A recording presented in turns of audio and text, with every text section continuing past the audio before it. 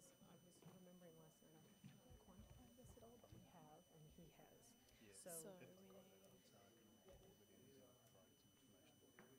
well, I think you could say, and again, you're the airport company, so you can say, yes, absolutely. There's, there, Yeah, no. you can say, you can talk to Dr. Richard about it, but you're the airport company, so you can say, look, there's extremely frequent cargo offloading. Yeah, Amanda did the plus. We don't know that information is found to New Zealand. We can see that from here. I'm aware that New Zealand Yeah. Perfect. provided information. Great. Cool. And you can, if you want. Did you want to have a refer play that, around, you can Laurel, say, for your Dr. presentation? Richard, is it Mr. Richard? Dr. Richard, I think it is. Is it Dr. And I think we'll definitely Um, have this and, off. and it's not Yeah, like for our insignificant. busy yes. Okay, cool. Thank you. Not listening, but looking at the maps. Morning, Mark. Hi, hi. How you doing?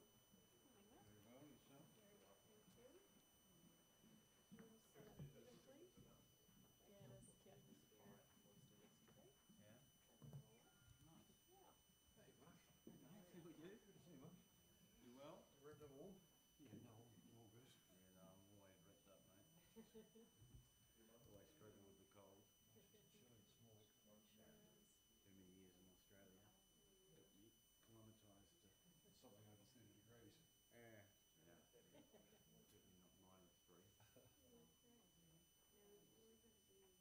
Certainly not -3. So if you set up, you just park next to these guys. Yeah. Then when you get into businesses, it's probably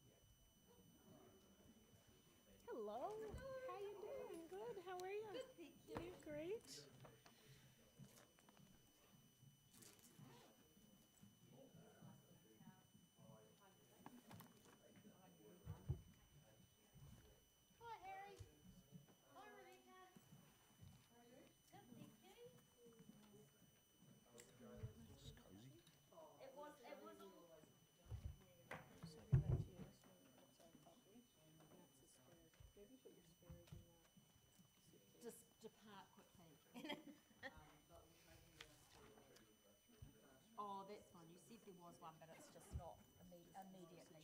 No, Oddest that's right. thing. Alrighty, that's cool. I've killed it dead. Set up go okay? You murdered it. I've killed it. Oh, good. Oh, good. That is good. Was that the guy? Oh, yeah. I followed him in. He was coming a little. So we've all got to plug into that, do we? But that's okay. No, I've only got one, so. Yeah. No, it's just everything's on the wrong side. And oh, you sent me your Wi-Fi thing. Oh, Is that me or? oh, and it's there. That's okay. I've got it in two places now. Actually, I'll take this one. Yep. Mega time. So I'll have to sort of come You around. go round. That's fine. Right. This is your plug-ins area if you're going to plug in.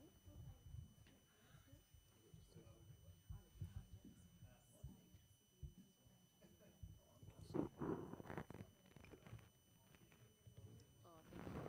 Yes.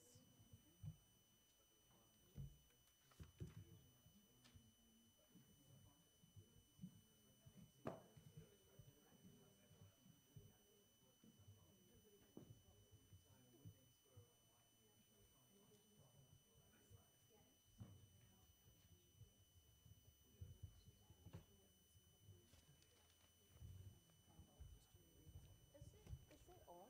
Yes, sir. Cool. Is yours on? It is saying Because my laptop's not coming on. Maybe. The only weird thing is going to be It's just coming on now, so I just wondered whether it should not. so when you, and I don't want to swap seats or anything. Oh, So I maybe. might just go like that. I'll have a look when it comes on, Scooch it will tell me. slightly awkward. Cool. Can you see them over the wall? Okay, great. Perfect.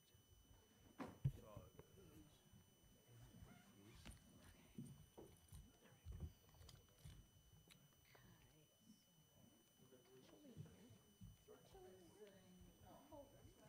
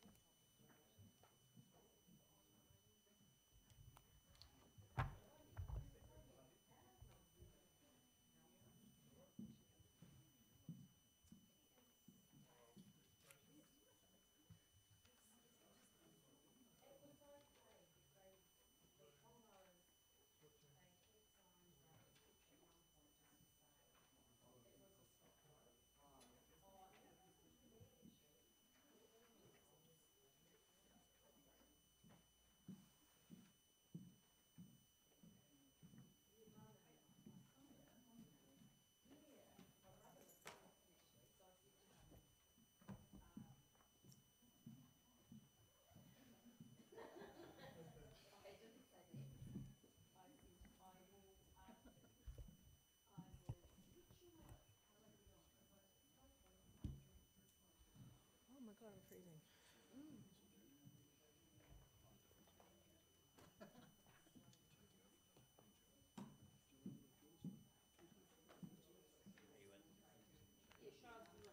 Yep. I'll just do my. Yes, I might do that before we start. I'll just do my laptop.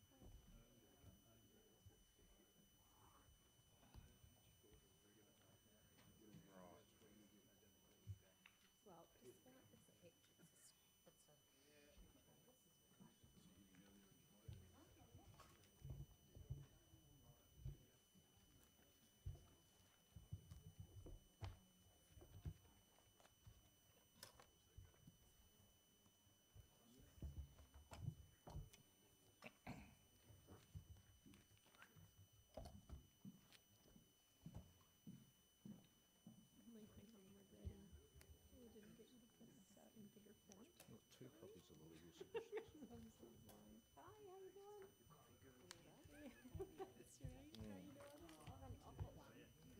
2 today. day for some reason.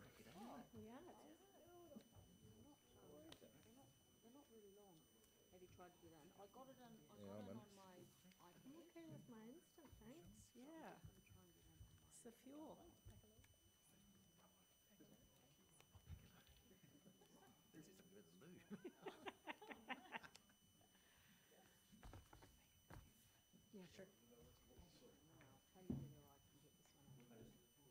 Yeah, sure. Now, I'll tell you whether I can get this one in. I think you better start from scratch. Yeah.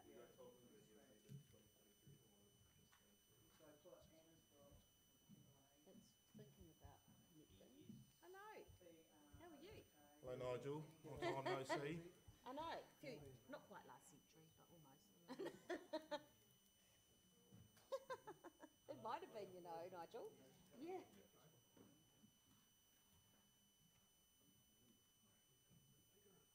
Bigger. Mine says it's unable to connect to this network. Oh, is it? Thank you. But this connected.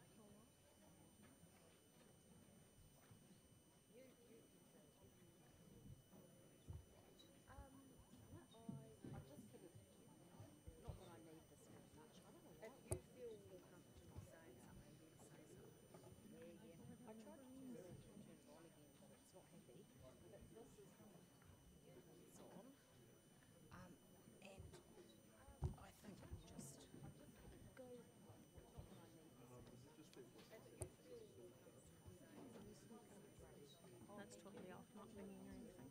Yes. Can you actually put mine in your Yes. I don't need to worry about that. I saw this. Okay. Yep. Yep. Unavailable. Yeah. Now what are our This grades? one. So we use that one, then we come I'll around. find out. I don't need to worry about that. We assemble at the lamp post. Yep. And that's for fire, basically. This one. Stay here. Yeah. So we use that one, then we come around. No, that's fine. I don't need to worry about that. We assemble at the lamp post. No, that's fine. Did you come in here and do this? Is this what you had to do? Oh no, someone came in and did this. No, that's fine. No, hold on to that. That's no, too much information. Yep, no, that's fine. Not at the moment. No, thank you. But I'll. Did you come in pointing you out? Is this what you had to do? Oh no, someone came in and did this. No, that's fine. No, hold on to that. That's no, too much information. Yep, no, that's fine. Not at the moment. No, thank you. But I'll come in pointing you out. Oh no, someone came in. Cozy, you and I here No, that's on this fine. space.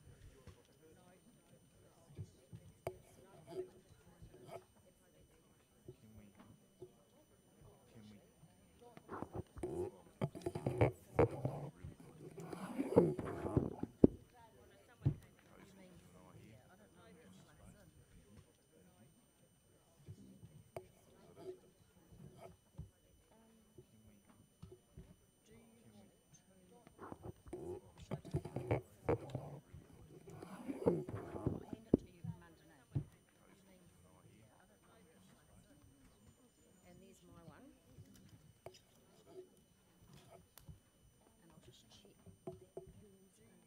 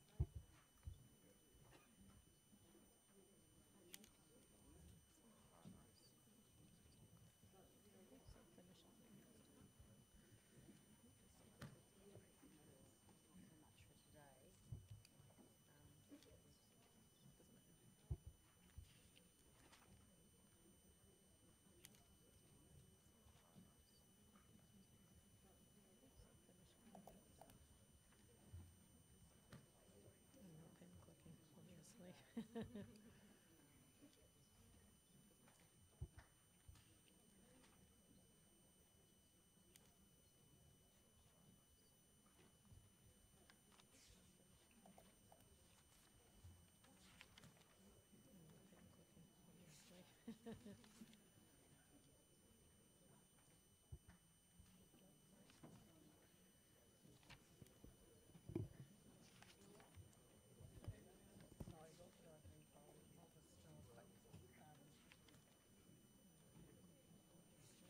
managed to get into the spreadsheet for some reason.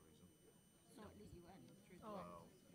Well, yeah, but then, Yeah, could do. but that's the What only do you time mean it's after you finish doing them But up? it doesn't let you click on the link. Because that's my, I was able to get into the spreadsheet. Yeah, mine looked weird. It looked like yours. Oh, that let you in. So it let you in through the link.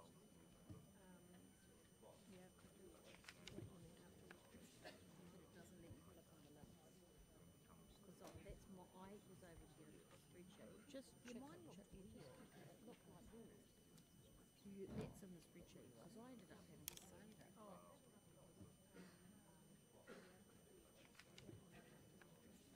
But it doesn't let you click on the link. Because that's my, I was able to get into the spreadsheet. Just Yeah, check mine it, looked check it. weird. It looked like yours. So you, that's in the spreadsheet. Because I ended up having to save it.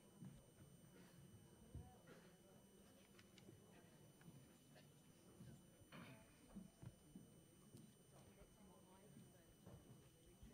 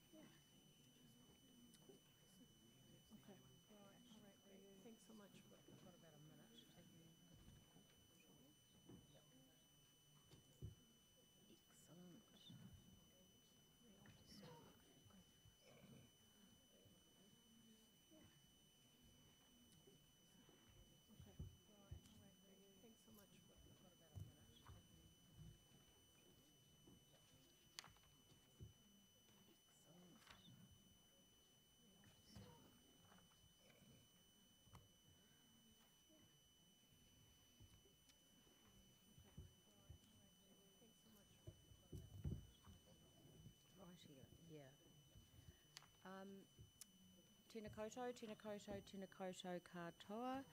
I'm going to open the hearing. We're right on time. I'm going to introduce myself. I'm going to get my panel members to introduce themselves. And then what I'll do is I'll just get appearances from those people who are actually presenting at the hearing this week. So I've got a sense of who's in the room. That's just helpful for us. I'm going to introduce myself. Even though I know I'm going to get my panel members to introduce it's the airport company today, and then what I'll do a little bit of tomorrow, and then we move into submissions after that. So I'm Helen Atkins. My day job is I'm a lawyer based in Auckland, but I do work around the country. I do both commissioner work and non-commissioner work, and I've done a few hearings along these lines, including relatively recently for Wellington Airport. And I'm looking to my right, Lindsay can introduce himself. I do both commissioner work and non-commissioner work, and I've done I've been doing commissioner role for about 15 years now, relatively recently. mainly in the middle part of the country. It's great to be here. Yes, good morning everybody. David McMahon. I'm a consultant planner in private practice based in Wellington, formerly Christchurch. Like my colleagues, I'm an accredited RMA commissioner also. My focus has been on plan making provisions and consent such as designations. Previous involvement of relevance would include the Wellington International Airport designation that I was a co-commissioner with the chair on. I was also involved and employed by Nelson City Council at the beginning of their rollover of designations back in 2016. It was purely an administrative role, and that task was handed back into the council staff in-house around 2017, so I had no substantive input into the rollover of the Nelson Airport designation, but I wanted to make it clear that I was involved in the clerical aspects. Well before the extension to the designation back into staff. My approach to these hearings is to listen and to seek clarification. There's a lot of technical information circulating around, a lot of it acronyms, too many well before and I'm going to need some assistance, particularly from the planners, particularly my approach to these hearings is to listen in terms of understanding the mechanics. There's a lot of technical information circulating around plan change and the designation, particularly the interrelationship between the designation conditions and the plan provisions. I'm going to need some assistance, particularly activities, my approach, but also the noise controls and mitigation. I can speak to that later on, but I just wanted to give a heads up that a flow chart showing how things like the exemptions, the noise restrictions, the monitoring and reporting, the management plan, so the noise mitigation plan and the advisory committee all I'd like to speak to that and what the stepping later on, but I just wanted to give a heads up that as I said, we can talk about that later on, but I think it's important that the panel understand the mechanics of the provisions if we're going to understand the effects associated with the mitigation plan and the that's all for me. Thank you, David. Now, just before I ask Alison and Kirsty and the team to introduce and we'll go around the room as I suggested, just a couple of sort of housekeeping things. The first one is, telling you what to do in the event of a fire or a fire alarm, David. Now, it won't happen if there's an earthquake. We're to leave the building either through that door, or if that door's busy, we have to go out a couple of sort of housekeeping the screen. And just assemble on the car park, quite like this, assemble at the lamppost in the car park by the motorway. So there you go, and stay there until you're told you can come back in. Now, just so you know, you've probably been introduced to him through emails, and Harry Forster, who is sitting here, is the hearings administrator. So if there's any administration issues that you need addressed, please direct those queries to him, and he'll do his best now to answer you. If he's unable to, then he'll come and talk to us about any issues of relevance. The other thing you need to know, the reason for these microphones are that these proceedings are being live streamed and therefore recorded, and there'll be an update at the end of each day or thereabouts the other on a YouTube link via the page so for those persons who are being here for the whole time, or for people who aren't here today, that's an opportunity for you to see what's going on. The other thing, there's been a bit of media interest, obviously, in this matter. Are there any media present at the moment? Oh, okay, thank you. Look, if you have any questions or queries, you can't really come through me, but do direct them to Harry, and he'll be able to assist you, or he will know someone at council who can assist you. They have media staff available. The other thing that I wanted to just let everyone know before I get to introductions is we did a site visit on Wednesday. We were up here for the whole day. We visited the airport specifically. The other thing that I largely the external areas, obviously. We also visited the golf course area, and we also visited the beach camp. So we did a bit of a walk around, we got a feel for the place. We also had the benefit of a beautiful Nelson day.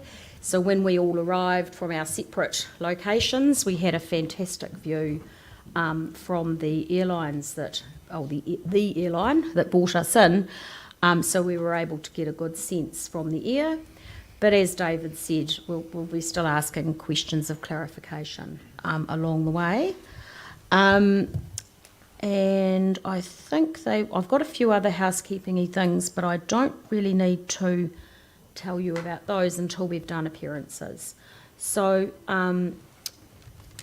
Alison, Arthur Young, if we hear from you first, and then I'll just go around the room, and we'll just get, again, just appearances from those persons who are appearing this week. I know there are more than those persons present, but it's just the people. So we can kind of put a name to the face to the name. Thank you. Thank you, ma'am. Morena, Alison Arthur Young, and Kirsty Dibley, counsel for Nelson Airport. Thank you. Right, now, is there anyone here from, I think there is, from the Tahunanui Beach Camp? Yes, yep. I figured that. I'll let Mr. McFadden explain. So you're here representing the beach camp. Thank you very much. And you're, yes. And I'll have 8 witnesses to call. Yes. Do you wish them to stand up? No, that's fine. We can do that tomorrow afternoon. Yeah. Okay, thank you, Nigel. And the golf course? I think, yes. Morena, good morning, members of the panel. I'm Richard Fowler, and I'm counsel for the Nelson Golf Club, which is an opposing submitter. I'll indicate who I've got with me here today, because we're going to keep presence. Yes. Either via the AVL or in person. Thank you. It might be a brooding presence, but it'll be a presence. And on my left, I have Mr. Derek Drysdale, who's the club president. Next to him, Mr. Hamish Fletcher, a stalwart of the club, long-time member, and an active Nelson solicitor.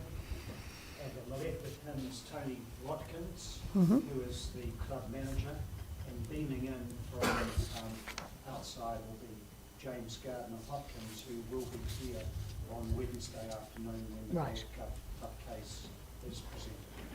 Thank you. Now, so we've dealt with the golf course and we've dealt with the beach camp. Are there any other persons present who have written in individual submissions that will be presented later in the week? Yep. Do you want? I'll just go around. So, do you want? Can we get your name, please? Yes, my name's Lou Solomon. Yes. And I am chair of Nelson Airport Noise Action Council. Yep.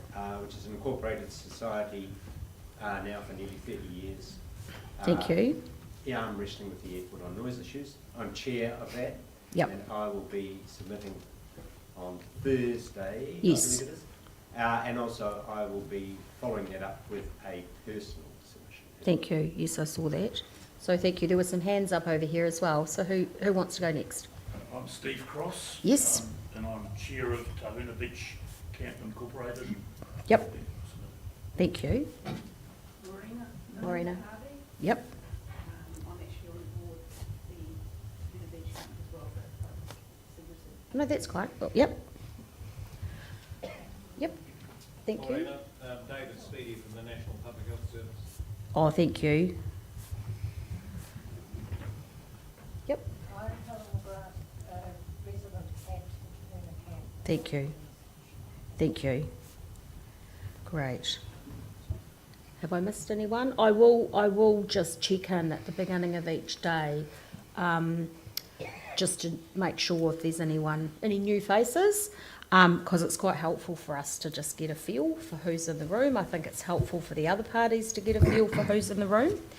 And I'm just going to check whether there was anything else I needed to mention.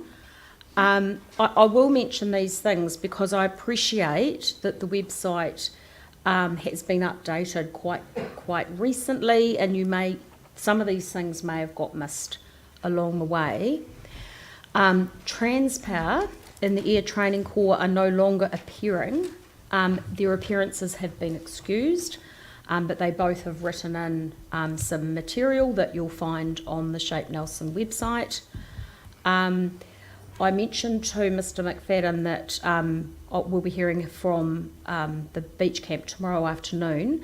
Just to note, in case particularly the airport missed this, their noise expert John Stiles is not available till Wednesday morning, so there'll be a little bit of an overflow to slot him in then. As my fellow commissioner Mr McMahon mentioned, the way that we will run this is that only questions will come from the panel. There's just far too many people in the room to have questions of clarification or such like, so all questions will be coming from the panel. There may be some homework that we set throughout the week, or I'll explain the end of the hearing process now so that I'll manage expectations with regard to that. There may be things that need to be done after the end of the week. So what we're planning on doing, we've got two choices with hearings. We can either close the hearing, which means that it's completely closed and our time period for issuing a decision or recommendation starts then and there.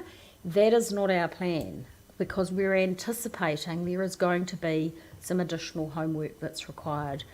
And in fact, those of you who've read the latest statement from the planners, the joint witness statement, will see that they have indicated that it's important for them to keep talking. So that's one of the things that we would anticipate happening after the end of this week. It would be quite difficult for them to have those conversations this week. So we will be adjourning the hearing on Friday. We've also indicated to the airport company that their reply, we would like to see that in writing. We have not set a date for that. We will work out what that date should be once we know what the extra homework is required, because that needs to be the last thing that happens in this process. So just to give you a feel for some of the homeworky things that we're thinking about, you will have seen, those of you who are calling economists, or you may have just been following the details, the economic conferencing did not take place because the economist for the airport company was unavailable due to an issue, a family issue that he was having. So that hasn't occurred. So we might say, once we've heard from the economists, that it would be helpful for there to be some conversation taking place between them. It may be necessary. This wasn't directed by us, and it wasn't recommended by the person who facilitated expert conferencing, Marlene Oliver, it may be necessary for there to be some aviation expert conversation. We're not sure. We just know that there's quite a difference of view between the various persons that are presenting to us on that issue. And as I mentioned, we will be expecting that the planners will need to keep talking in relation to both the conditions for the designation, but also the provisions for private plan change 30. In terms of anything else, we're as Mr. McMahon mentioned, we're pretty transparent in the way we do these things. We will indicate things that occur to us throughout the course of the proceedings, so that people aren't surprised. So we're reasonably open about all of that stuff. So without further ado, I think I've covered everything off that I wanted to cover off.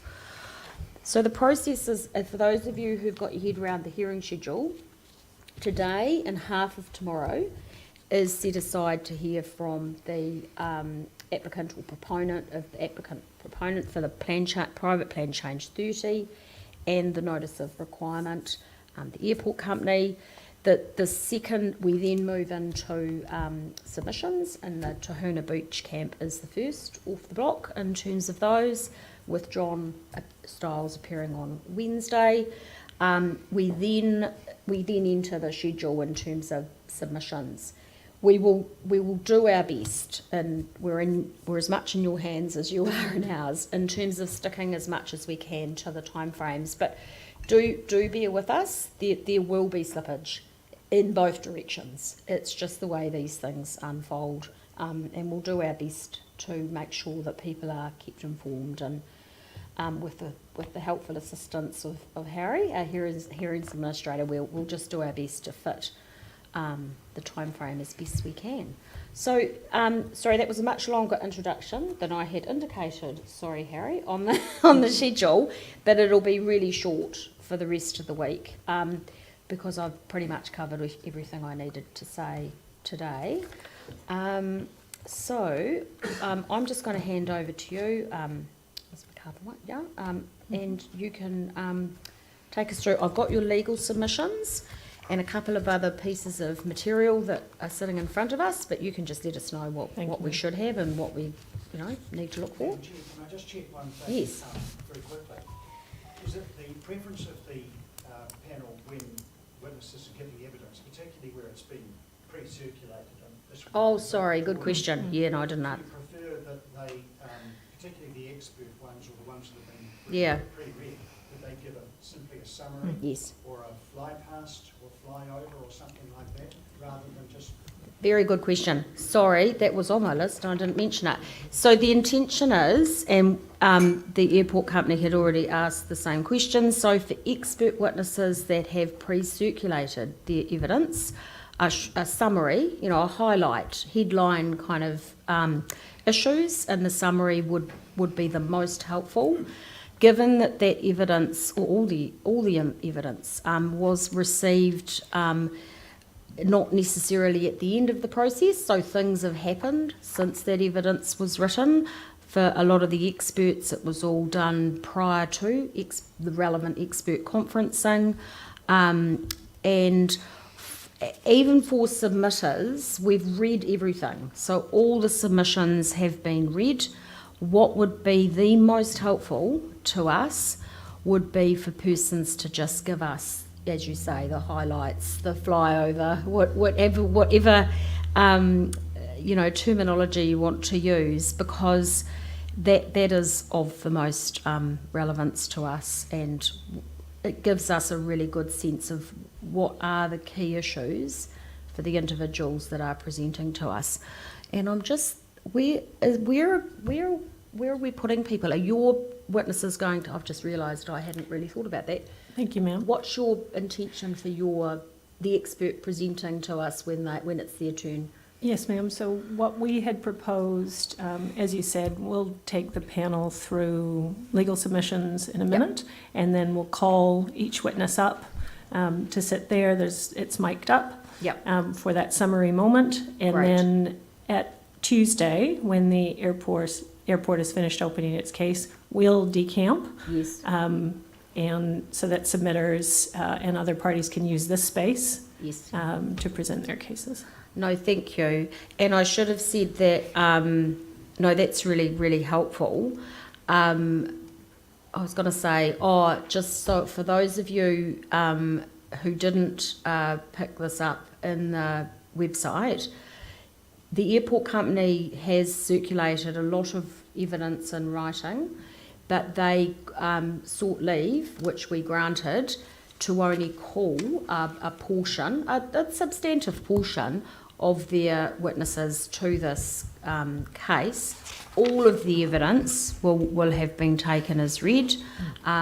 Those witnesses who are presenting today and tomorrow are here to answer any questions we have, and are particularly here because they're dealing with issues where other parties have either raised submission points or evidence themselves. So, no, thank you.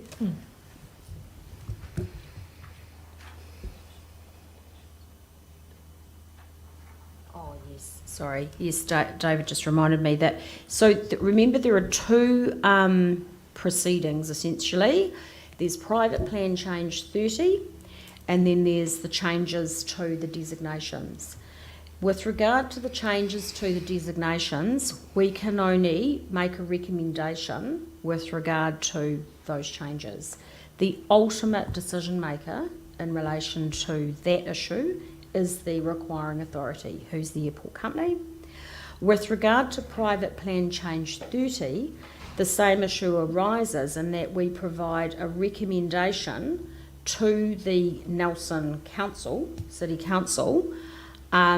What I haven't been able to clarify, and I will do so before we finish, is whether or not we've got a full delegation with regard to that private plan change.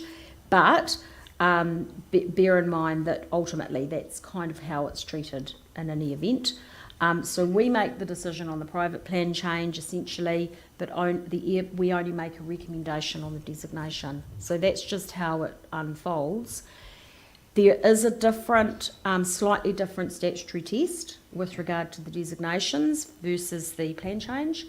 That is more explained in the planning evidence that has been circulated, and I'm sure Ms MacArthur-Young will take us through that as well. So it's a different, there's a slightly different, there's a very relevant nuance in the different ways we've got to look at the two different things. So thank you for that. All right, I'm sorry, I'll be quiet now. That's all right. Thank you, ma'am. There's a lot to get through. I wanted to first just ensure you've got the relevant documents in front of you. So this morning, I and Ms. Dipley will be taking you through our legal submissions. So those weren't directed to be pre-circulated. I will endeavor to flip through those at a bit of a clip. Given that there is such a experienced and sophisticated panel here, but I will take you through those submissions in a bit of detail.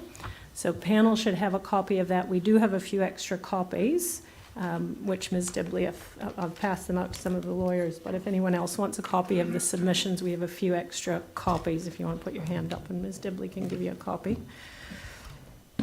What you should also have, ma'am, in front of you is this hard copy bundle. And again, we've got a couple extra copies. This will all be made available on the website and through Harry. But what we've done there, ma'am, is set out hard copies of some of the key plans taken from application and evidence. I'll take you through a couple of those this morning, and other witnesses and indeed submitters may wish to refer to that bundle. We'll keep a copy of this up at the witness table here so folks can refer to that as they need to. And then the last bit of paper you should have in front of you is the plan provisions and conditions bundle. Again, this is the airport company's latest position on the provisions marked up. Ms. Dibley will just do a very brief page flip for you in a little bit on how to navigate that document. Again, we'll keep a set up on the witness table for folks to refer to as they need. But I think fair to say, ma'am, as you noted in your introductory comments, airport designations can be complex and ultimately quite technical matters based on a lot of technical information. And so we'll be doing our best to step through that as clearly as we can, acknowledging that for some reason airports and in the aviation sector, there's no end of acronyms that are used in this space. And I think further to Commissioner McMahon's comments about really needing to be stepped through the planning provisions in particular, we acknowledge that it is a complex set of provisions with respect and the greatest respect to the operative plan. It is an old plan and it is a complex one to work through. So the provisions proposed by the airport company seek to pull together a cogent and coherent package of amendments, but you will see there's been significant iteration and refinement through the course of the process from notification. And again, we're grateful for the opportunity in this type of process to be able to iterate those provisions. Just on that matter, Ms. Arthur Young, there's a real smorgasbord of colours already. It's going to be important that version control is maintained in terms of the running dog, if you like, of provisions and conditions. So absolutely, sir. Ms. Dibley won't let anyone touch that document, I can tell you. But we have keen version control on that document. It is quite colourful. We'll talk about that in a minute. It is quite colourful at the moment because in my submission it's really important for everyone to see how those provisions have iterated. But I can imagine we'll get to a point, including through close when we get there, that the colours will be significantly cleaned up in the way you would expect. Thank you. I also, too, before I begin, just want to acknowledge, I'm probably not speaking to you, ma'am, but just to acknowledge the number of folks who have come out today out of your days to come along to a hearing like this. I know this for many of you, and I've certainly been keeping a close eye on the media and the like. This is some distressing and stressful stuff, and I'm going to make some submissions more broadly on the legal matters, which I appreciate don't necessarily speak to some of the things some of the folks here are concerned about, but I just wanted to acknowledge members of the public in particular who have come out to listen and contribute to this hearing this week.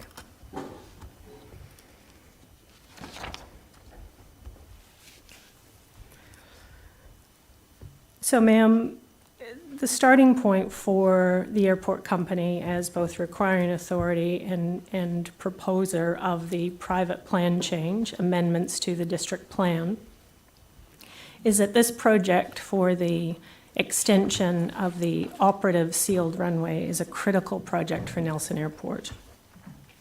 Aviation and aviation services are critical for this region.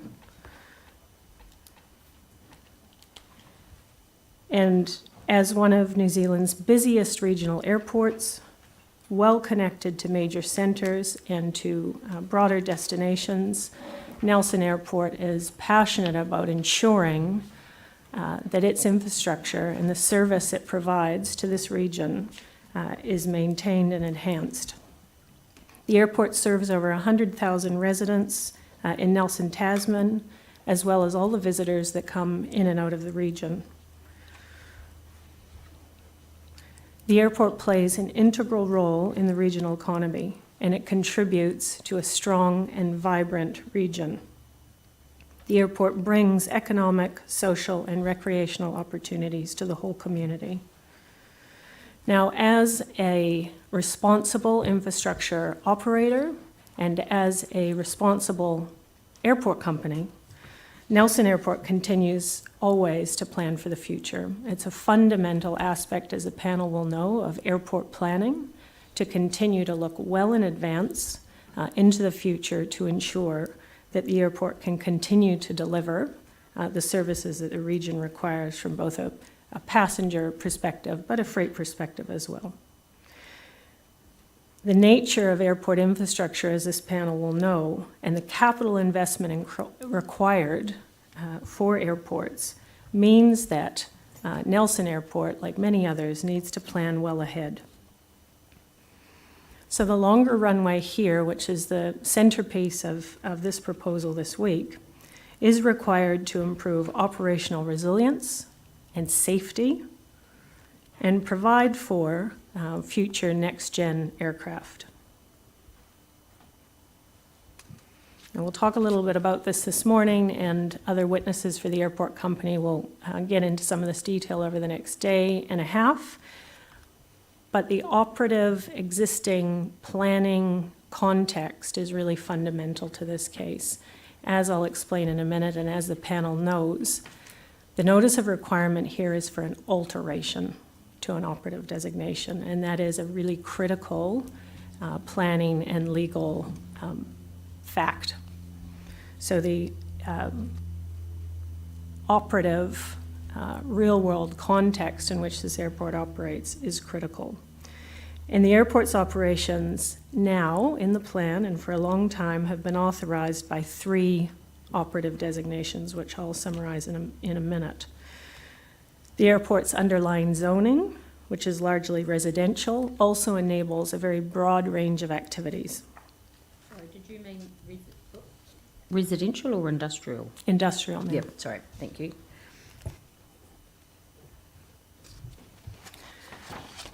So again, the fundamental centerpiece of this proposal is the extension sought, which necessarily requires amendments to the contours designation and the obstacle limitation surface designation, which again I'll summarize in a minute. So that's the alterations to the designations.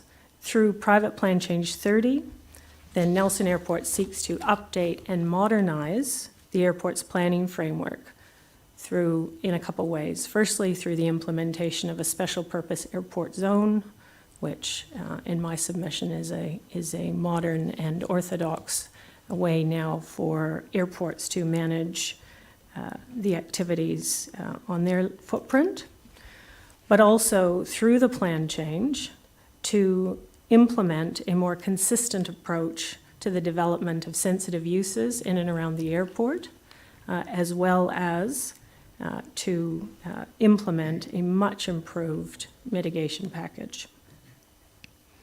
Now, Air New Zealand, which is, as you mentioned, ma'am, a key customer and largest commercial airline operator for the airport, supports this proposal and considers it prudent to safeguard the airport's ability to extend the runway. Air New Zealand has confirmed in their statement of support that a longer runway would remove existing payload restrictions currently experienced by their fleet at the airport. There's also strong support from a range of other groups to this proposal: Nelson Aero Club, Generation Global, New Zealand Airports Association, the Regional Development Agency, and the Chamber of Commerce. And Generation Global, in their submission, says that it's heartening to see future planning is being carried out to ensure Nelson City is able to cater for whatever aircraft types may be required in the future to support Nelson's growth.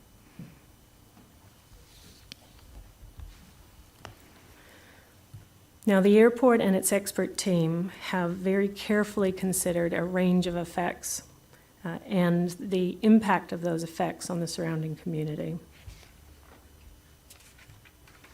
In relation to noise effects, and Ms. Smith for the airport company will summarize this for you and has explained it in some detail in her evidence, well, there will be a change to the noise contours to reflect the expected future noise levels generated out to 2050. the change in noise compared to what is already in the operative designations is minimal. The increase to noise exposure for surrounding communities, including at the beach camp, in terms of what is already permitted in the plan, will be imperceptible. All noise experts have agreed through caucusing that the methods used to create those contours, the models themselves, are appropriate. So just to flag here, whereas you would have seen in other airport cases, there can sometimes be some pretty dense arguments about modeling of the contours. That is not an issue here. Now, because the runway extension will locate to the north, it will result in some of the golf club's land being required. This will affect the golf club's operations, and Nelson Airport understands this is distressing to some of the club's members. The airport company and its experts have sought to assess effects on a worst-case conservative approach so that the panel can clearly understand the implications of those effects. And the worst-case scenario tested has been the course or the club having to close entirely. Even with that worst-case assessment, Nelson Airport's experts say that that will have a minor impact on golfing activities in the region. And of course, any land take, as the panel will well know, will be appropriately addressed through Public Works Act processes. So the provision of compensation, land take and the like, happens through the Public Works Act at a time that the airport seeks to acquire land. And the PWA is purpose-built for those conversations and resolutions. Now, ma'am, as you noted, and grateful to the panel for excusing some witnesses. I think that'll save us some time.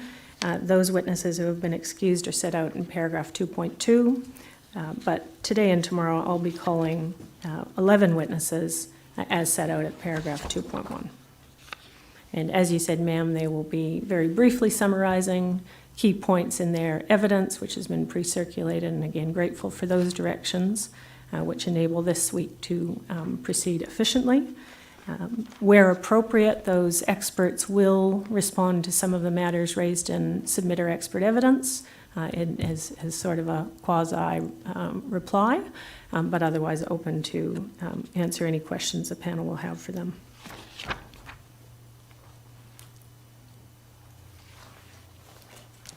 So at section 3 of the legal submissions, we summarize as a starting point the airport and its activity. As I said a minute ago, the airport is an essential contributor to the region, bringing a range of critical opportunities to the whole community. It is the key aviation gateway for visitors as well as for freight. The region's trade, freight transport, business and tourism industries all rely on Nelson Airport. And the airport plays a critical role in facilitating those activities. In 2019, before the pandemic imposed some pretty significant constraints on air travel throughout New Zealand and the world, Nelson Airport recorded over 1 million total passenger movements. The airport is the 5th busiest in New Zealand. The airport has proven resilient, and numbers since the global pandemic levels have recovered quickly. The airport is recognized and acknowledged in the RPS, the Regional Policy Statement. And the airport makes a significant contribution to both the national and regional economies through its direct operations and supporting commercial activity. Over 30 complementary businesses function because of the airport.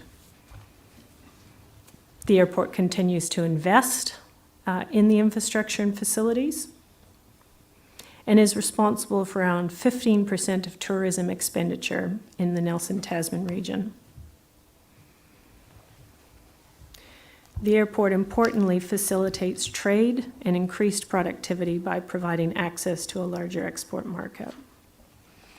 The airport precinct itself is also a significant employment hub. Air New Zealand alone employs over 200 staff based in Nelson, and many other Nelson Tasman residents are employed across a diverse range of activities at the airport. One of the airport's economic experts, Mr. Osborne, has said, from an economic viewpoint, there is a need to safeguard this level of operation and facilitation of activity, since, as for the most part, it is unique. Restrictions on the resilience and reliability of the airport are likely to have real impact on its economic contribution and therefore on the region's economic well-being.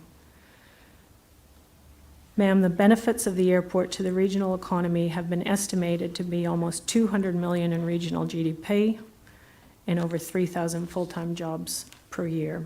This is significant. Mr. Osborne also notes that the economic benefits of airport operations are likely to be widely dispersed amongst the community as a whole.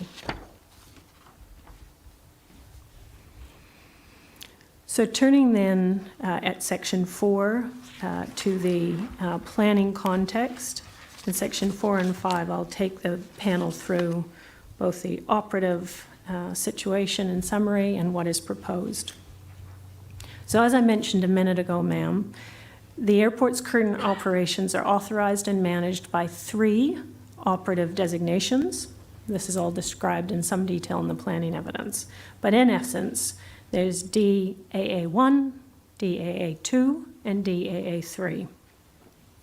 Designation DAA1 authorizes the airport to undertake all necessary activities on the aerodrome. So it'd be your standard airport operational designation. Designation 2 sets out the air noise boundary, the noise contours for the airport, so controls on the airport company and the noise that it can emit. And designation 3 is the OLS, the obstacle limitation surface. As I mentioned before, the underlying zoning operative is largely industrial at the airport, which enables a broad range of activities to be undertaken on airport land. And I note there the operative zoning surrounding the airport, aside from the coastal and coastal areas and the ocean, is open space zoning to the north with some limited residential zone land. So, as the panel will have seen from reading all the evidence in the application material, through this notice of requirement application, we'll focus on that first primarily, Nelson Airport seeks to alter each of those 3 operative designations, and that's to authorize the extension to the sealed main runway from 1,347 meters to 1,510 meters, and to provide for one of our first of many acronyms, RESAs, Runway End Safety Areas, and Mr. Monroe can speak to that in some more detail later today. Now, I just note briefly, and I don't think it's a real or significant feature in this matter, regional consents have not been sought at this time. That will be common and well understood by the panel here. I set out the reasons for that in 4.5 and 4.6, but of course the airport company is not required to also be proposing its applications for any necessary resource regional consents at this point.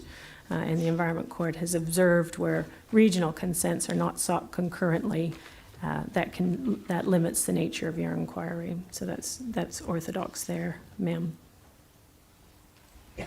The key point is the level of detail required for this notice of requirement inquiry needs to not preempt future regional consenting processes. In my submission, it clearly doesn't.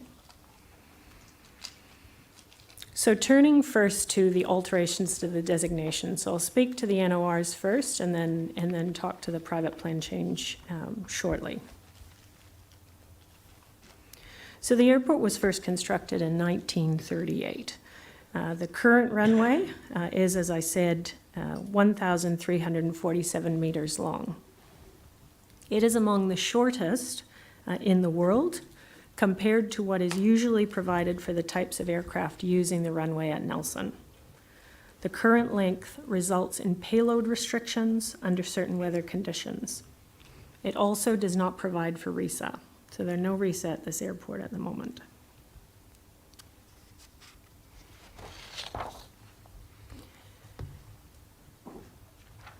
In terms of the current operative contours, again in my submission, this is a really fundamental factual aspect of this case. The current contours have been in the plan since the 90s. And currently, they include 3 noise boundaries within them. So the current contours have a air noise boundary. That's where I'm already feeling sheepish, sir, about the acronyms.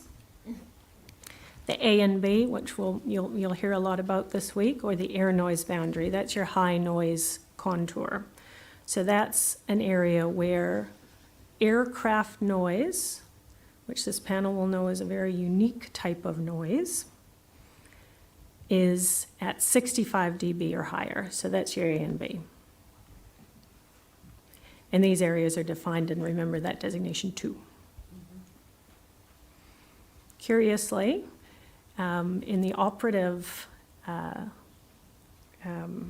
framework, land use restrictions currently apply through the designation.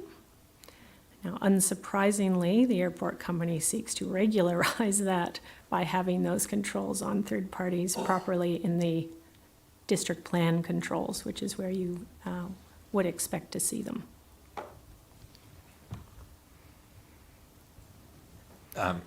Just on that, is the proposal to have the controls on both enacted through both the designation and the airport controls, airport zone, or just the latter? So it'll be the proposal is more orthodoxy in terms of airport planning, sir. Controls on the airport company will sit in the designation, so the limits of the noise they can produce. Yes. But controls on third parties and landowners will sit in the district plan provisions proper. Just want to record that.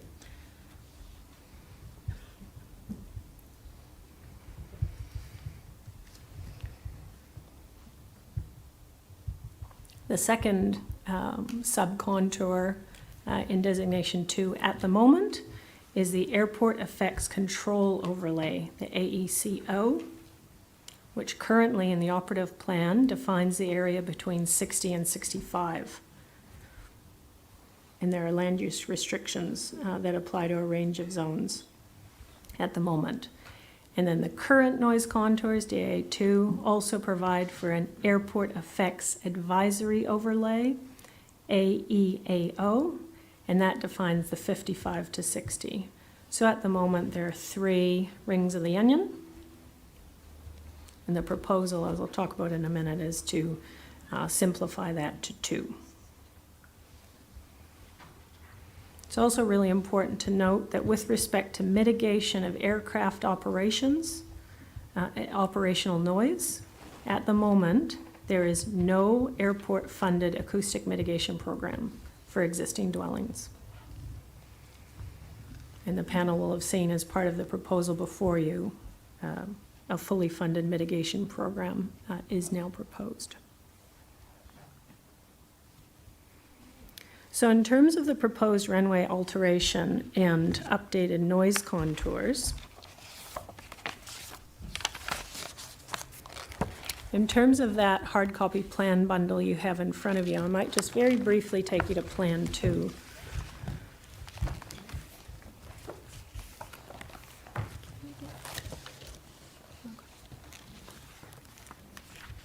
And this plan, the index shows where all these plans are from.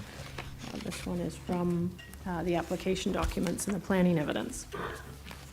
But just really briefly, what that plan shows you is in the red outlined area.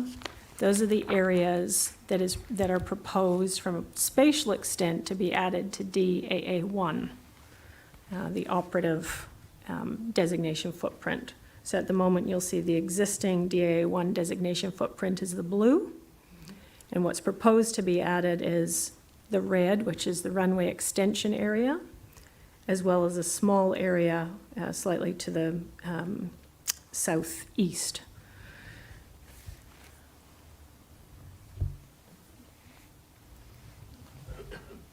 So that's a proposal to alter the footprint of DA1. And that is to designate additional land required for the extended runway plus RISA.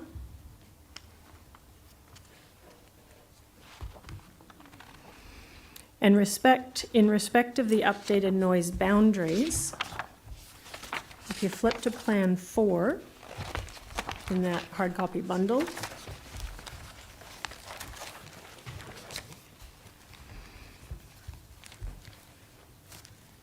we will see if we can get these plans, maybe at morning tea, we'll see if we can get them up on the screen. That would be helpful. Thanks, Harry. So with respect to the updated noise boundaries, and that's a plan folks will have seen before in the evidence, that sets out the operative contours, those three I took you through, the 55, 60, and 65, through to the two proposed new boundaries, the A and B, which is the yellow, and the control overlay, which is the orange. So you can see the difference there, that in some cases the contours come in, and in some cases they go out. Now Ms. Smith, the acoustician for the airport company, explains that approach in some detail in her evidence. But that proposed approach now to go to the 65 and 55 aligns with NZS 6805, which recommends two boundaries to be set at 55 and 65. And as I mentioned before, the noise experts who participated in caucusing have agreed that the technical methods used to create the noise model and the subsequent noise contours and boundaries are appropriate.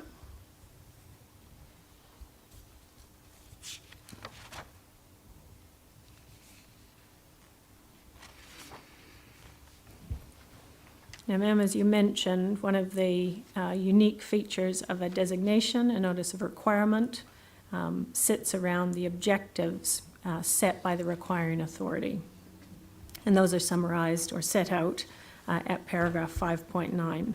Nelson's Airport's objectives for this noted requirement are to extend the operational runway length, to ensure future aeronautical capacity and runway systems can safely and efficiently provide operational resilience and reliability, and enable forecast demand and accommodation of future aircraft types. The second objective of this NOR is to enable an efficient, flexible, and sustainable approach to developing airport infrastructure. And the third objective is to minimize the effects of aircraft noise impacts on the surrounding community as far as practicable, while also minimizing adverse effects. This is set out in the evidence, but the airport would simply not achieve those objectives by continuing to operate status quo, with those constraints on the current runway and the inability to provide for next-gen aircraft.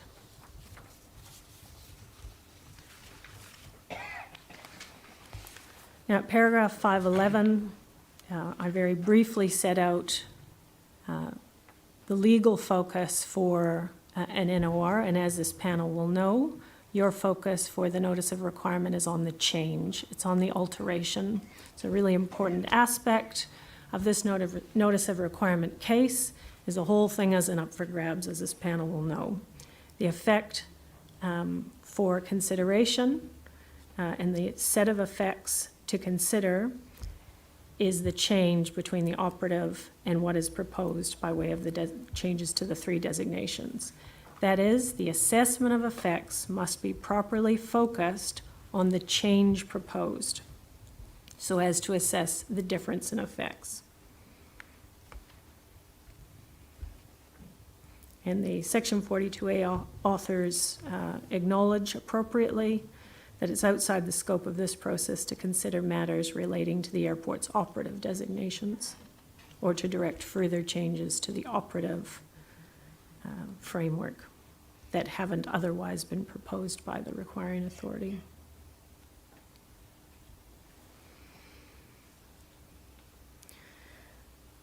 So in terms of the alteration to designation DA1, as I've said, that is to include additional land for the extension, so spatial extent of the extension, and RISA, as well as a small section of airport land to the east of the current designation.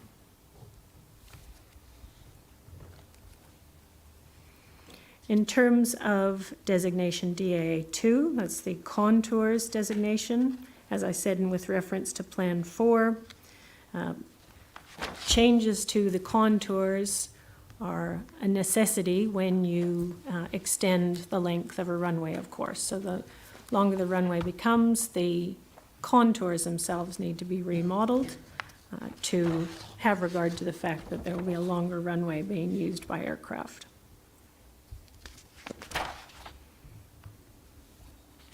So the purpose of the high noise contour, the ANB, the 65 contour, is to ensure that noise from aircraft operations does not exceed that, that bucket.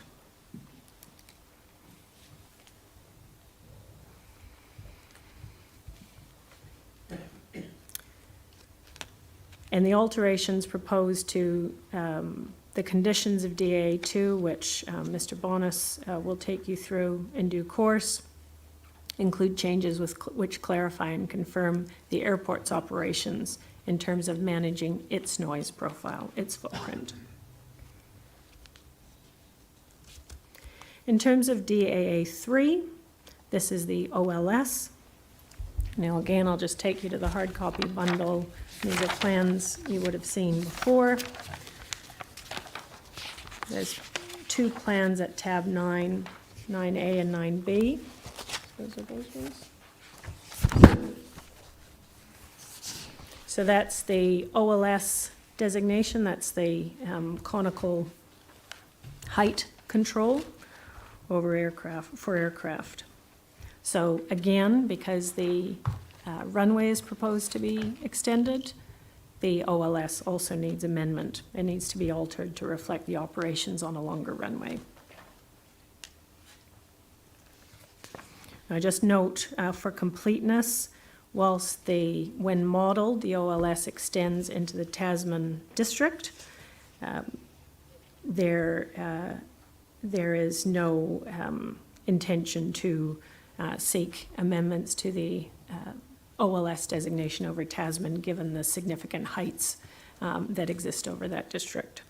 It will have no practical implications on the properties below it. Now, Mr. Monroe's evidence has confirmed there were a small number of residential properties near the airport where the revised OLS would sit below the plan's permitted building height.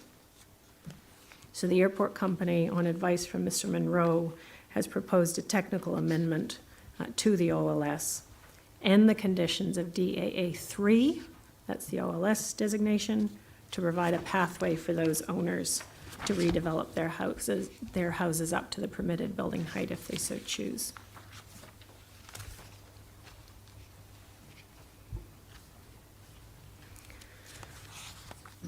So that sort of sets the scene, ma'am, for the changes. Now briefly, to the exciting bit, the legal framework. That was a joke.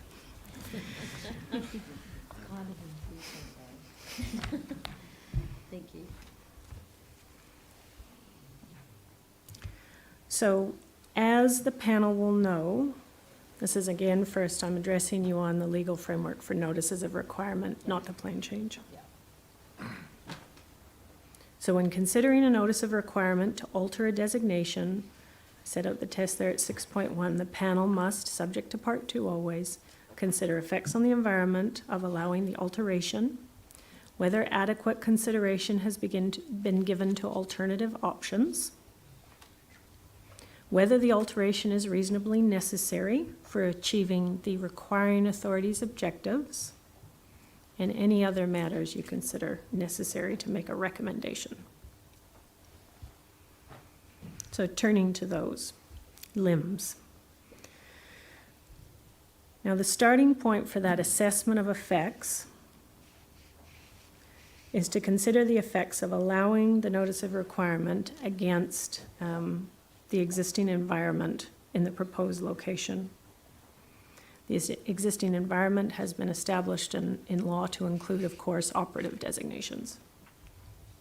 And as I have briefly taken you through, those operative designations form an important starting point, as the Environment Court has said, to understand the existing environment.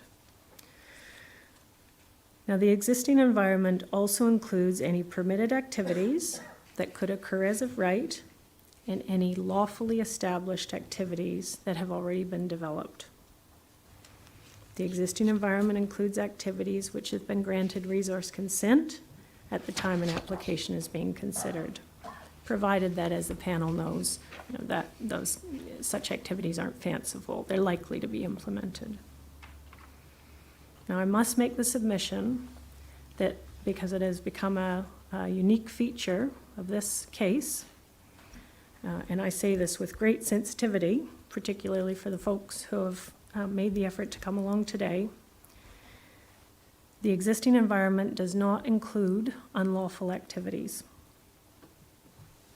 And an unlawful activity in the context of the Resource Management Act means an activity that is unconsented or is not permitted by the relevant framework.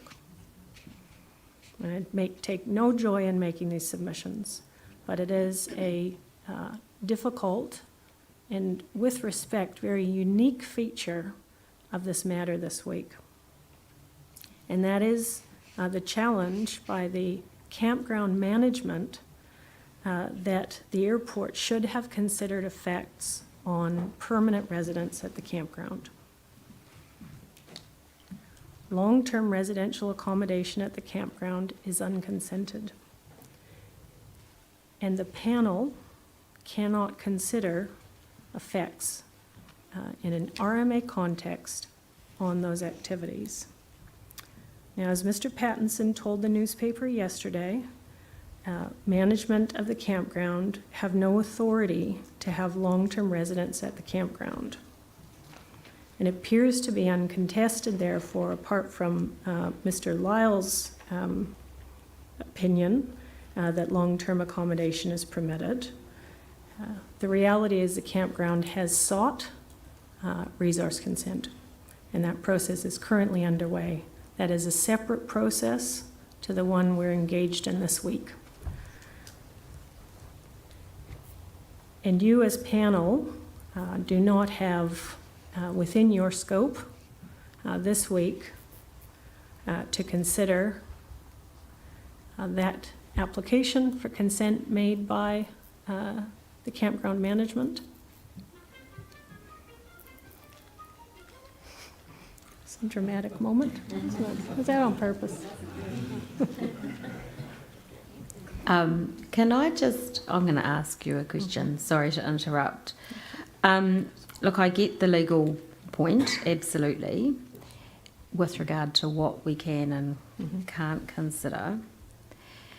But has the airport thought about, or have you thought about, should the campground get consent, or in some way the unlawful activities at the campground are become lawful in some way, I guess it's all about timing, but what would that mean for the outcome of this process? So it's a bit of a, It's a it was rich not question. completely hypothetical, but Sure. at the moment it's sort of hypothetical, but it's not like they haven't applied. So I guess to take that further, you have evidence, not just from Mr. Lyle, but also from Mr. Stiles, and to a certain extent Mr. Lloyd for the council, have all indicated that it's important, this is to us, to consider the noise impacts on those persons who are occupying the campground on a permanent or, semi-permanent, I guess it's permanent basis. Now, I'm just going to put it out there because you can answer it if you like, but some of the noise experts might be asked the same question. From whether or not that's appropriate from a legal point of view, but even if it was, what does that look like from a noise mitigation perspective? Because you're not dealing with, some of the dwellings, we went and looked around. Some dwellings may lend themselves to noise attenuation. Some would not, would they? That would just be impractical. So I'm just wondering from the airport's perspective, obviously it will have an opportunity to be involved in that process. Obviously that process is going to take place after this process. But I'm just wondering what if some of those activities were deemed to be or were allowed to be occur as lawful activities, what does that mean for this process that we're dealing with this week? Thank you, ma'am. So I think the starting point, of course, is there's a consenting process underway, which will necessarily, I understand it's currently on hold, but there's a range of information that will come back and forth. No doubt the public will have the opportunity, including the airport company, will appropriately have the opportunity to comment on that.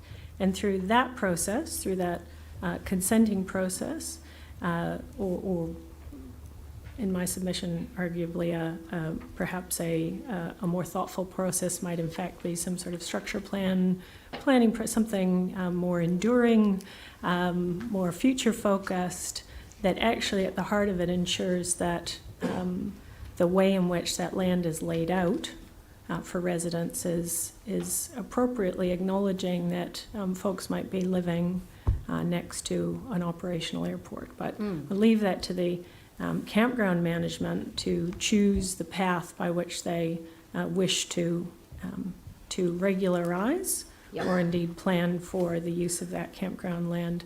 My submission or my observation there, and I think the planners bounced it around a little bit in the expert caucusing, but there seems to be the opportunity in my submission for a much more sophisticated approach, and this is entirely for campground management, to look to well plan for the use of that campground land, having regard for everyone at the campground and management's aspirations for that land.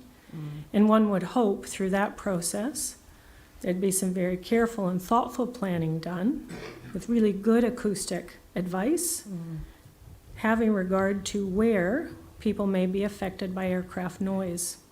This is sort of a case study in reverse sensitivity, isn't it, ma'am? Now, that process sits parallel alongside this current process.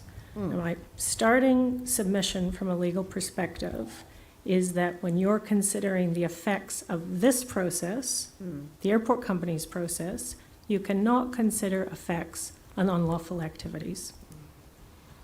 Having said that, through this process, and it was clearly in the big spiral-bound set of provisions, which will no doubt continue to be iterated, those provisions need to speak to the tension, the orthodox understood common tension between effects emitting infrastructure, lawful effects emitted by infrastructure like airports, and sensitive activities that locate adjacent.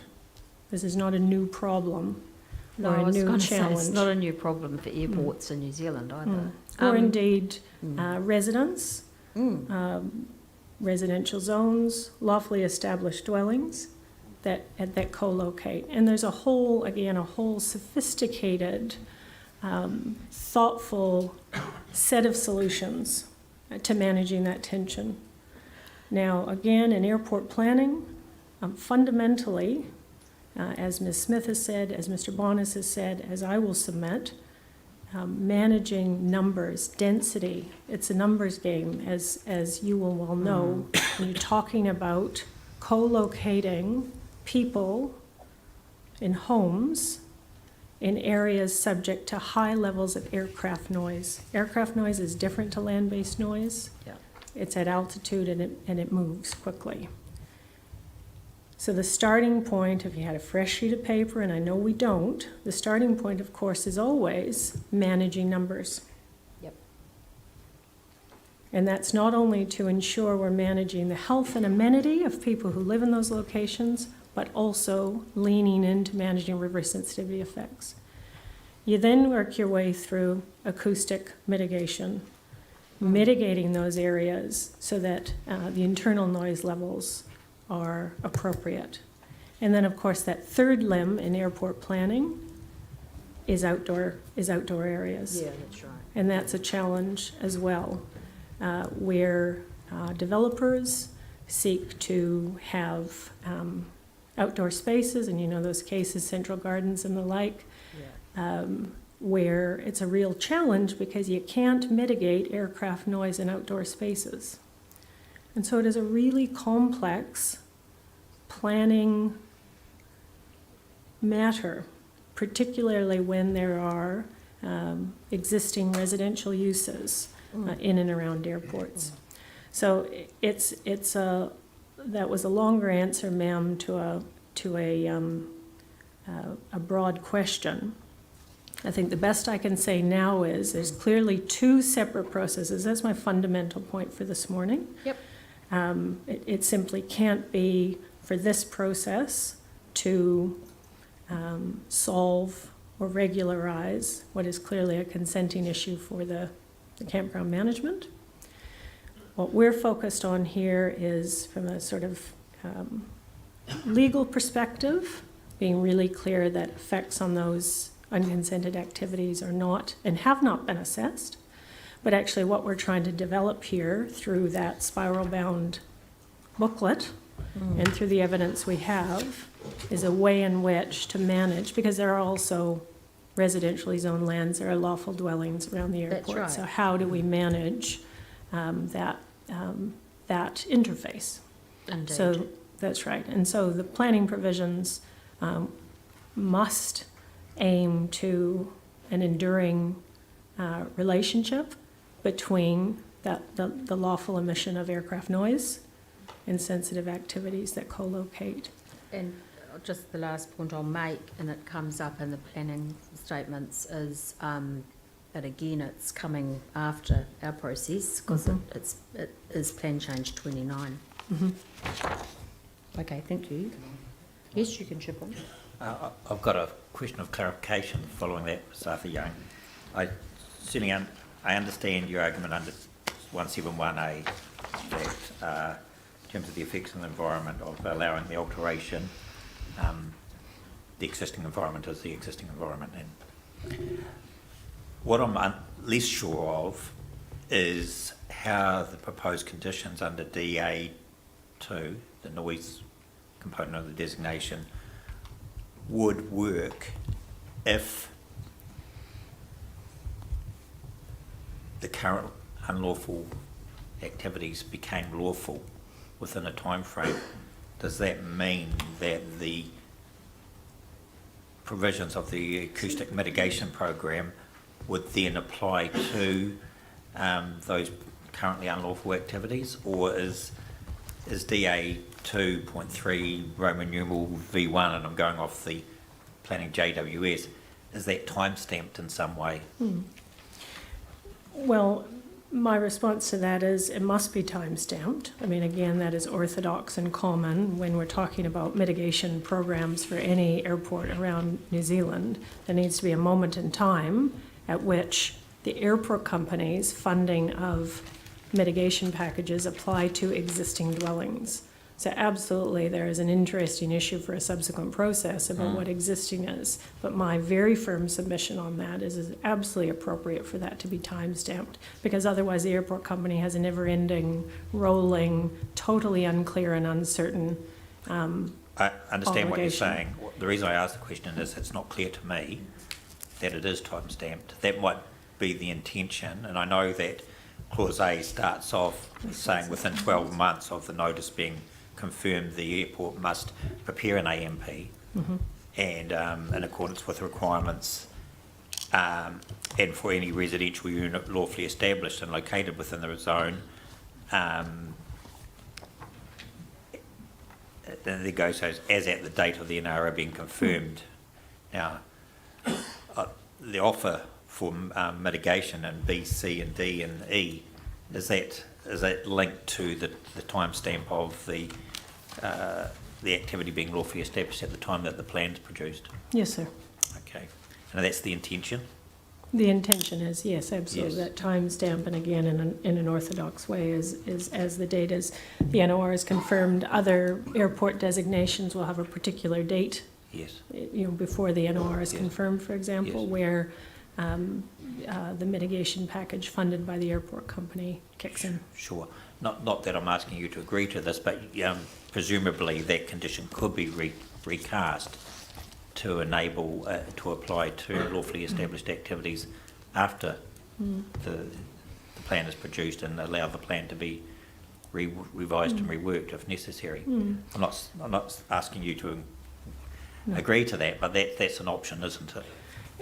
All of that is an option. I think what, with respect, adds a real challenge, again, to, I think, what you're, and no doubt will explore over the course of the week, is, and you would have seen from your site visit, the type and style of dwellings.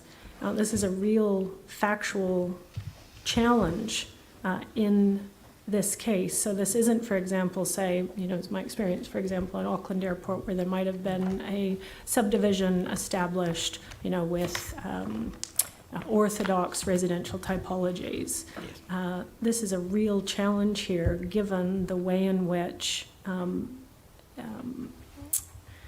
the area has developed and the type of housing typologies that have developed there. Yep. So Look, it's I a understand, complex. I understand your point there. I'm just Yeah. trying to establish that there's no scope limitation to constructing a condition. What you're saying is that the practicality of actually giving effect to that condition, it could be challenging. Yes, I think I would submit probably a range of challenges there, sir. Yes. Not only with the practicality point, as I've alluded to, but I do think there is a legal challenge there as well. Sure. And you acknowledge that the planners have agreed that this is a topic that they'd like to talk about further. They have, post-hearing adjournment. Yeah, they have noted that, and again, through the course of the week, I anticipate I might make some further submissions on that.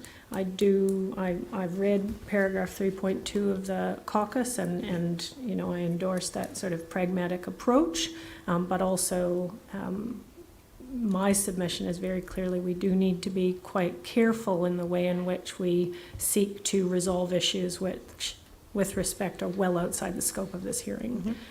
So again, that iterative solutions-based focus is always something that I would hope everyone in this room is focused on, but I will indicate now, if this looks to be using this process to really unravel an issue which is well outside the scope of this matter, I'll be making some submissions to the panel on that. Thank you. No, that's understood.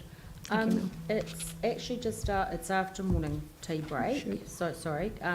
No, we're making good time. So we're due to break. I think it's a good opportunity, if you could perhaps talk to Harry about Getting some a plans couple up. of plans or something being up on Thank the you, ma'am. screen, because a lot of people don't have access to them. I mean, we've got them, but it's a bit hard to turn around anyway, but it would be quite helpful. Thank you. We're going to take 15 minutes, which takes us to 25 to 12. I think there's tea and coffee available. It's the benefit of being in a church hall. Just outside the door, and we're going to escape to a room outside behind the curtain, and we'll see you back in here at 25 to. Thank you, ma'am. Thank you.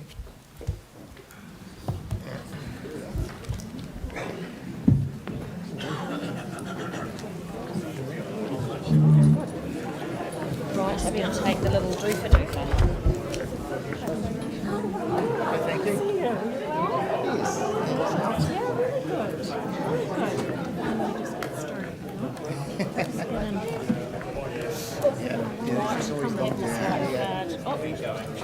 Yep, we can.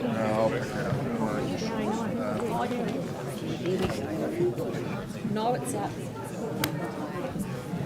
Hello, sorry, I haven't. Yeah.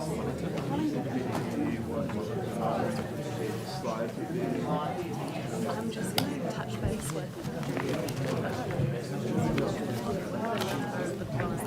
You'll be thoughtful.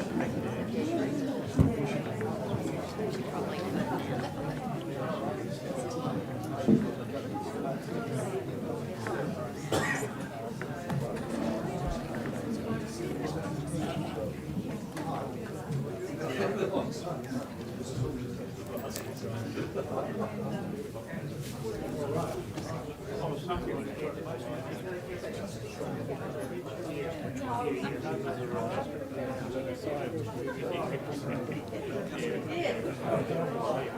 of your plans and then all of the key plans numbered in accordance with the index?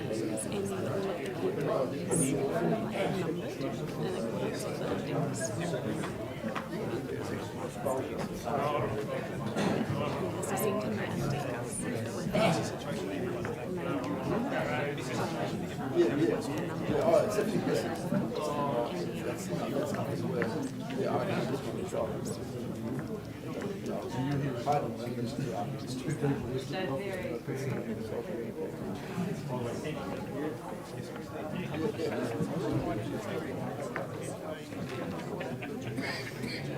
So Nina will send you a list, basically a PDF of all of the plans.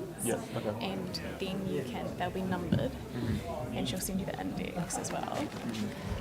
And so we've got index here, and she'll number them here. So if Alison refers to plan 4, you can just go to plan 4 and bring it here. There'll be Tony doing that. Yeah, cool. Okay, and then in terms of our summary statements, so we will, when our experts come up, we've got summary statements which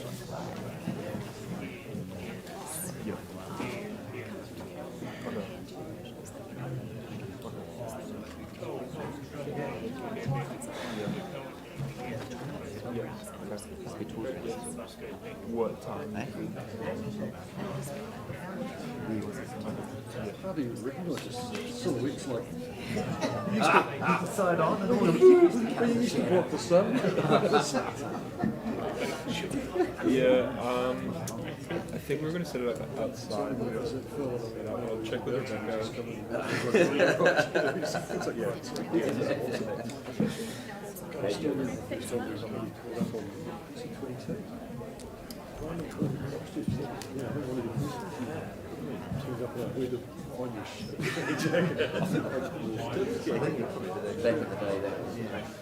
It was cool. It was more room than that. I've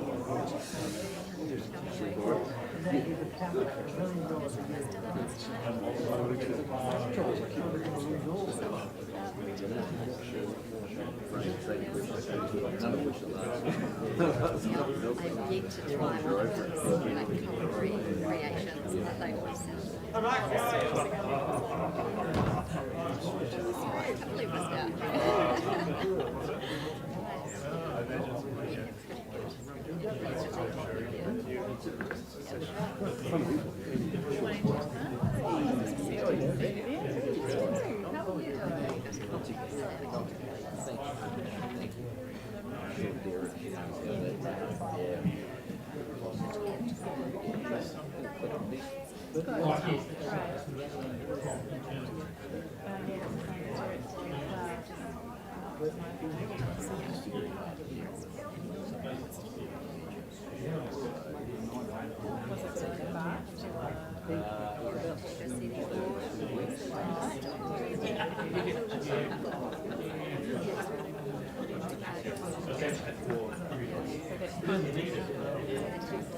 I did, but not till later, like about 9 o'clock, and I think it wasn't as spectacular as it was later in the evening, based on the like you can see the green and the pinks, but yeah, it was super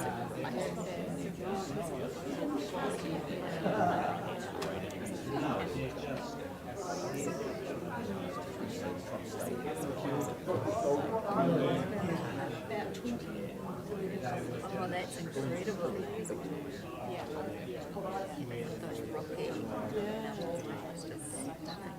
Just,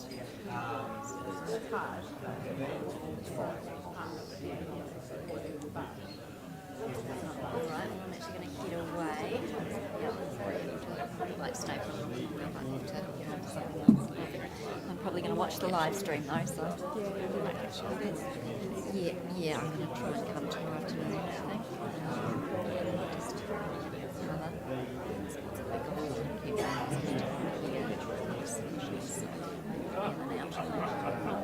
Alright, see ya.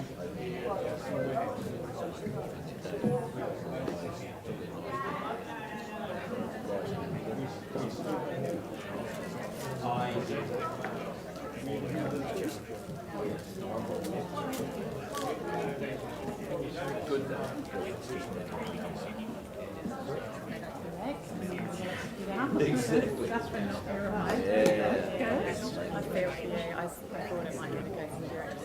Is he? Yeah. She's doing okay. She's living by herself. She's tenacious. Put you away for them. I know. A massive conversation. She's clearly she's got 3 Sorry. I know. Not really she's got a twin sister and they go for the first together. She doesn't just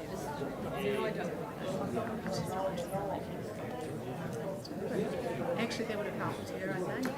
She first stuff, but if she actually that she's not going. It might have been she and I yeah, she did up until she and I had a run and she realised that she could cope with it. She went to but she was always doing it. And like Derek would be like, oh, can I do it? I can do the right thing. She'd be like, no, I can do it. She couldn't do it, you know, that's really much. But yeah. Yes, exactly. Yeah. Right. Yeah.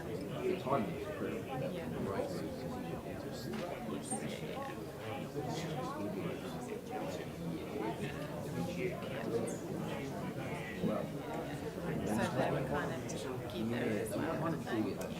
My next thing was no. And she'll have her friends. I know. Yeah. No, I think yes.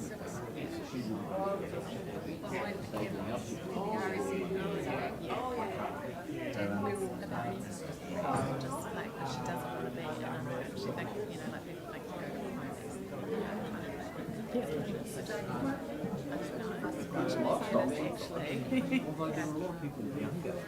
I know that are going on so that they can build up their relationships and stuff. Yeah. Oh, that's nice.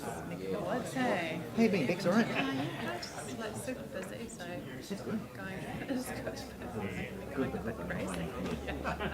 It's just like I just think I'm just like going to come out and something else comes to my own. Like this week, I was like, just now so and then it'll be fine, and then it'll like, even as it's coming, just now I've got to like my advice on Friday.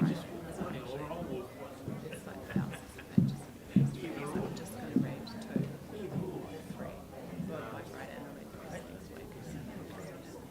Because I'm doing these 2 supporting growth things, and they're about to go to year in June. So thanks for me. Thanks, kind of thanks. Sort of. Yeah, so, yeah. Derek was spending a bit more time at home, was he? Yeah, he was covering. Yeah. So he's been doing a lot of stuff for me, like looking after the kids and stuff. So, but he's about to start getting busy too, and he's got jury duty in June. So he'd already deferred it because of the change reporting hearing. You know, when it was supposed to be back in January, I was like, no, like you can use my hearing, and then it's coming back up again. So it's like, just go, get yourself out of here. Like, they'll probably dismiss it. So, yeah, so it's been really busy. Have you guys been really busy? Yeah, so it's quite interesting. Yeah, I know you wait for the when's it going to drop out. Yeah, you can break that. I know. February is meant to. Yes. Yeah, the fast track stuff. So Derek's taken down a couple of those. So it's a good time to do it. Because you know there's such a fast turnaround. And I've been, as I said, you get done something faster.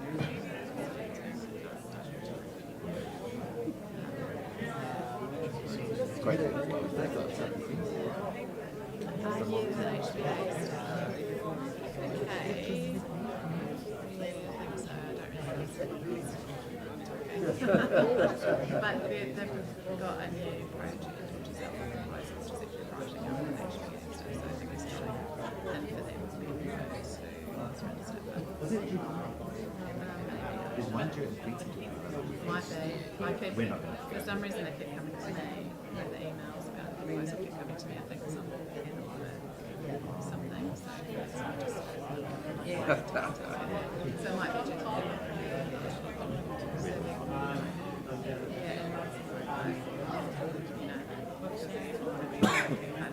stuff as well. Yeah. Well, he's already there, and when I did social,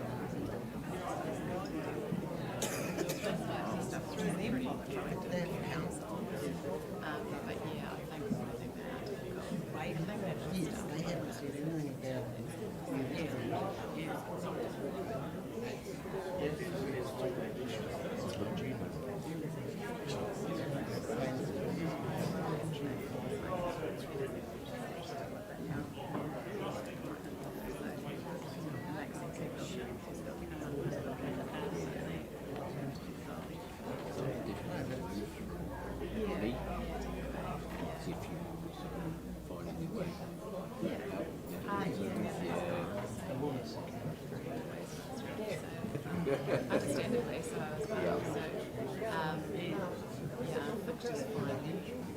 I should come to some terms on share videos for lots of reasons, including that she continued jointly with us as opposed to Dave was like, I'm discounting the share price categories for them.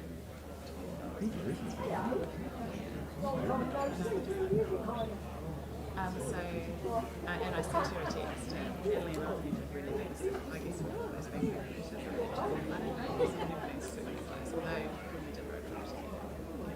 Now that we're on the same conversation, it's totally fine. And I sent her a text.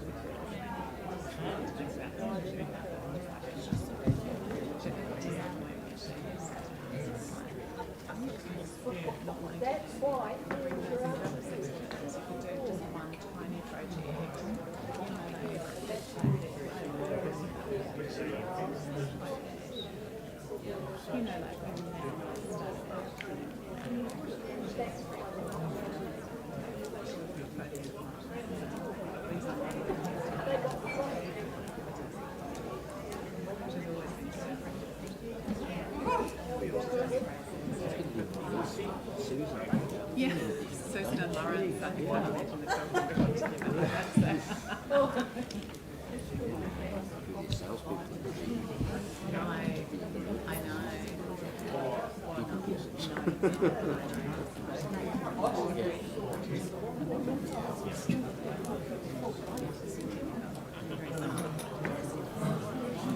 No.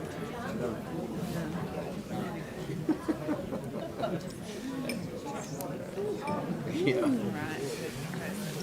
Right. Proud. That's country. I believe he went for so long. Keep asking. No, there's more things going on.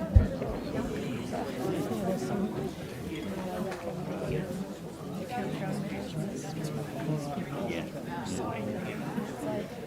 I said, sending that anger in a different direction. Exactly.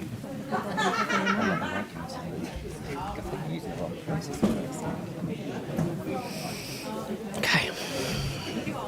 Cool. Thank you. Oh, yes. Okay, brilliant. Thank you. Okay, perfect. Great. Oh. We gotta get through this shit, Jesus.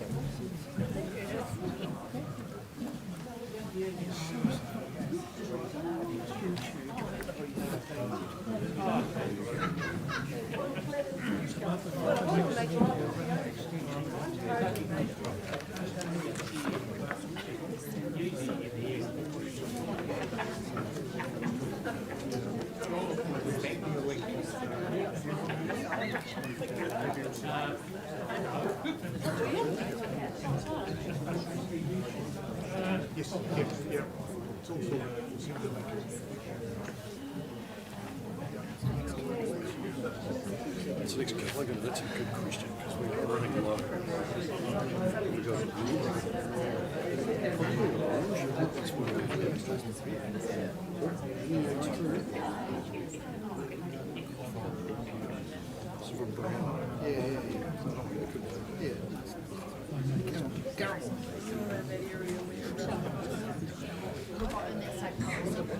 Yellow.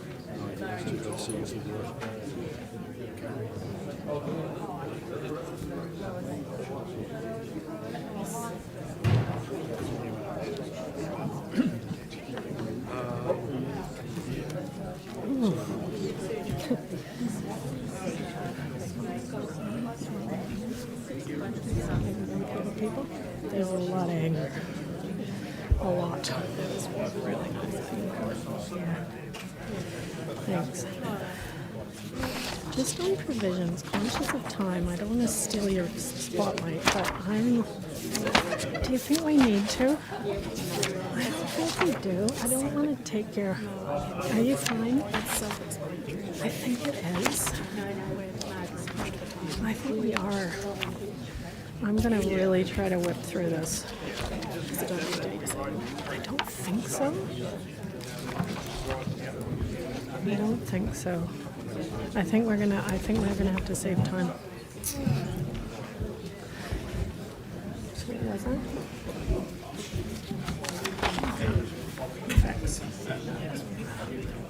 No, I'm gonna try to whip through. Okay, thank you for that. Sorry, just a few minutes late. It's a little bit of a longer walk than we have to go through gates. So back to you. Thank you. I think you've answered those questions, and I appreciate there will be a few more that come up along the same lines during the course of this week. But thank you for that. So back to your Thank you, ma'am. Yes, submissions. and I am conscious of time, and I am quite keen to get into experts so we can use today wisely. So I'm No, probably it's okay. gonna... We're look, in terms of what we've just covered, they are things that we thought were important for submitters to hear, for you to hear, for your experts to hear. And I personally don't anticipate there being too many other questions. So in your hands, in terms of how you Thank you, ma'am. And take again, us through. grateful for the questions as we go through, because it helps signpost to us and to others in the room what you want to particularly understand and the like. So I'm on page 15, subheading environmental effects. Now what I've done there over the next few pages, and I don't propose to read all of that, is to summarize the key effects of the NOR, of the Notice of Requirement, which are, of course, addressed in detail in the expert evidence and the planning evidence. And a significant portion of the technical evidence by the airport in relation to effects assessments appears to be uncontested. So that's around transport, geotech, archaeology, heritage, freshwater ecology, terrestrial ecology, and marine ecology.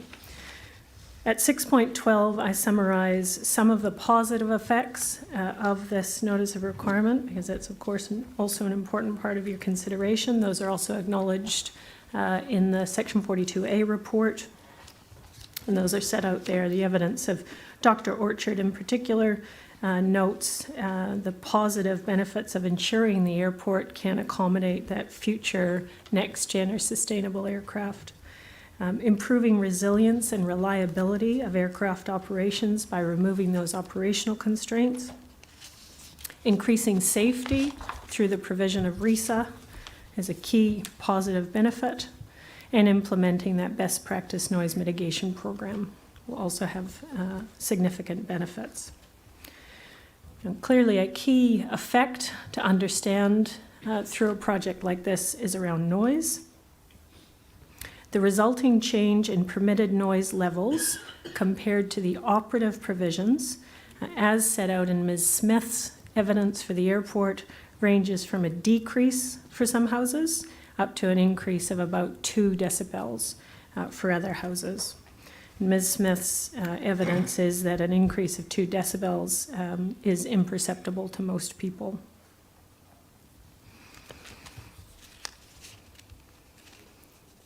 Future aircraft operations, the effects of noise from future aircraft operations can be managed to reasonable levels through conditions and the airport's proposed acoustic mitigation program. And in my submission, this is a very clear improvement on the status quo.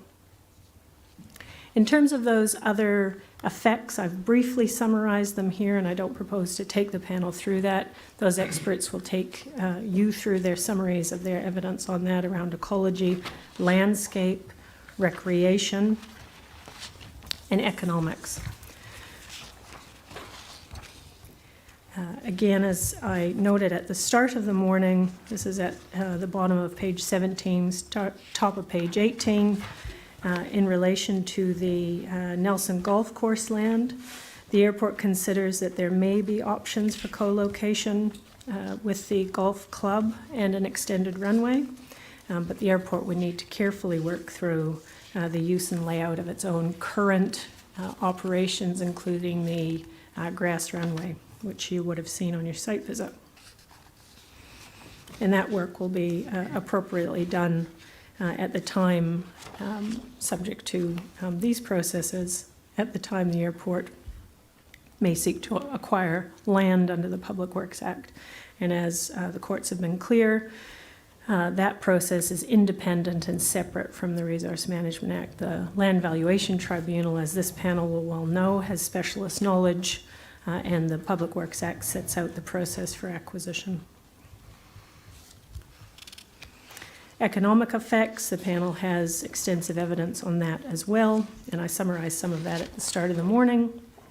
Mr. Osborne and Mr. Carlo will also take you through that a little bit later, probably tomorrow morning. Transport, archaeological, heritage and cultural values, geotech and coastal were all summarized briefly there. But in essence, the airport's case and the evidence and opinion of the experts are that those effects will all be well managed. Just very briefly, there are a couple other effects or categories of effects that have been raised in submitters' evidence or by submitters.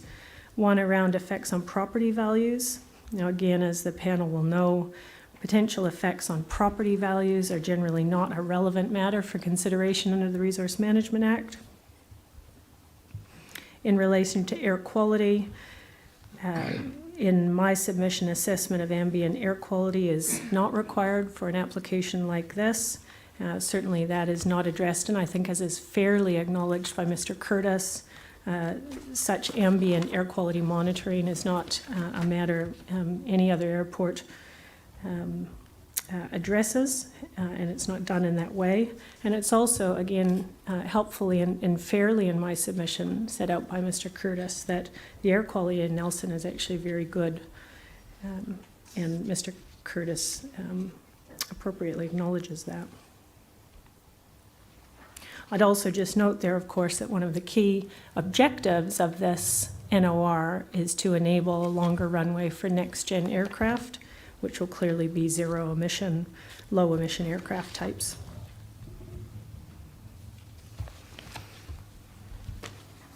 Turning then to another important legal limb of notices of requirement under Section 171, consideration of alternatives. So the consideration there under the Act is whether adequate consideration has been given to alternatives. Just on that, Ms. Arthur, before you carry on, there's two ways you can get to the consideration of alternatives. Either if the requiring authority doesn't have an interest in the land sufficient for undertaking, or whether the work has significant adverse effects, and you outline those at 633, but you don't say what the airport's position is in relation to both of those matters. Clearly it doesn't have an interest in the land sufficient, so it's triggered, but what's the airport's position on the significance of the adverse effects? Thank you, sir. So very clearly we get to an alternative options assessment being required because of the interest in land point, because of the contours in particular, which obviously need to and unquestionably need to extend beyond the footprint of the airport.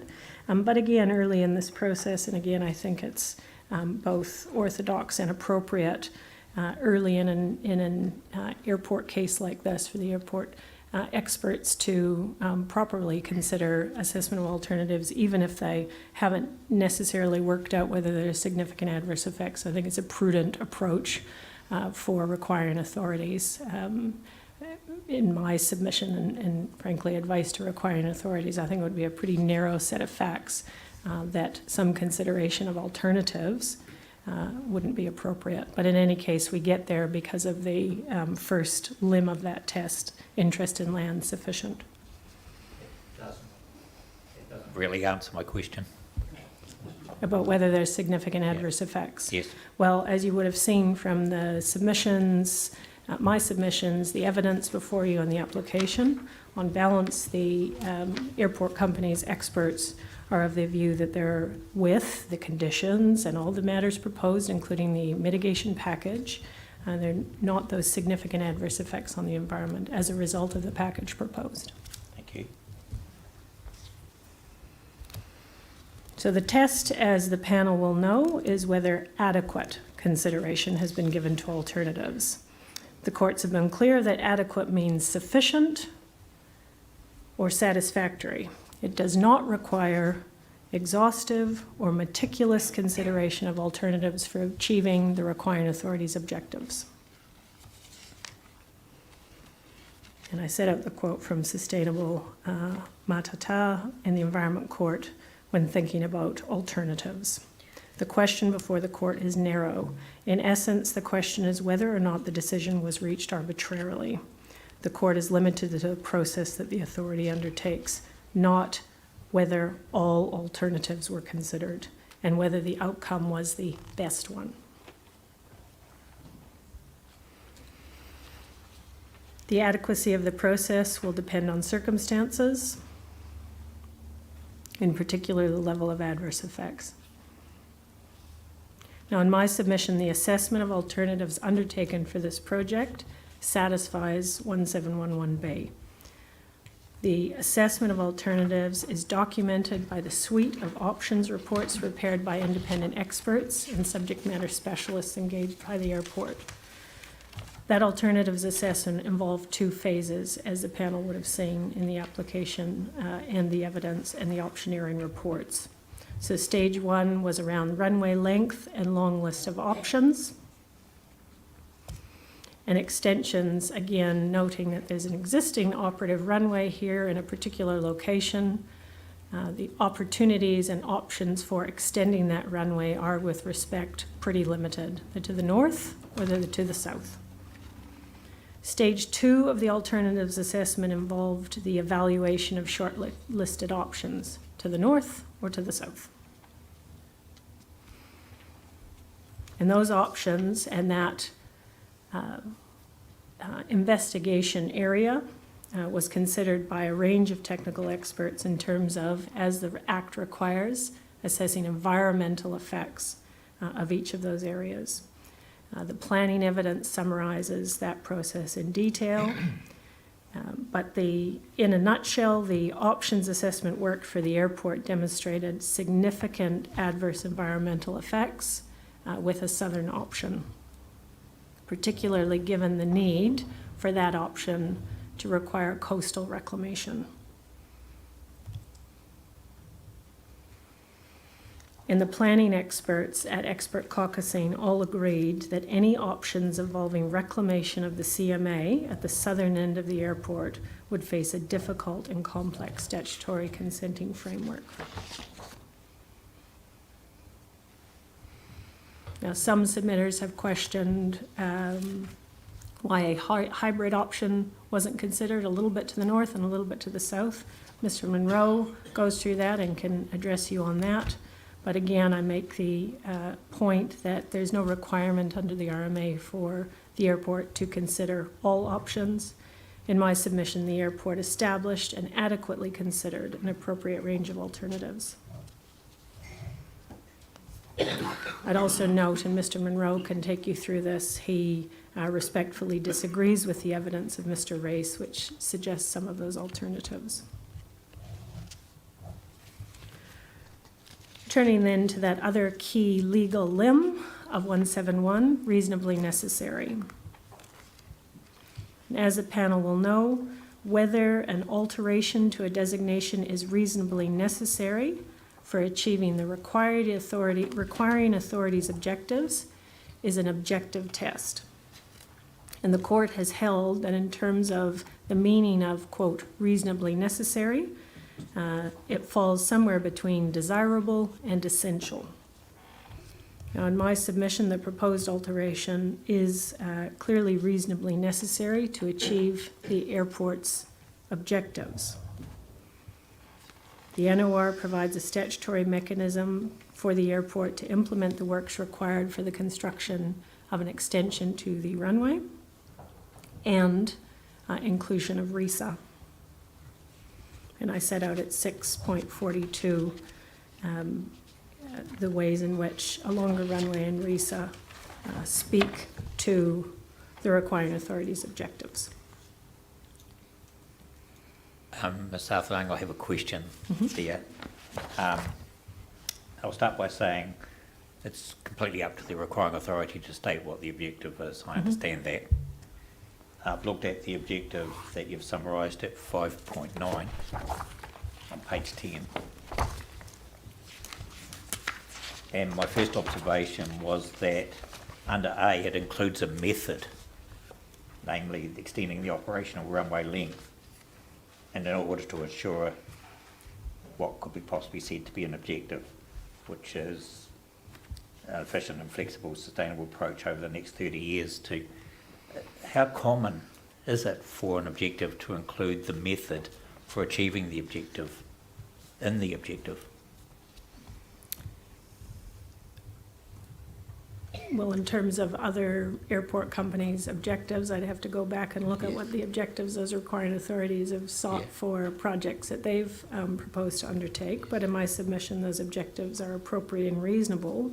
They clearly capture the intent and objectives, to overuse the word, of the requiring authority and infrastructure provider to provide increased operational resilience and enable forecast demand. Yes.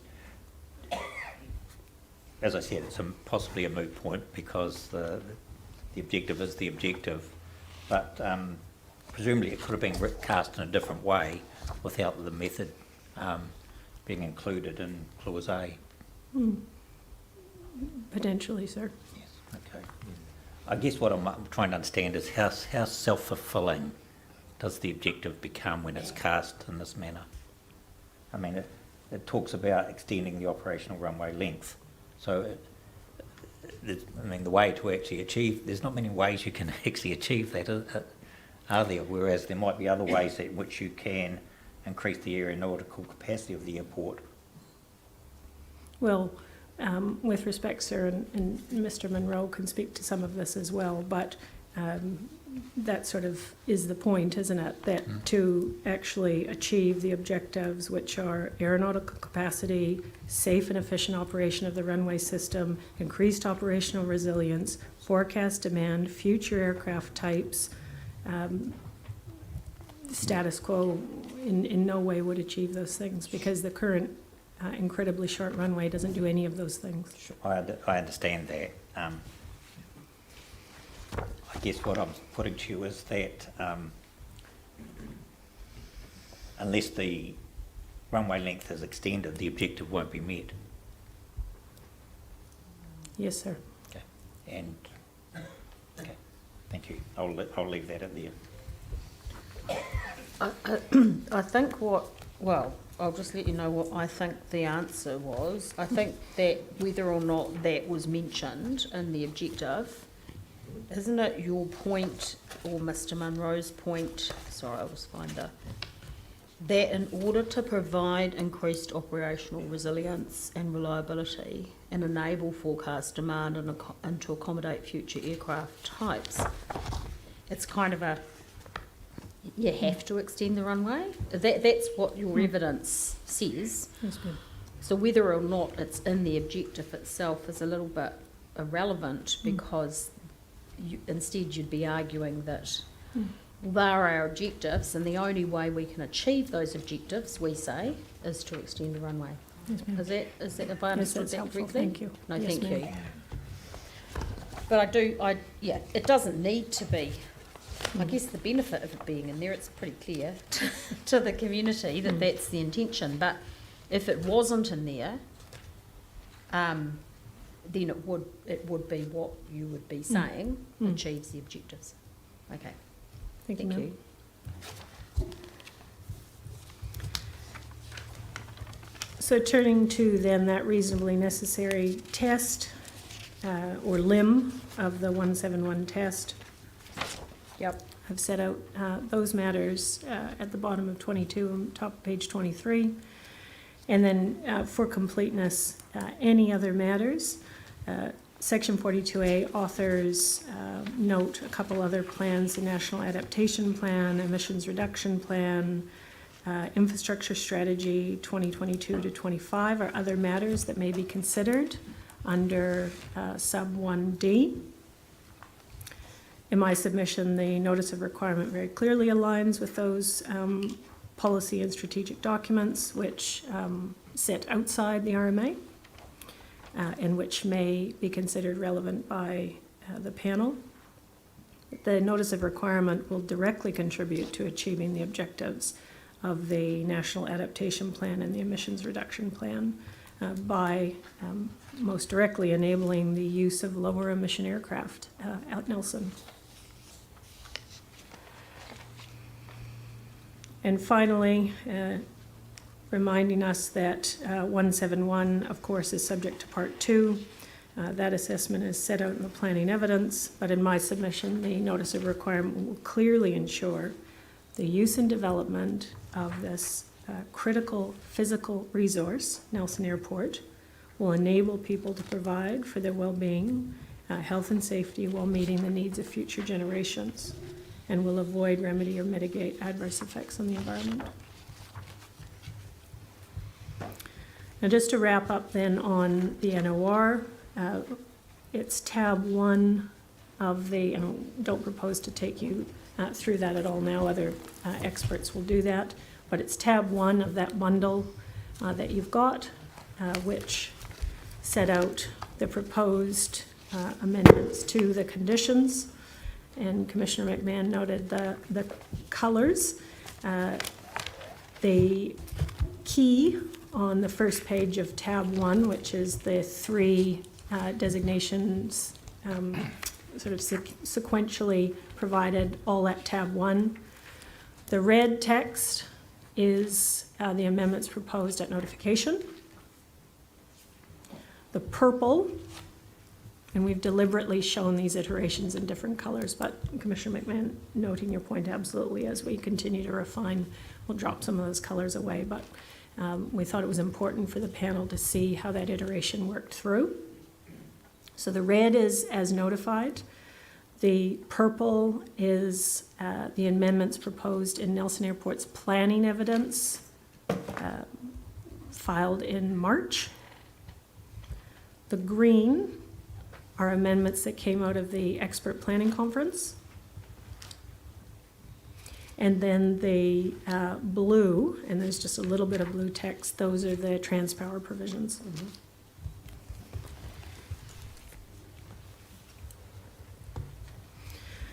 So turning then to the second part of the application, and noting that both of these applications are being heard together this week, is the private plan change 30. So this is section 8 of my submissions. The airport land is currently, as I've said, zoned mostly industrial, but there's also some open space and other snippets of zones. Proposed plan change 30 seeks to establish a special purpose airport zone using the operative industrial provisions as a base, with some minor amendments to reflect the current operations of a contemporary aerodrome. And those changes are set out in the planning evidence, and again tracked through in the bundle. And actually, just while we've got that, thanks, Christy, that document of the planning provisions. So tabs 2 through to 17 are amendments proposed to the various aspects of the district plan. And just tabbed out by chapter to hopefully make that document a little easier to follow. Yeah. Again, there's the color key at the top. The only slight difference from the colors used for at tab 1. So red is notified, purple is what was in the airport company's planning evidence at the end of March. Green is what was agreed at the caucusing. And then for tabs 2 through 17, the blue text, the blue track, are some further amendments, we've dated them today, that the airport company's planners, Mr. Bonas in particular, have reflected on post-expert caucusing. Have those blue alterations been shared with the council planner? No, sir. This is, as you would appreciate, as caucusing only just finished a few days ago. We've been working hard on this. It was noted in the caucusing document, I think. That's right. There was some bits of Bonas homework and the like. Yeah, that he had some homework to do. That's right. Yeah. That's right. So, and again, this is the result. This is it. And I should have said at the start, but grateful again for that opportunity for expert caucusing. In my experience, somewhat unusual before the actual substantive council level hearing, but it's been helpful in this regard to narrow some key issues. So we've sought to capture those in the provisions. And we're grateful to Ms. It, Oliver as well. it tends to be best in these processes to occur where we've got quite a lot of provision work that needs Yes. to be done. Yes. So hopefully that will thank you. assist the panel. Thank you, ma'am. So those are the provisions that the expert team and no doubt the panel will have a range of questions for a number of parties through the course of the week. As I said at the top of the day, the operative plan is old. Let's call it that. That's right. And so there are a range of provisions to look to seek to tie all these things in a cogent way, which can sometimes be the challenge of looking to fit provisions onto a very old operative plan. In my submission, having said that, Private Plan Change 30 is a positive advancement to the NRMP. It, in my submission, appropriately recognizes current and modern land uses, aligns with best practice, including planning standards, and implements and seeks to implement a consistent approach to managing sensitive uses around the airport in a way that, with respect, I don't think the plan is done well up to date. Now, a key component, of course, of Private Plan Change 30 and the amendments sought by the airport is proposed amendments to manage development of activities sensitive to aircraft noise within those two aircraft noise contours, the AMB and the AECO. And in my submission, those amendments are critical for ensuring reverse sensitivity effects on the airport are appropriately managed. This panel will well know that airports are a very well-recognized example of an activity that does require protection against reverse sensitivity effects. And as the panel will know, reverse sensitivity effects, which are a well understood environmental effect under the Resource Management Act, occur when new sensitive activities seek to establish close to the airport's lawfully established infrastructure. And as I said earlier, it's the increased number of people being exposed to aircraft noise, which leads to greater vulnerability of complaint. And although Nelson Airport makes significant efforts to internalize and mitigate the effects of its activities, there are, for all airports around the world, limits to how much aircraft noise can be internalized within an airport's land boundaries, simply due to the nature of aircraft noise and the takeoff and landing of aircraft.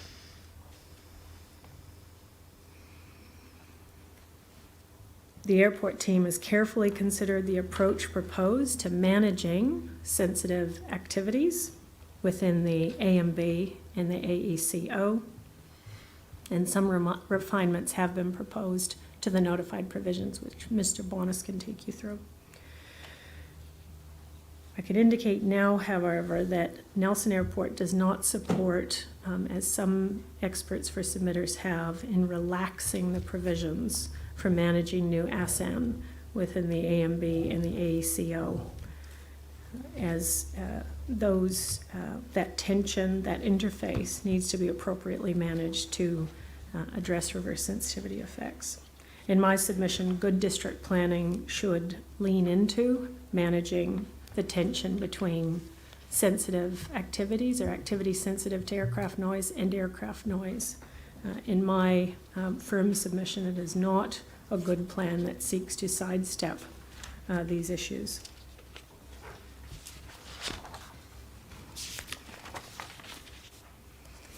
Now, finally and briefly, I've set out the statutory framework for the consideration of a plan change. This panel will be well aware of that test, and I don't propose to read page 26. But that's the Long Bay test, or summarized in Colonial Vineyards. Thank you. The panel will be aware of those steps. Yep. And Section 32 analysis required. The effects of Private Plan Change 30 are comprehensively assessed in the application and in the suite of expert evidence that has been called and provided to you by the airport.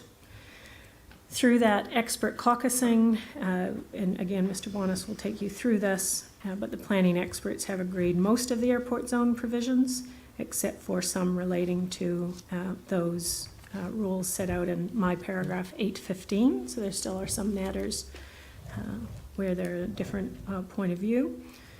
And I note in 816, Mr. Lyle, in his capacity as planner for GP Investments Limited, who's a significant property developer of bulk retail, industrial, and commercial activities, is concerned about the range of activities enabled in the airport zone.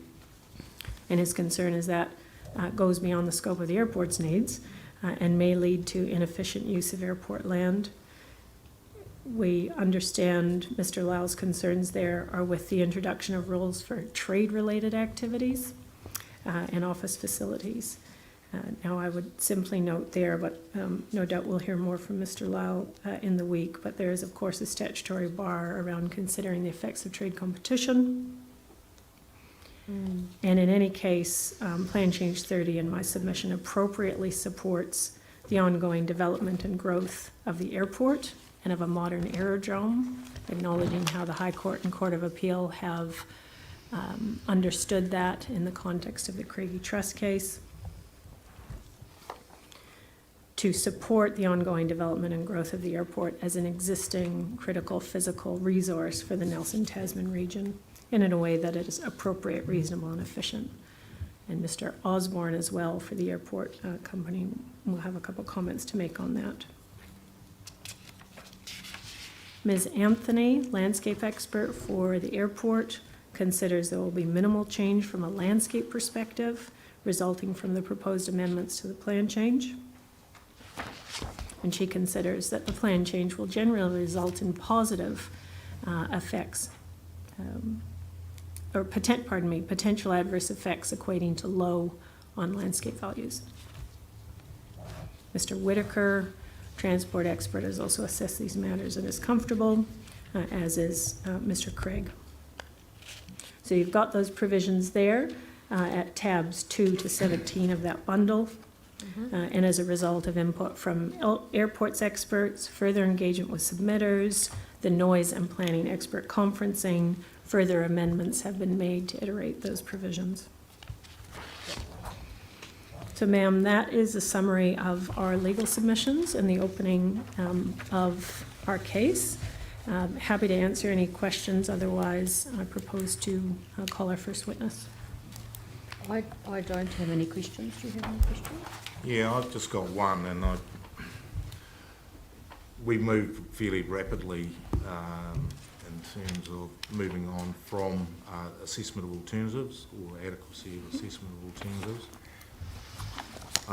We've obviously got a number of submissions relating to the golf course itself, and you indicated that that is a potentially subject to a future process under the Public Works Act, but I wonder in terms of the adequacy of alternatives, whether or not there has been some thinking as to mitigation options, precisely those mitigation options. There has been some mentions of possible land swaps and so forth, and whether that would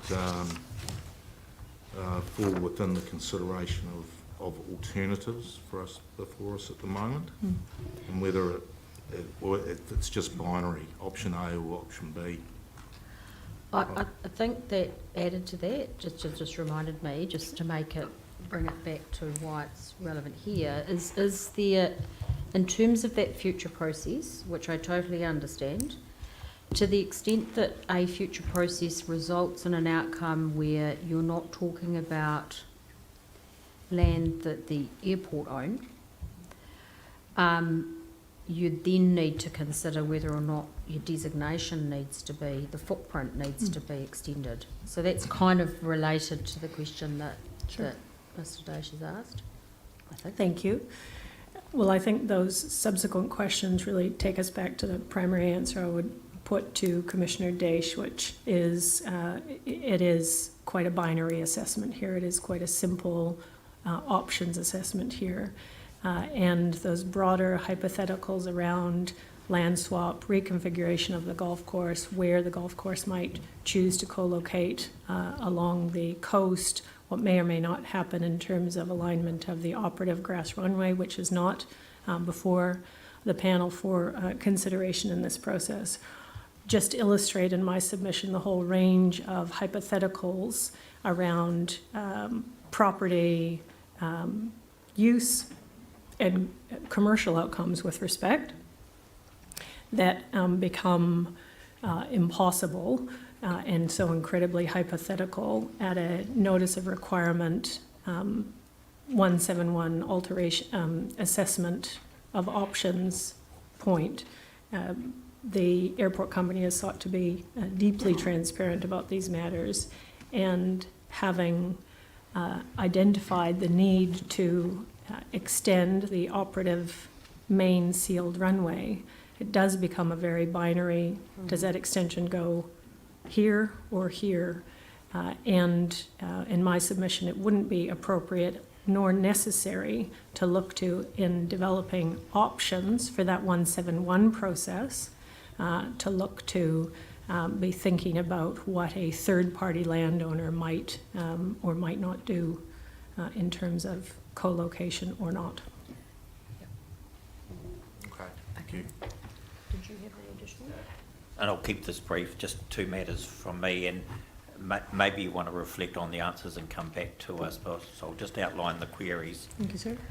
The first relates to the fact that this is an alteration to a designation under section 181, and you made quite a bit of the fact that really the existing environment includes the current designation, and we should be looking at the net effects between the current designation and the proposed designation.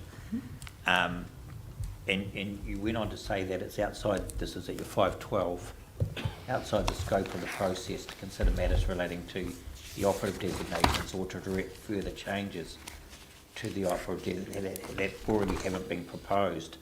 And you've cited, I think, was it the City Rail case in that respect? Yeah. Mm-hmm. My question is, this is a rollover of a current designation with modification, isn't it? The modification being the extension. I'm not sure I'd agree with that, Okay. sir. No, I don't think it's a rollover in the way I would understand that. Under the can't remember what schedule it is to that, where the council invites requiring authorities with existing designations Sure. to confirm whether they are rolling over Yeah, their with existing modification or not. Yeah, usually in a plan review yes. moment. And Yes. that invite went out to all requiring authorities. Sometimes that's undertaken through the actual review process and the notification occurs. In other cases, it's done through a separate notification, which was the case here. So we have an existing designation that is being extended. Whether that's a modification or not, I'm not certain. But I guess my question is, what is the barrier to this panel imposing conditions on the current designation? And it seems that is a matter that's still live between the planners. Thank you, sir. I'm not sure if it is. So the starting point for me is very clearly this is in the lexicon of alteration to designation 181 as opposed to rollover with modifications. And I do think that is an important distinction. The other reason I make those very brief submissions at the top of page 11 was that I think early in the process, including through the 42A, there was some, I don't know if I'd put them any stronger than observations about whether, for example, there could be changes made to the list of, activities under the operative DA1 that the airport company could do. And it was important in my submission to just ensure we're framed in the right space, that a whole, they take the grass runway, for example, as part of the operative designation. That is not on the table by the requiring authority. It's not subject to the consideration of objectives and the like. And so simply those are light touch submissions on that point quite deliberately, because I think as the planning caucusing has developed, my sense from reading that planning JWA is the planners are quite clear that the operative elements of, in particular, DA1 are not on the table in the context of a 181. Okay. So I think that issue has, whilst it first presented itself as a curious one in my respectful submission from the 42A, Yes. I think that issue has, with respect, settled down so that we are rightly focused on the extension. So the extension of that argument is that any conditions that are proposed should only relate to the extended designation, not Yes, the sir. operative designation. Yes, sir. Okay. And are you saying that the City Rail case supports that approach? Yes, sir. Okay. We might require a little bit more legal argument on that in your closing. Thank you, sir. I think for me, what I need to be, and this is look, this is a question of fact and law, and given the history of Nelson Airport, and COVID affected some of that history, as we know, the question that I would like you to answer, and you can choose when you do that, would be, as a matter of fact, is what we are concerned with an alteration of an existing designation, or has it morphed into that because it started life as a rollover? Because that's really relevant to what you're submitting, which is we can't look at the rest of the designations, we can only look at the bit that's changed, and I totally agree with you. But as a matter of fact, and you might need a bit of digging just to make sure that the timing, I know the timing of this, the designation alteration request, but just be clear to us that it didn't start life as I just don't know when the plan, I'm just not familiar with enough with when the plan has gone through various review alterations, or, you know, when it's that time comes up for letting requiring authorities know. Yes. Where we need to know whether your designations still need to be included in the plan or whether they need to be altered. I'm sure. I'm pretty sure it's as you say it is, but for the purposes of what we need to confirm, I just want to be really clear about that, because as you know, a few people have suggested we need to look at other things. Thank you, ma'am. The council may be able to advise us as well, but that would be really helpful. Thank you. Thank you. Second and final question was, it's one that I posed before the hearing started, and you may well have answered it, I think, but I'll just put it to you anyway, and that I was wondering what the function of the airport zone, in light of the role that the designation would play, and I'm talking solely about the land-based designation here. I mean, the spatial extent seems to be similar between the zone and the DA11. But the designation obviously will override the zoning in terms of any activity that the airport would undertake, and that activity, so long as it's within the designated purpose, will be permitted, subject to an outline plan of works that's submitted. And then I read your 8.4, where you say the key component of the airport zone is to manage activity sensitive to airport noise, and I think that goes to what you said earlier, that the designation controls the noise that the airport can create, and is it that the airport zone therefore controls the activities that can be exposed to that noise. Is it as simple as that? Is it ever? I think that in a simplistic way is right. I think your flowchart suggestion will be helpful, and Mr. Bonas will step the panel through how those provisions work in a much more thoughtful way than I could. I would simply note as well, and again, Mr. Bonas will no doubt cover this tomorrow, but there's been quite a lot of attention on the airport zone provisions, because, as you know, in some cases airport companies, in doing works on their own land, may in fact choose to rely on the underlying zoning as opposed to go down the OPW. It's usually the exception to the rule in my experience. Yes. Thank you, sir. I mean, the designation tends to do the heavy lifting for the requiring authority. Okay, that would be good. A cheat sheet on terms would be useful too. Thank you, sir. Thank you. Thank you. Sorry about that. That wasn't just homework for you, by the way. Right, so now we can start hearing from your witnesses. Thank you. We're tracking, I don't know what you had in mind in terms of timing, but I do think we're tracking okay. And given that your witnesses are going to do a summary of their evidence and introduce themselves, and Yes. that's really helpful, just so they're not just sitting there getting bombarded by questions without even settling in. Just for my benefit, because I've got a couple of screens and I've Yes. saved the evidence on my iPad. I've found, is your evidence in the order that you've listed in the legal submissions? It is, ma'am, so. No, that's okay. It just means I'm ready before they sit down. Got it. So it's Mr. Thompson first. Is That's that right, Mr. Thompson, Yeah. and I'll just ask him to come up. What we'll do, and we'll find a bit of a cadence here, but as I mentioned at the start of the day, you can pass this up, thank you. We've asked each of the witnesses to do a very brief, essentially summary statement document with That's great. 1 or 2 pages that'll Yep. be available on the website. So we've got each of those. The expert will, or witness will, either speak directly to that or otherwise. Do we get one of those? Have we got one of those? Sorry. So- Oh, it's there. Sorry, Harry's got it. Beg your pardon. Sorry, Kirsty. That's fine. I have been in hearings where I probably have forgotten to give it to the commissioners. No, Well, thank Harry, you. Harry will remind us if we forget to to but we'll. No. We will get into the routine of things as Indeed. we go through.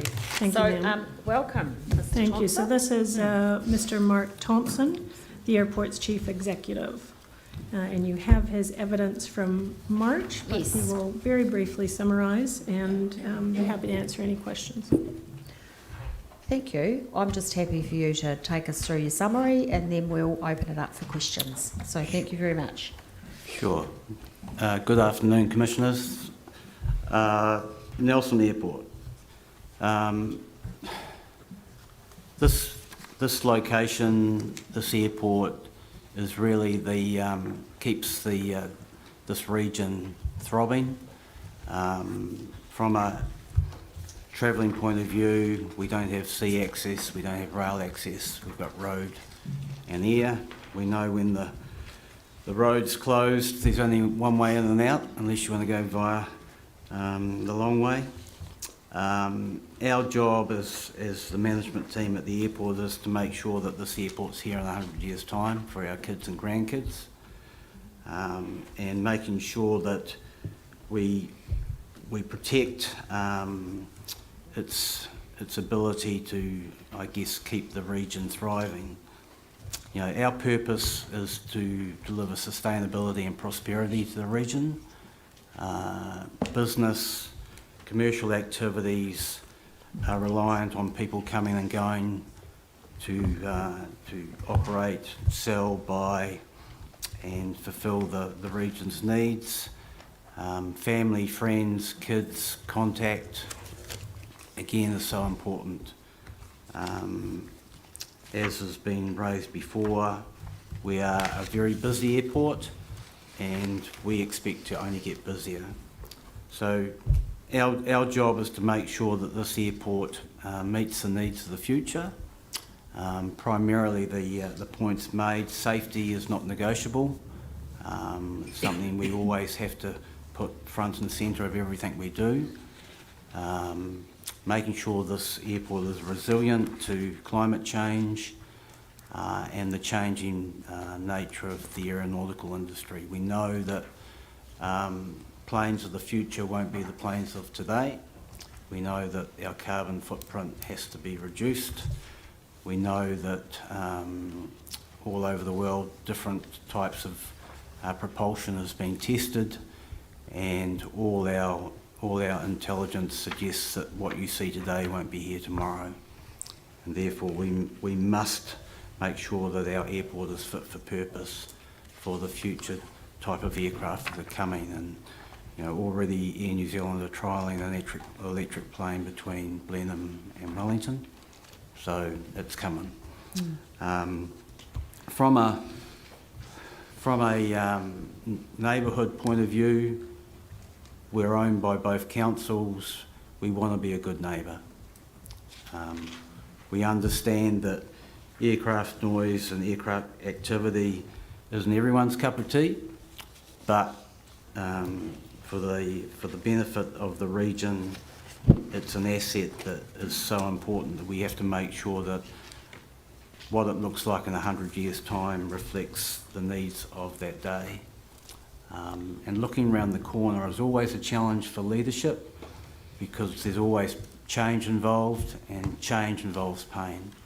And I think, you know, as a country, as a world, we all acknowledge that in hindsight, some of the pain pills that we needed to take probably weren't taken at the time. And unfortunately, the leadership team at the airport is just trying to deliver that change as reasonably as possible, as transparently as possible, to make sure that while not everyone will like change, they feel they've had a fair say in terms of managing change. The airport is basically funded by people who travel, so if people don't fly, economically we're not viable.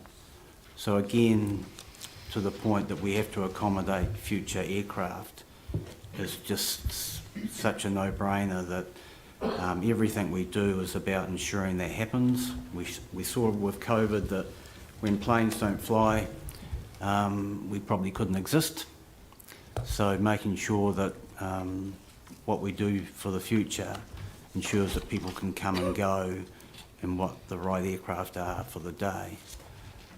Extending the runway has been talked about for a long time, and like any change, I think, you know, it's just a matter of putting your toe in the water and affecting that change and going through the process, and that's what we're doing. And you know, we've worked hard to try and accommodate everyone's I guess requirements and desires, but we've just got to work through that and follow the process. So I think that's me.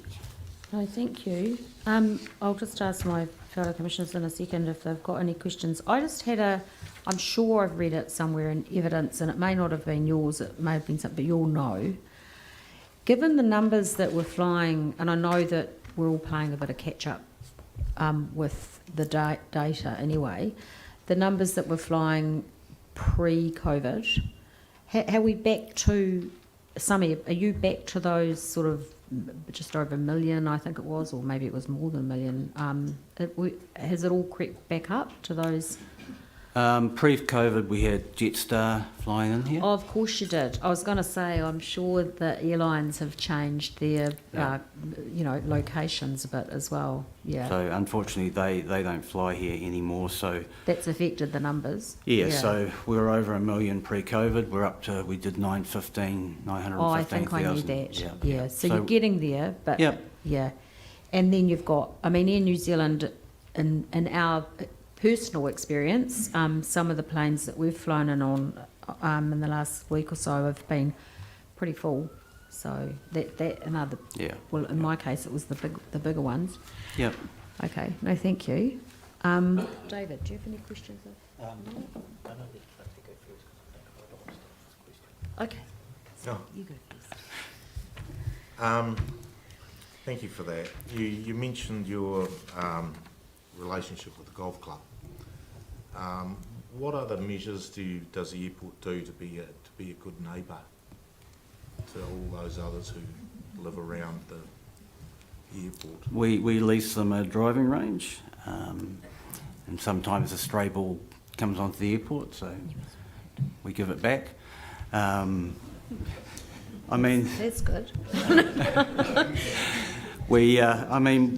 We've been in dialogue with them certainly since I've been here. You know, there's certainly an intent to resolve things, but I think the key point is we've got to let this process take its course, and then based on where we get to, there's always been an intent to work through other options, as been mentioned.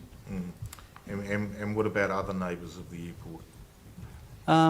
We've always, you know, 2 years ago I think we had an open forum where they all came and had the opportunity to understand noise contours and all the things we're talking about. You know, we've never held back in terms of being transparent about the process. You know, we're following the process, and I guess you'll always get criticism that you haven't done enough, but there's no lack of intent to do more. Okay. The other question is, I guess it's in that hypothetical situation we might be. If you can't extend the runway, what does that mean to the future operations of the airport? I think we've seen cases where, you know, I used to live in Paraparaumu, so, you know, if you don't invest in the infrastructure to meet the future needs, then I guess they can disappear. So, you know, we know that Air New Zealand's current fleets have an end date, and, you know, I guess hypothetically the risk is that they can't fly here, all the aircraft that travel around New Zealand. So that's real. I'm sure no one wants to travel to Blenheim to fly to Wellington, but that's, you know, who knows. Okay, thank you.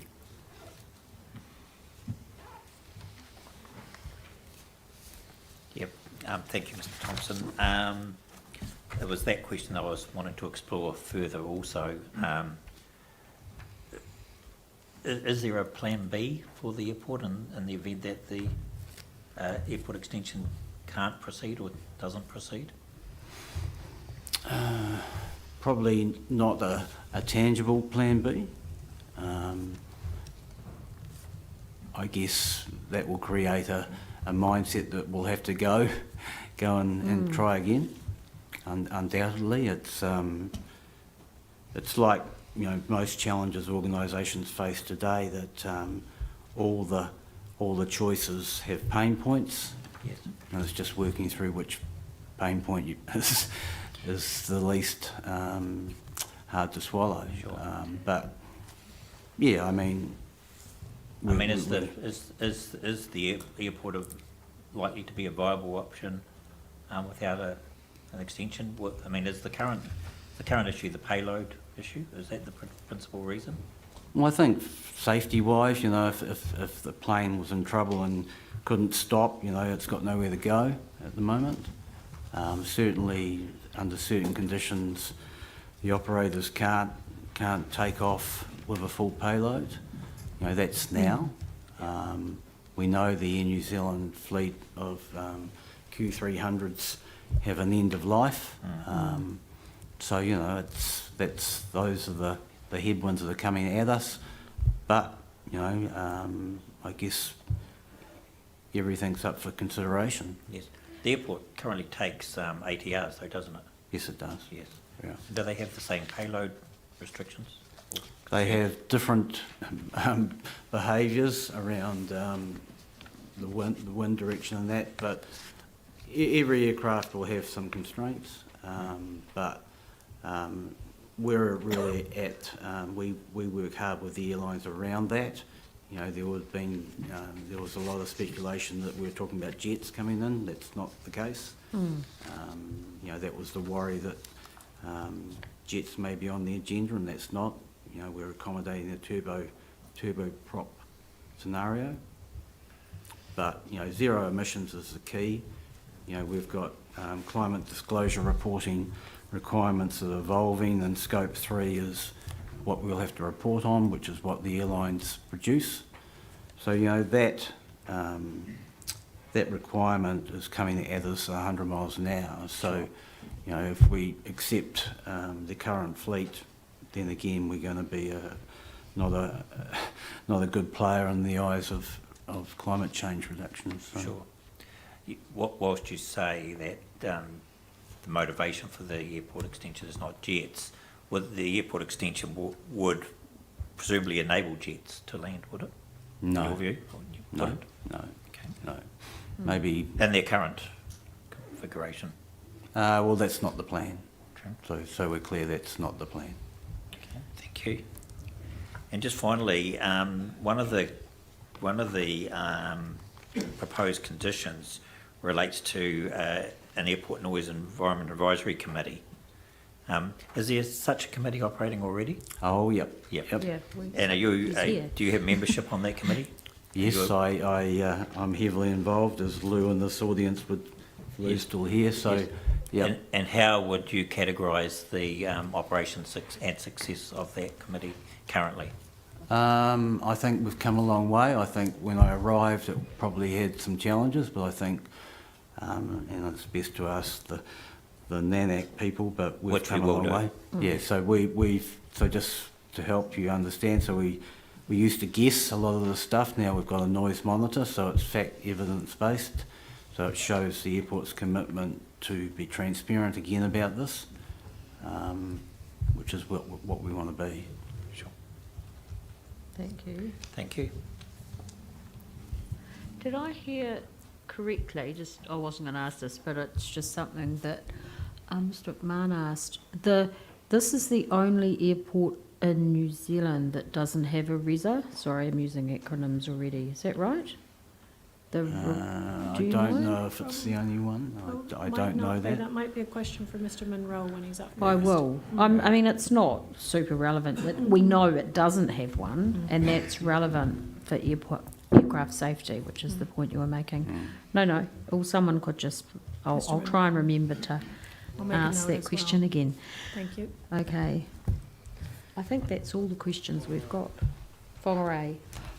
Yes, now Whangarei, just out of interest, my understanding is Whangarei are going through a master planning or I don't know whether that's the right word, they're going through a master planning process at the moment, not dissimilar to what this airport has had to kind of do in terms of making some changes to their runway length and size and yeah, that's kind of what made me think about it, that was all. Okay, thank you. Thank you very much. Thank you, Mr. Thompson. Okay, thank you. Mr. Thompson. Next witness is Mr. Barr. Simon Barr is commercial manager at Nelson Airport. And we'll just circulate his brief summary. All right, that's good. I'll just find that.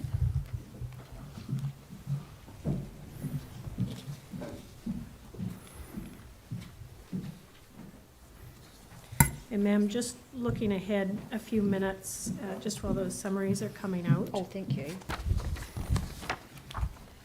Yes. After Mr. Barr, I had intended to call Mr. Orchard, so he's the overseas expert who will be on the you've got system. a time slot, presumably. Yeah, and I yes. wonder whether, I'm just forecasting, but we Yes. might, after Mr. Barr, perhaps take lunch. I think we'll be about right. About and then we can one-ish. set up the tech. Is so he set for that? He'll be set. That sort of time. Yes, okay, because I don't know absolutely. where he is in the world No, and how thank you. He'll be out in of Japan. sync with time No, we might be. he's Okay, he's good. available, but I'd be grateful for the opportunity to tee up the tech. So 2-ish, yeah. Would that Yeah, be? or- If we yeah, do, or we break before. from 1 till 2. Okay, you. let's regroup after Mr. Barr's you, ma'am. finished. Welcome, Mr. Barr. Thank you. Good to have a microphone. You wouldn't hear me otherwise, probably. Nelson Airport definitely is the key gateway into Nelson Tasman region. We are particularly well served by airlines for the size of the local population. And we've got scheduled services to New Zealand's main hubs of Auckland, Wellington and Christchurch. And we also have some smaller point-to-point services from Origin Air and Sounds Air to Hamilton, Palmerston North. And throughout those scheduled services, we are very well connected to international ports and beyond, domestic ports and beyond. Just to illustrate the sort of scale of the critical infrastructure we host, we've got 3 runways, supporting taxiways, significant aircraft aprons. We've got a modern terminal, it's a $40 million project that was completed last decade. Control tower, navigation aids. We've got aircraft refuelling facilities for scheduled and for general aviation. Aircraft emergency services, or rescue fire as some people refer to them. And we've got a broad palette of transport, of ground transport as well, and landside roading car parks. We have a maintenance facility that is one of Air New Zealand's 4 main ones in the country. We also have rescue helicopter services. We provide for medical flight operations. We've got a number of aircraft maintenance manufacturers, providers, sorry. We've got 2 training schools for pilots. We have an Air Cadets unit, which is a little bit like Scouts for aviation, affiliated with the Air Force. We have a number of companies that provide aeronautical services to horticulture, agriculture and tourism. We've got a vibrant aero club, and we also host a number of privately owned non-commercial aircraft. I think Alison may have mentioned earlier, the airport precinct also represents a significant economic entity, and across the precinct there'll be in excess of 350 people employed directly. As Mark mentioned, Mr. Thompson, I should use people's surnames, sorry. Our remoteness and lack of marine passenger services and the complete absence of rail means that we are very reliant as a region on the airport. And our passenger numbers returning back to pre-COVID levels. Air New Zealand is at pre-COVID levels. Hovering around 1 million annually, puts us 5th busiest in the country, sort of level pegging with Dunedin. And we also facilitate all air freight in and out of Nelson. So we're projecting through mid-century we'll be at about 1.8 million, just over 1.8 million passengers per annum.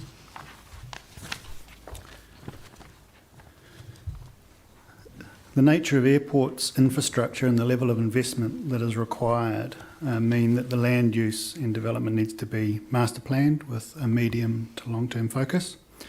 Master planning is common in airports. I've been involved in it, I guess, since 2008 in various forms through down in Queenstown. Airports are intergenerational assets comprising very capital-intensive infrastructure, which supports pretty complex needs of a diverse range of stakeholders. Master plans are living documents and they articulate how we plan to evolve over time. And because many components of airport infrastructure are so capital intensive in nature and they have long lead times to plan, procure, build, airport master plans tend to have a planning horizon spanning several decades. So Nelson Airport's master plan was most recently updated and published in 2022, with a planning horizon out to 2050, and we refer to that as the 2050 master plan. It's not in the summary here, but I'd like to just add to that. When we did complete that master plan, we released it almost a year before the application. When we released it, we includes the extended runway, it includes the proposed noise contours, and it detailed the noise mitigation plan. We sent out 1,200, a brochure, out to all residents within the combined proposed and operative 55 TB contours. We put all the material up on our website. We had FAQs developed and they were built over time as people asked questions, we added to them. And we also had an ability for people to submit questions via our website, which we proactively responded to. So the 2050 Master Plan confirmed the need for an extended runway, as well as provisioning for RESA. An extended runway has been a pretty fundamental concept of planning for Nelson Airport since the early 2000s. And I understand Nelson Airport's current main sealed runway of 1347 metres leads to payload restrictions for Air New Zealand's ATR. And under certain weather conditions, that restriction leads to the offloading of passengers and or freight. So passengers who have bought a ticket get offloaded occasionally. And that obviously impacts reliability. Air New Zealand has confirmed that the extension we're seeking in this application will relieve those payload restraints in all weather conditions. Origin Air, interestingly, runs smaller aircraft. Notwithstanding they're smaller, the J32 are similarly impacted in certain weather conditions, and one of their aircraft, the J31, is impacted in all conditions. We also identified that significant resource is being applied around the world towards the decarbonisation of air travel, and that zero emission options to replace aircraft like the Q300 and ATR 72 are expected to enter the worldwide fleet during the 2030s. Air New Zealand's publicly stated that their intention is to replace the Q300 with a zero-emission or low-emission aircraft in a similar sort of timeframe in the 2030s. They want to announce it by 2030. And we sought expert input into the implications of those next-generation aircraft for airport infrastructure, and particularly for Nelson. We engaged Airbus, a recognised international aviation planning company, to advise on the technical requirements for an extended runway, and Mr Munro explains these requirements in his evidence. I note NAL has made a decision to exclude jets from consideration in terms of servicing these passenger forecasts as associated with this NOR. As a requiring authority, our key objectives in the development and delivery of an extended runway are to extend the operational runway length to ensure that over the next 30 years, the capacity of the airport and the runway system can safely and efficiently provide increased operational resilience and reliability, enable forecast demand and accommodate future aircraft types. It will also enable efficient, flexible and sustainable approach to developing airport infrastructure, facilities and services. It will minimise the effect of aircraft noise on the surrounding community as far as practicable, while also minimising adverse environmental and cultural effects. With the decision to embark on this NOR and given the potential for adverse effects, we did consider a range of options, but ultimately progressed to an extension to the north or extension to the south of the existing runway. We engaged, I call it a smorgasbord, but it's a comprehensive team of experts who have informed our application and provided expert evidence. It was the work of that team of experts that led to our decision to seek approvals for a northern runway extension. Plan Change 30 and noise mitigation. We're also seeking to establish a special purpose airport zone which I understand reflects recommended best practice. Establish appropriate controls over activities outside the airport that are sensitive to the noise we produce, and protect and manage against reverse sensitivity effects as well. Also introducing an airport-funded noise mitigation package for qualifying residential properties. Particularly are proud of that. It doesn't exist today, and we understand that what we are proposing represents best practice. We're pleased to be offering it. We're conscious of our wider role and responsibilities as a critical infrastructure provider in the Nelson Tasman region, and we acknowledge the airport's growth and development can have an impact on stakeholders and neighbouring communities. We've therefore taken a proactive approach to informing the community of the NOR. I think the comments I made earlier about how we communicated prior to the application, almost a year in advance, speaks testament to that. With respect to the Tuhuna Beach campground, I've reached out to the campground on a number of occasions with updates on the status and progress of our application. I think my notes indicate that I've sent five packages or communications and 4 invitations to meet, none of which have been taken up. Given the need to designate additional land for the construction, operation and use of an extended runway to the north of our land holdings, the NOR will have adverse effects on the operations of the golf club. And I understand it's understandable that is concerning for the members.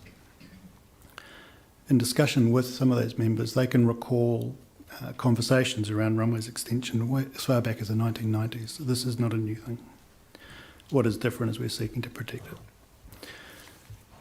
More recently, in July 21, I began regular engagement with the golf club's executive on our evolving thinking and our plans to extend the runway.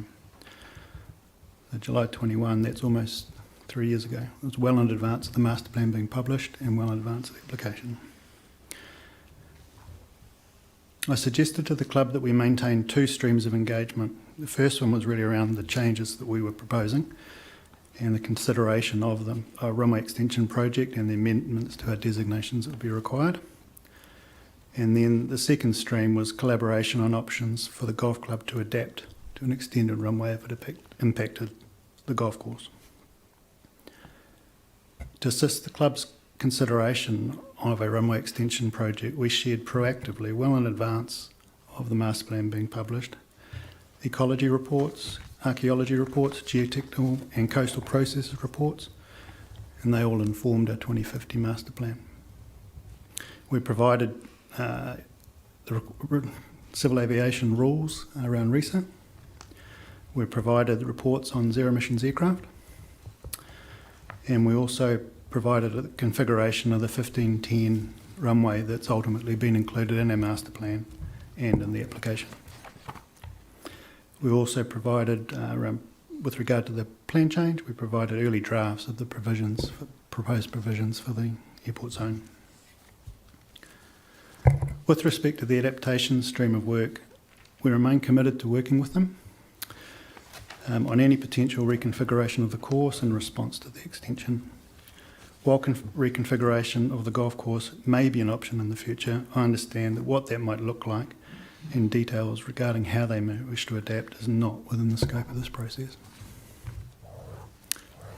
The end. Thank you.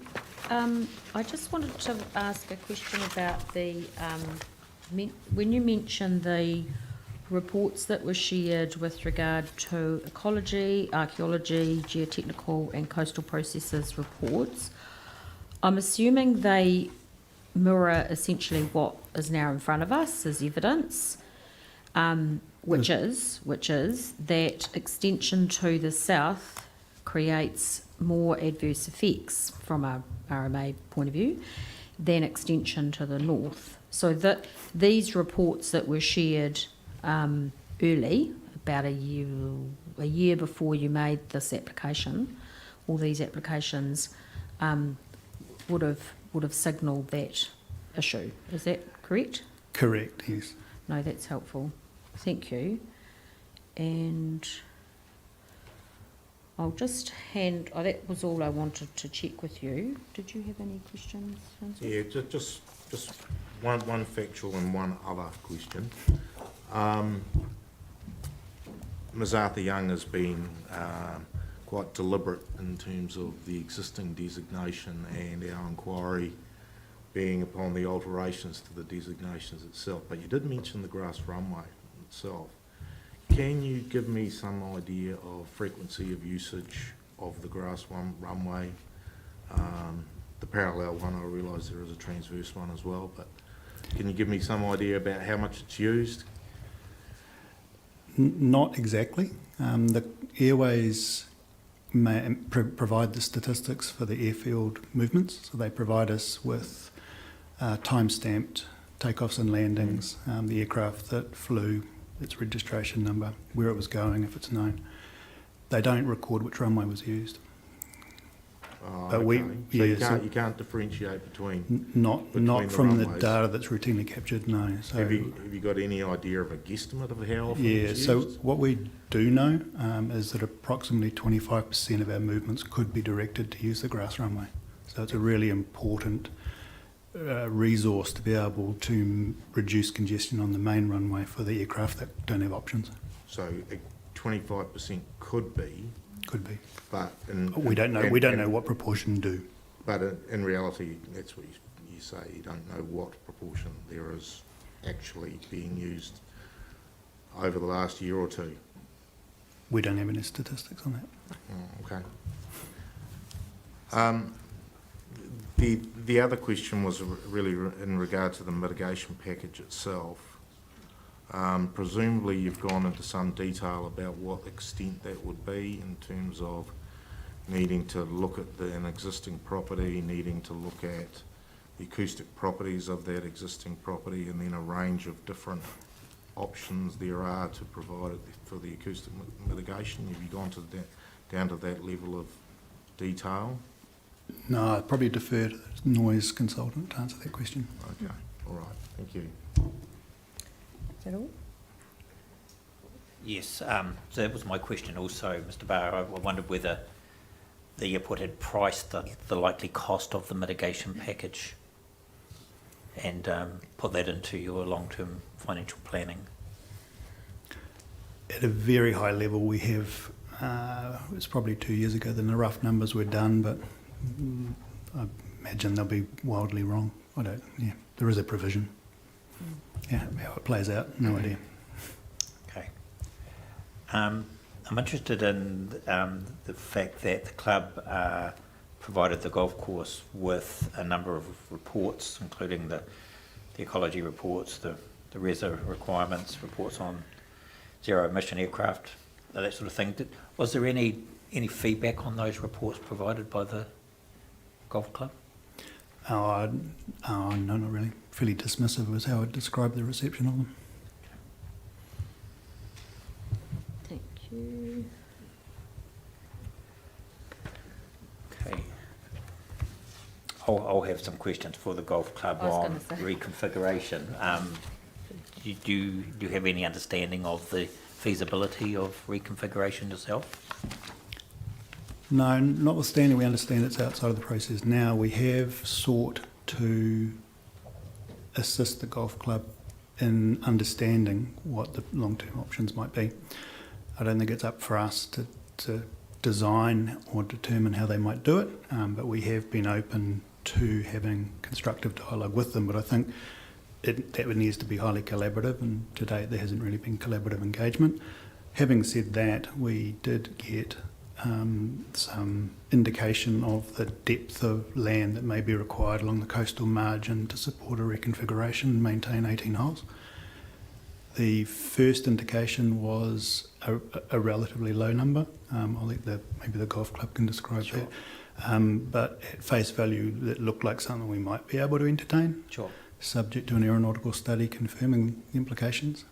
Yes. Subsequent to that early, relatively low number, there was an substantial increase in the amount of area they thought they may need, and it's not clear at face value at all whether we could accommodate that. So we'd need to do quite a detailed aeronautical study, which we've undertaken to do. Yes.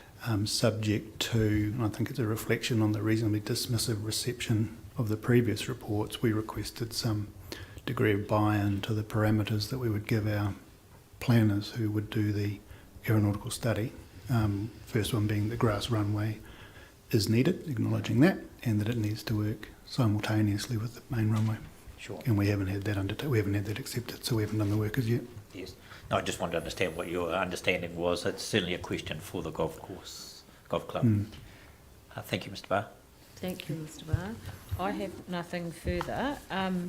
So thank you very much. Now, just checking in, it's just at 1, so we will stop now for lunch, so that gives you hopefully an opportunity to not only have lunch, but to get your other expert on the line. Thank you. And we will come back at 2. If there's any problem, just let us know, but that's fine. Thank you, ma'am. Thank you.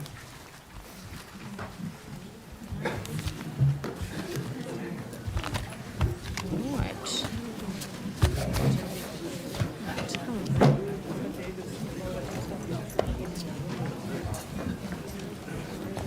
Thanks, Harry. Good use of texting. No, that's perfect, because I do. I'm very happy.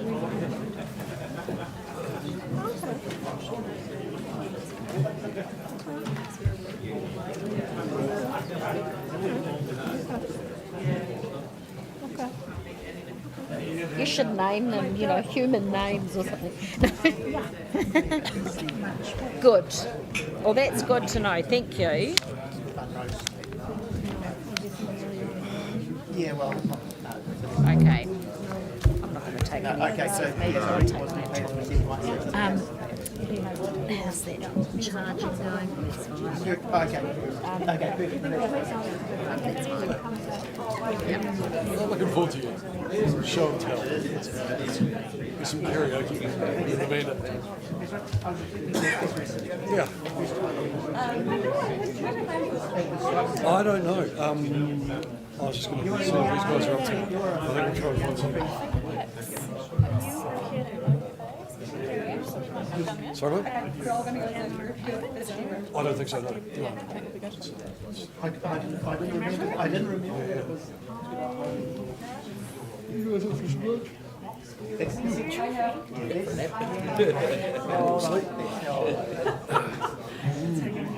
how young you are.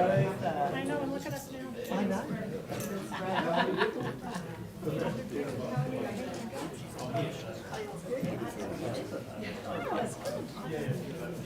David's got his hand into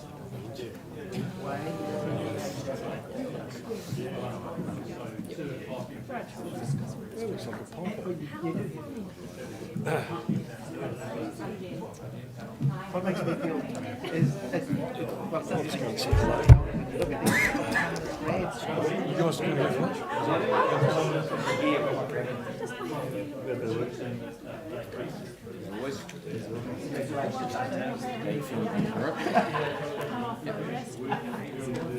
all right, I'll be leaving.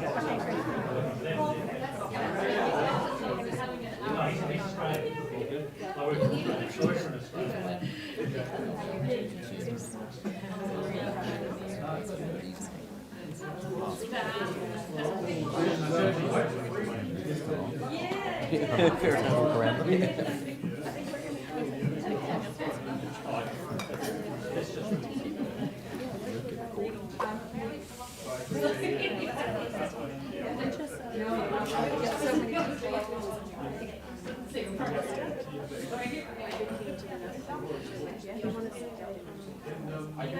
them. I'll go up with these guys. Can you just make sure that it actually works when we... Cheeky pie. Yeah.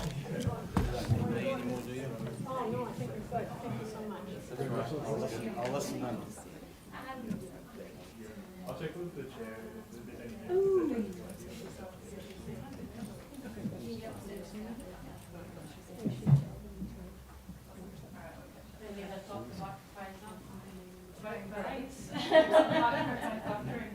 Yeah. We'll remind these guys. It's a nice thing.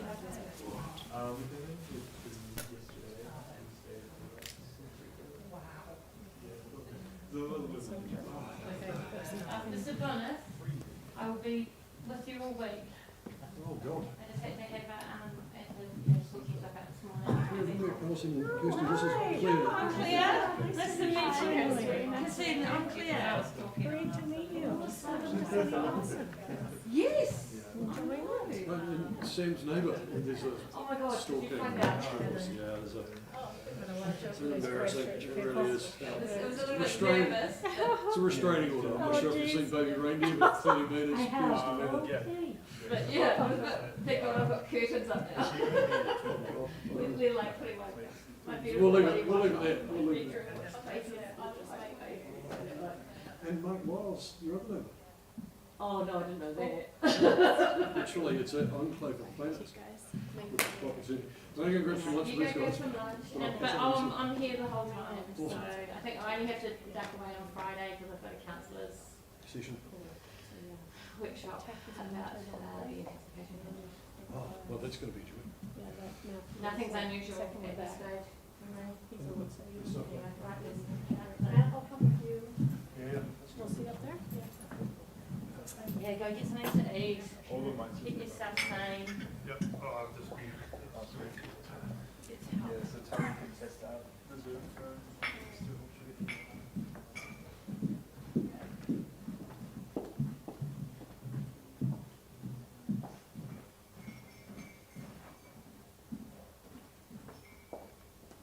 Is he available now too?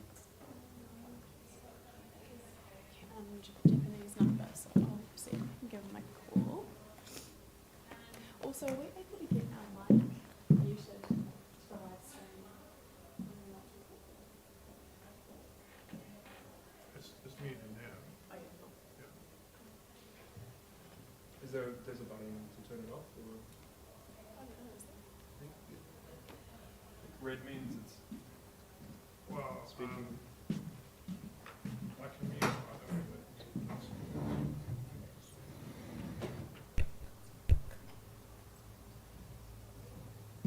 don't know, muting the live stream so no audio's going out.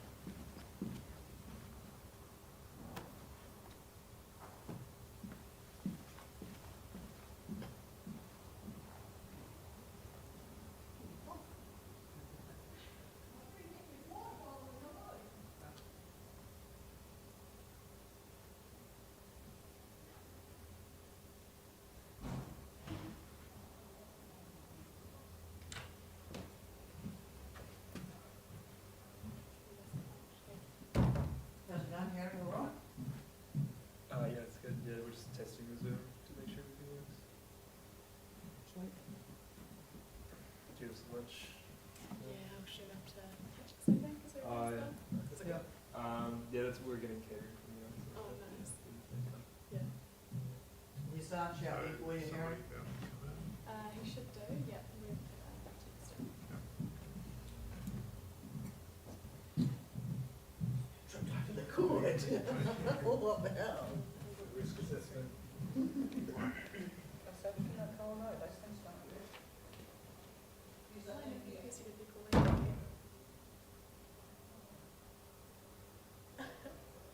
Yeah, morning's gone well, we think. So, you know, happy. We're just trying to see if we can get you joined up to the tech to make sure we're working. If you want to join the Zoom.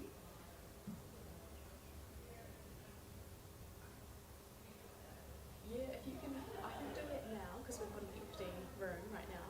And then we can just make sure all the audio is working and it's all nice. And then you can just turn your camera up and mute yourself for the next sort of 50 minutes. Perfect. Cool. Any last minute questions or?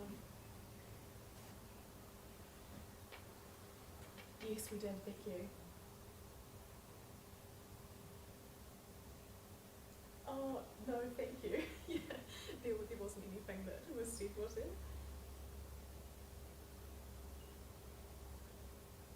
Yeah. No, thank you, yeah, appreciate that. We've got them turned off now, so that's good.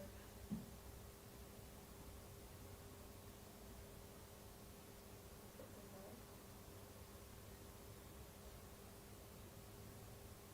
Perfect, we can see you on the screen, that's great. And then we're just going to try and share you to our big screen and make sure we're all working. Can you, Matthew, give us some audio? Can you speak? So Do you want to give us some audio on that? it's currently muted. Oh, no, that's good. Can you hear me okay? Perfect, yeah, that's great. Can you hear us at all? Yeah, a little bit soft, but it's okay. Yeah.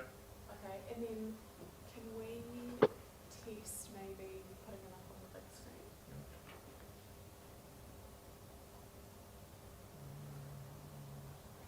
Yes, okay.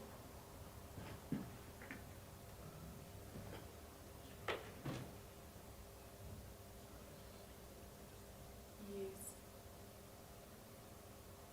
Answer the commissioner's questions we'll go through in that with you on his audio from the microphone. They'll come through the mixer, yeah. Okay, yep, so they will come through the mixer to you, so it should be a lot clearer than what I am currently speaking, because I am not by mic. Okay.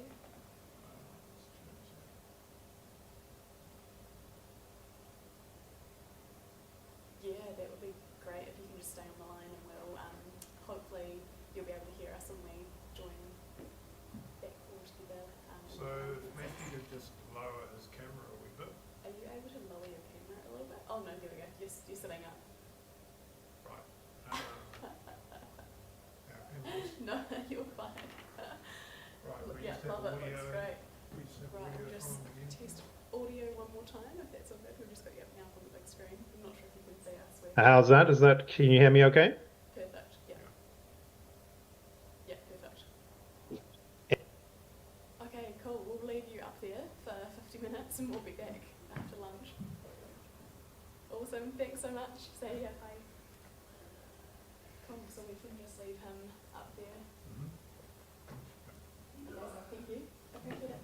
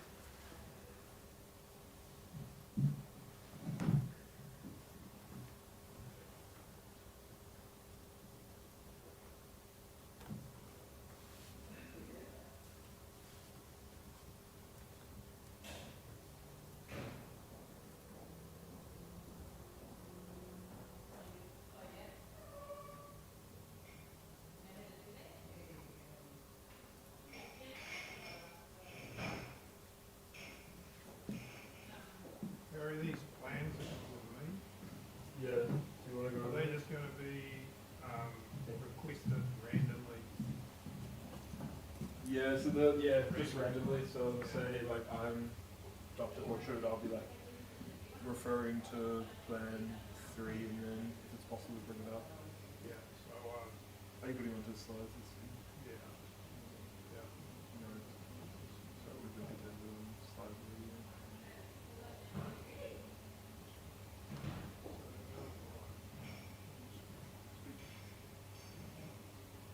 I've got no idea. I think it's all random, just what experts you want to follow.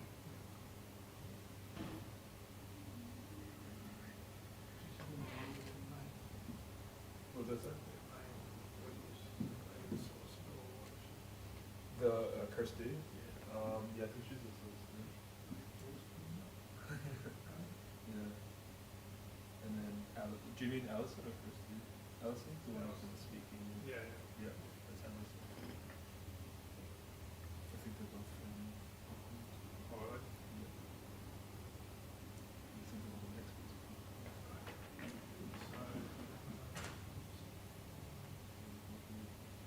So that's what I look on the screen. What's that? Yeah, that looks great. Yeah, I mean, you can't really see the key, but I think the speaker can just talk to whatever the key is, you know? So, yeah, so.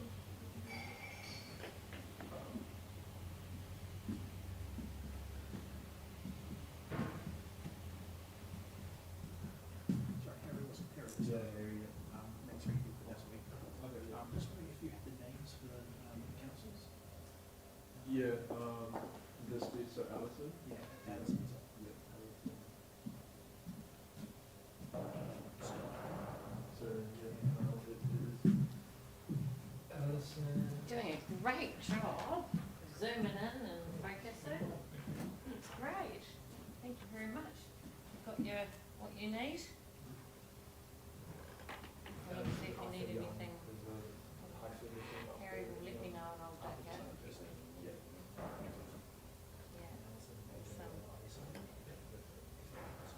Yeah, we have a double up with audio on the start. Yeah. Nice setup.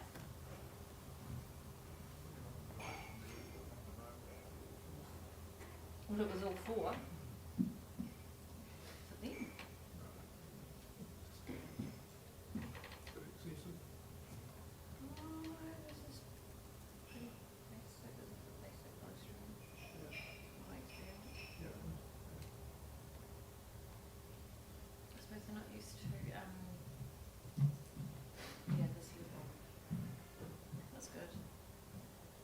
But, you know, next level up, you know.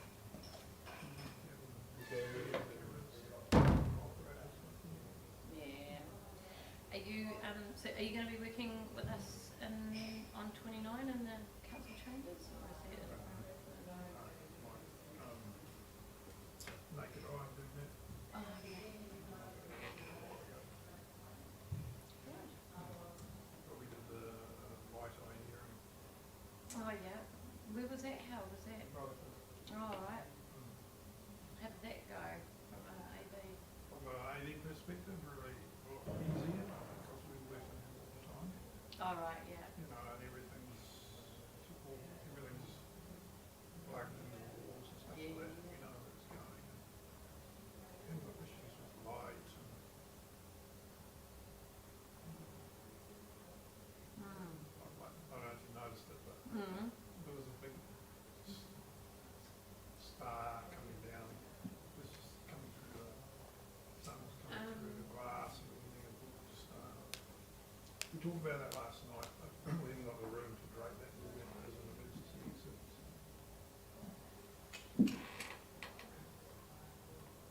Because that sun's going to end up coming through there. It's, yeah, we were looking at that last night when we were sitting up.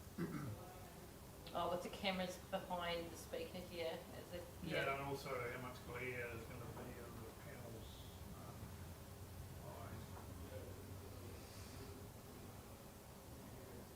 Well, the only other way is to turn it completely around. Yeah, that's a big job. Well, if you turn around, you're just going to put the light, Thank you. Wait 1 second. I think the microphones are still on. We've got Nicole before.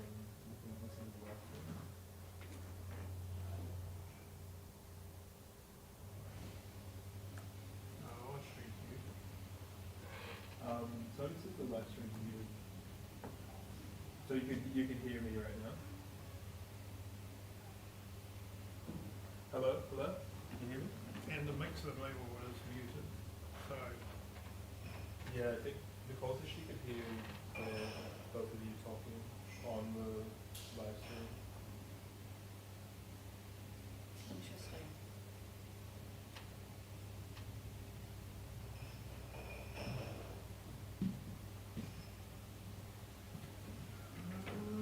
So he's just in troubleshoot there.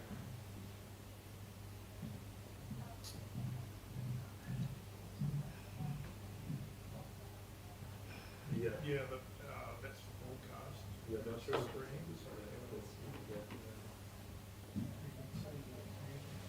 Yeah. Oh, well, yeah.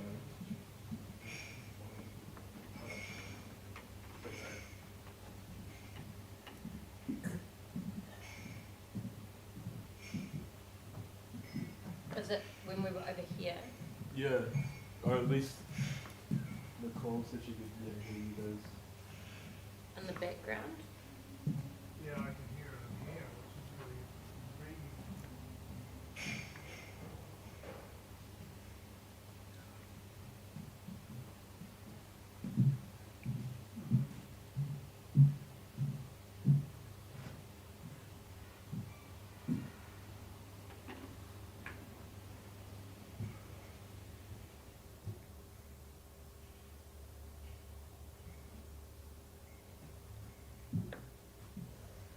What colour should the microphone like to be?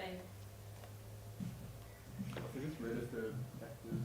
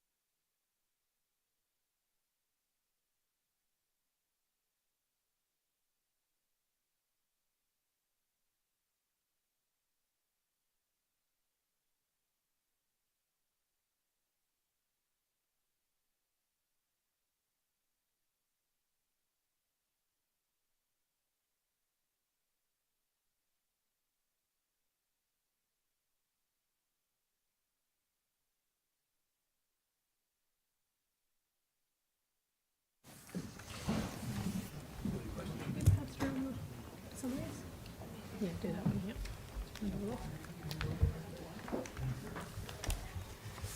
Yes, I can, thanks. Thank you.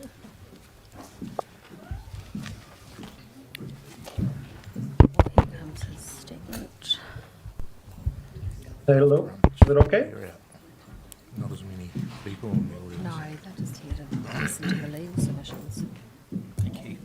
Thank you. Is that okay now? Yep. Sorry? Did you give me two? Yes. Right, so I don't know what you can see at your end, Dr. Orchard, but we can see you. I can kind of vaguely see something. So I'll just introduce ourselves and then I presume you kind of know the drill. So I'm Helen Atkins, I'm the chair of this hearings panel, and to my right is Lindsay Daish and to my left is David McMahon.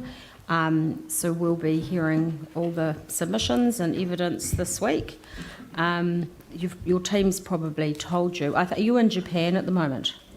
Yes, I am. So is it 5 hours behind or something? 4 hours, not too outrageous. It's not too awful. So you're not getting up in the middle of the night.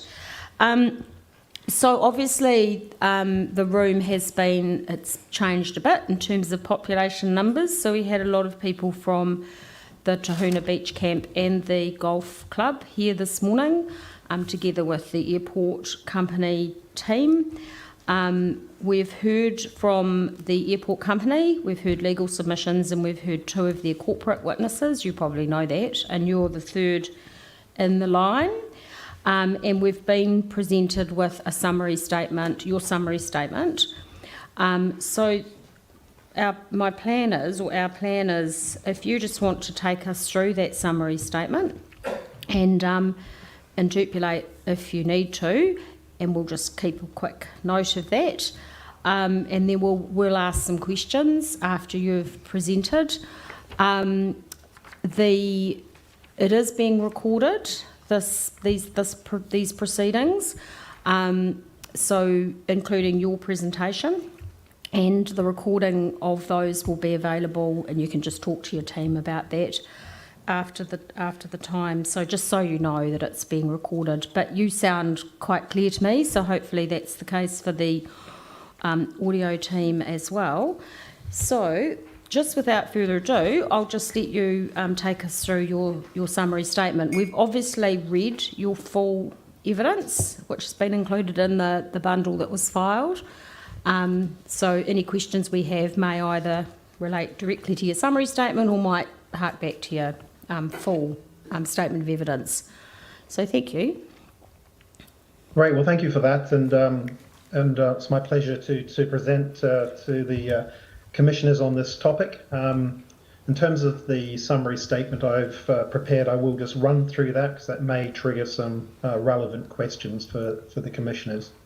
I have provided evidence on behalf of Nelson Airport on the key aeronautical considerations for a runway extension, and this also includes the provision of what I would deem standard length runway and safety areas.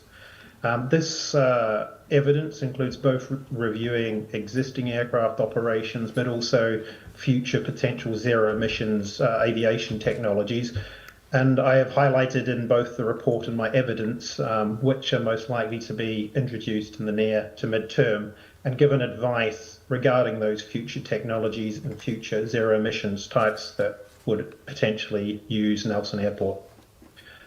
In my evidence and the report I have provided, I have stated very clearly that the current runway length at Nelson Airport probably makes it unsuitable for a number of zero emission aircraft types that would naturally tend to be use this size of regional airport. And if the airport is not able to maintain access to those future aircraft types, I also highlighted that some of the facilities may become unviable, and also there would most likely be some accompanying economic disbenefits. In my evidence, which I'll touch on again a little bit more soon, I highlighted that there are payload restrictions on existing aircraft types, particularly the Q300 and the ATR 72 types.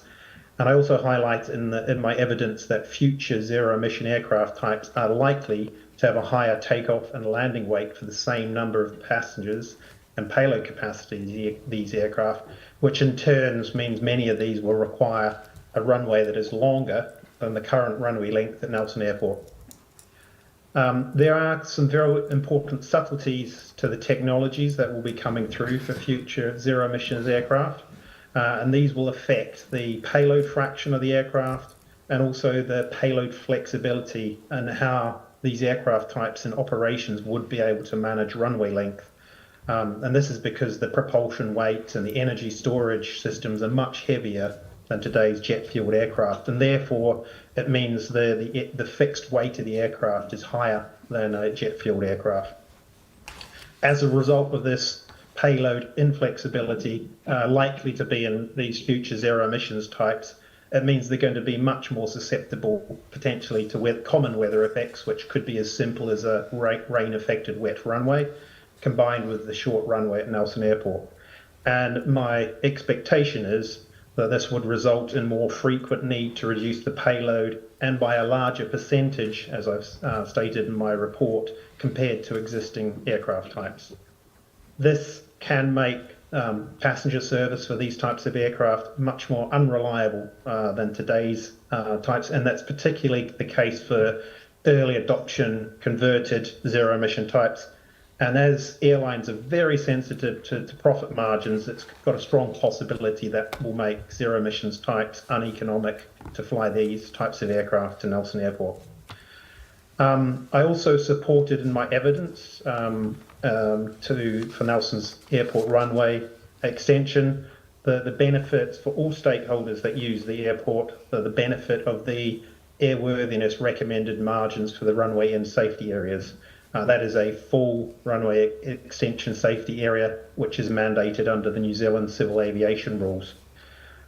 Just commenting about the expertise that underpins this, there is a much longer biography in my main evidence, but it is based on 25 years of aviation experience, particularly in aircraft design and development. That includes executive level positions at Airbus, a doctorate in aircraft configuration design. I am active in the work on designing zero emissions aircraft at the moment, and my work has previously been recognised by the Royal Aeronautical Society in London. I would like to just comment on three main themes before heading into questions. The first is the limitations of Nelson Airport length on existing aircraft operations. In my analysis, I went to the Flight Crew Operations Manual and also the data of Q300 and ATR 72 operations on the key Nelson-Auckland-Nelson route. And this reveals that the short length of Nelson Airport's main runway restricts the carriage of both passengers and cargo, and on a frequency that is much worse than industry standards. And in my main evidence, I comment on what those standards are. You can see this in table 1 of my main evidence. You can see both the Q300 and the ATR 72 have quite significant restrictions on cargo operations, but also very tellingly paid passenger operations. I also note in my main evidence that the FCOM, or the operations manual of the ATR 72, highlights that relatively common weather events, which could be as simple as a 25-degree day or rain on the runway, combined with the current runway length, do trigger penalising payload limitations on those aircraft. And you can see that in table 3 of my main evidence, that potentially a rainy day combined with the ATR 72 requires an offloading of up to 900 kilograms of potentially revenue paying payload. These limitations are not trivial in comparison to how the industry designs and wishes to operate these aircraft, as some submissions have suggested. They do have an economic penalty today on the operation of those aircraft and the airfares that people in the Nelson region will be paying. And they do incidentally result in increased emissions, CO2, nitrous oxide, emissions today when you cannot use the full capabilities of the aircraft due to the runway length limitations. I also note, having read Air New Zealand's summary statement in support of the Nelson Airport runway extension dated 30th of April of this year, that they confirm my analysis that these operational limitations do exist. Now talking about future zero emissions aircraft technology and developments, I did provide to Nelson Airport a report titled The Impact of Future Zero Emissions Aircraft on Nelson Airport Runway Needs back on the 29th of August 2022. And this report highlights the pros and cons of the different technological solutions for zero emission aircraft that are in development and what the implications of those technologies would have on required airport runway length. As explained in my evidence, the main technologies are likely to be battery electric or hydrogen technology as the most viable routes to zero emissions flight. And I also highlight in my evidence that these technologies have a higher aircraft weight per passenger due to the mass of these propulsion systems and incidentally also due to the reduction of fuel mass. This means that these aircraft types cannot control or manipulate the takeoff or landing weights in the same way as a jet-fueled aircraft like the ATR-72 or Q300 can today. It means, but mainly due to that lower payload flexibility, that these aircraft types will most likely be more affected by common weather events such as a wet runway or a higher ambient temperature. I again note in Air New Zealand's supporting statement that they also confirm my analysis and recognise that in the short to medium term, next generation, reading zero emissions aircraft potentially could be larger and heavier on a seat-for-seat basis due to the weight of the propulsion and energy storage systems. And I note Air New Zealand, similar to myself, recognises that it's prudent to safeguard Nelson Airport Limited's ability to extend the runway at Nelson Airport. I also highlighted my main evidence, because some of the submissions have questioned it, that there is significant public and private investment underway into battery electric and hydrogen propulsion development for aviation. And significantly, this is supported in a large way by the governments of the European Union, Japan, and the United Kingdom, amongst other governments, and to the tune of several billion New Zealand dollars. This high level of investment, in my professional opinion, makes the successful deployment of zero emissions aircraft highly likely and not mere speculation. Also, in my main evidence, I've reviewed several key zero emissions aircraft development projects, and I consider that most of those zero emissions aircraft, in terms of their size and capability that are being developed at the moment, are of a size that would naturally fit Nelson Airport as a likely destination. I also highlight in my evidence that the entry into service, so the date those aircraft will be commercially available for use, before or around the end of the decade, which is in line with Nelson Airport's extension plans. The third part of my theme of my evidence is around the standard length runway end safety areas, provision of that. And I highlight in my evidence that from a safety and regulatory perspective, that the introduction of a standard length RESA as an part of the expansion is not only just a mandatory standard, but as 67% of fatal aircraft accidents are related to runway length, it's an internationally recognised good practice to minimise the possibility of both significant injuries and fatalities for aircraft operations into Nelson Airport. And I would just point out to the panel, to the commissioners, that at 1.12 it should state 67% of fatal aircraft accidents are related to airport length and not just aircraft accidents. I note the submissions that propose to compromise the standard length RESAs. In my evidence, they ignore the statistical probability basis that we use for the provision of aircraft or aviation safety. And they also ignore the very important contribution that a standard length RESA makes for aircraft undershoot events, the avoidance of aircraft breakup in the case of such an event, and also for emergency vehicle access. And I highlight figure 1 of my main evidence as a very good case example of why a full-length RSEA is important, not just for overshoot but undershoot to protect lives.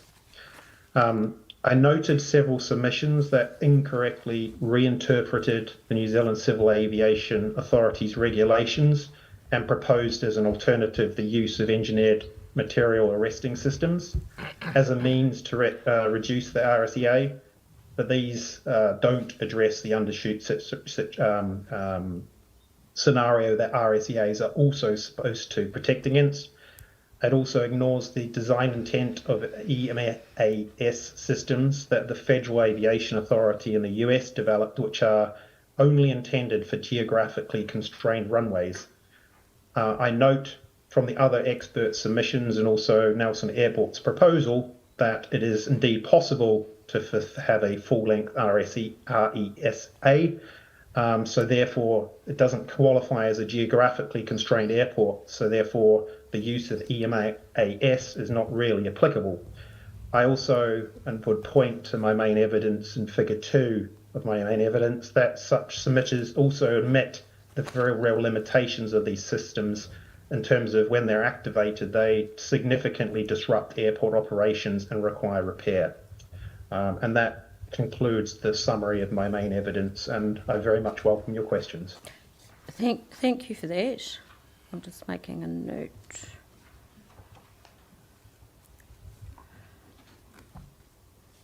Just on your last point, I take it when you say that there are no such geographical limits, are we talking about as on physical, geographical, like mountains or, I don't know, other physical features that do have a problematic in terms of where runways can be and location?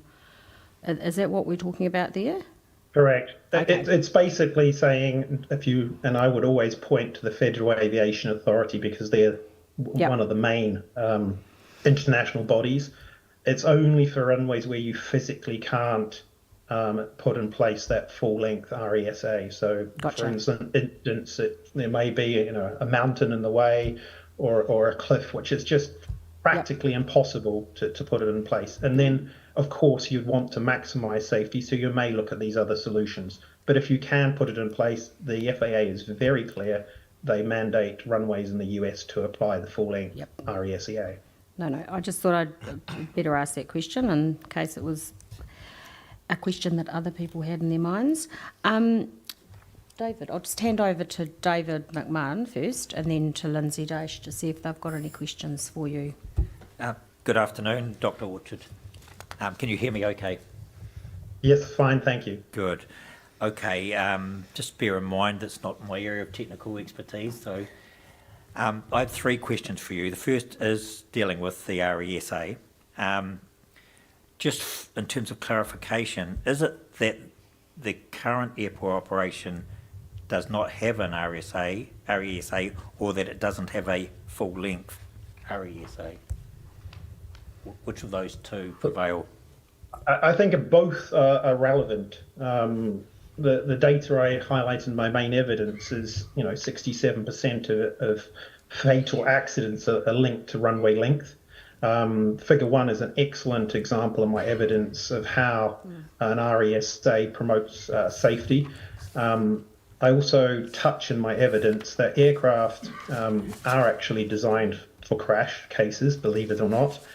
But there's limits to what the designer can do. So if they're going to have an accident, it really needs to be on a flat surface without any obstacles, without things like barriers. So in answer to your question, I'd imagine the CAA of New Zealand would very much like Nelson Airport, irrespective of their runway length, to have full runway end safety areas. Yes. It's good practice and it's proven that it reduces fatalities. Sure. I think I probably expressed that question not too well. I'll rephrase it. In terms of the existing operation of Nelson Airport, is there an RESA in operation, in place? I think I'd target that question more at Ian, as in terms of the experts, but my understanding there is not what we would consider even a normal RSEA. Yes, okay.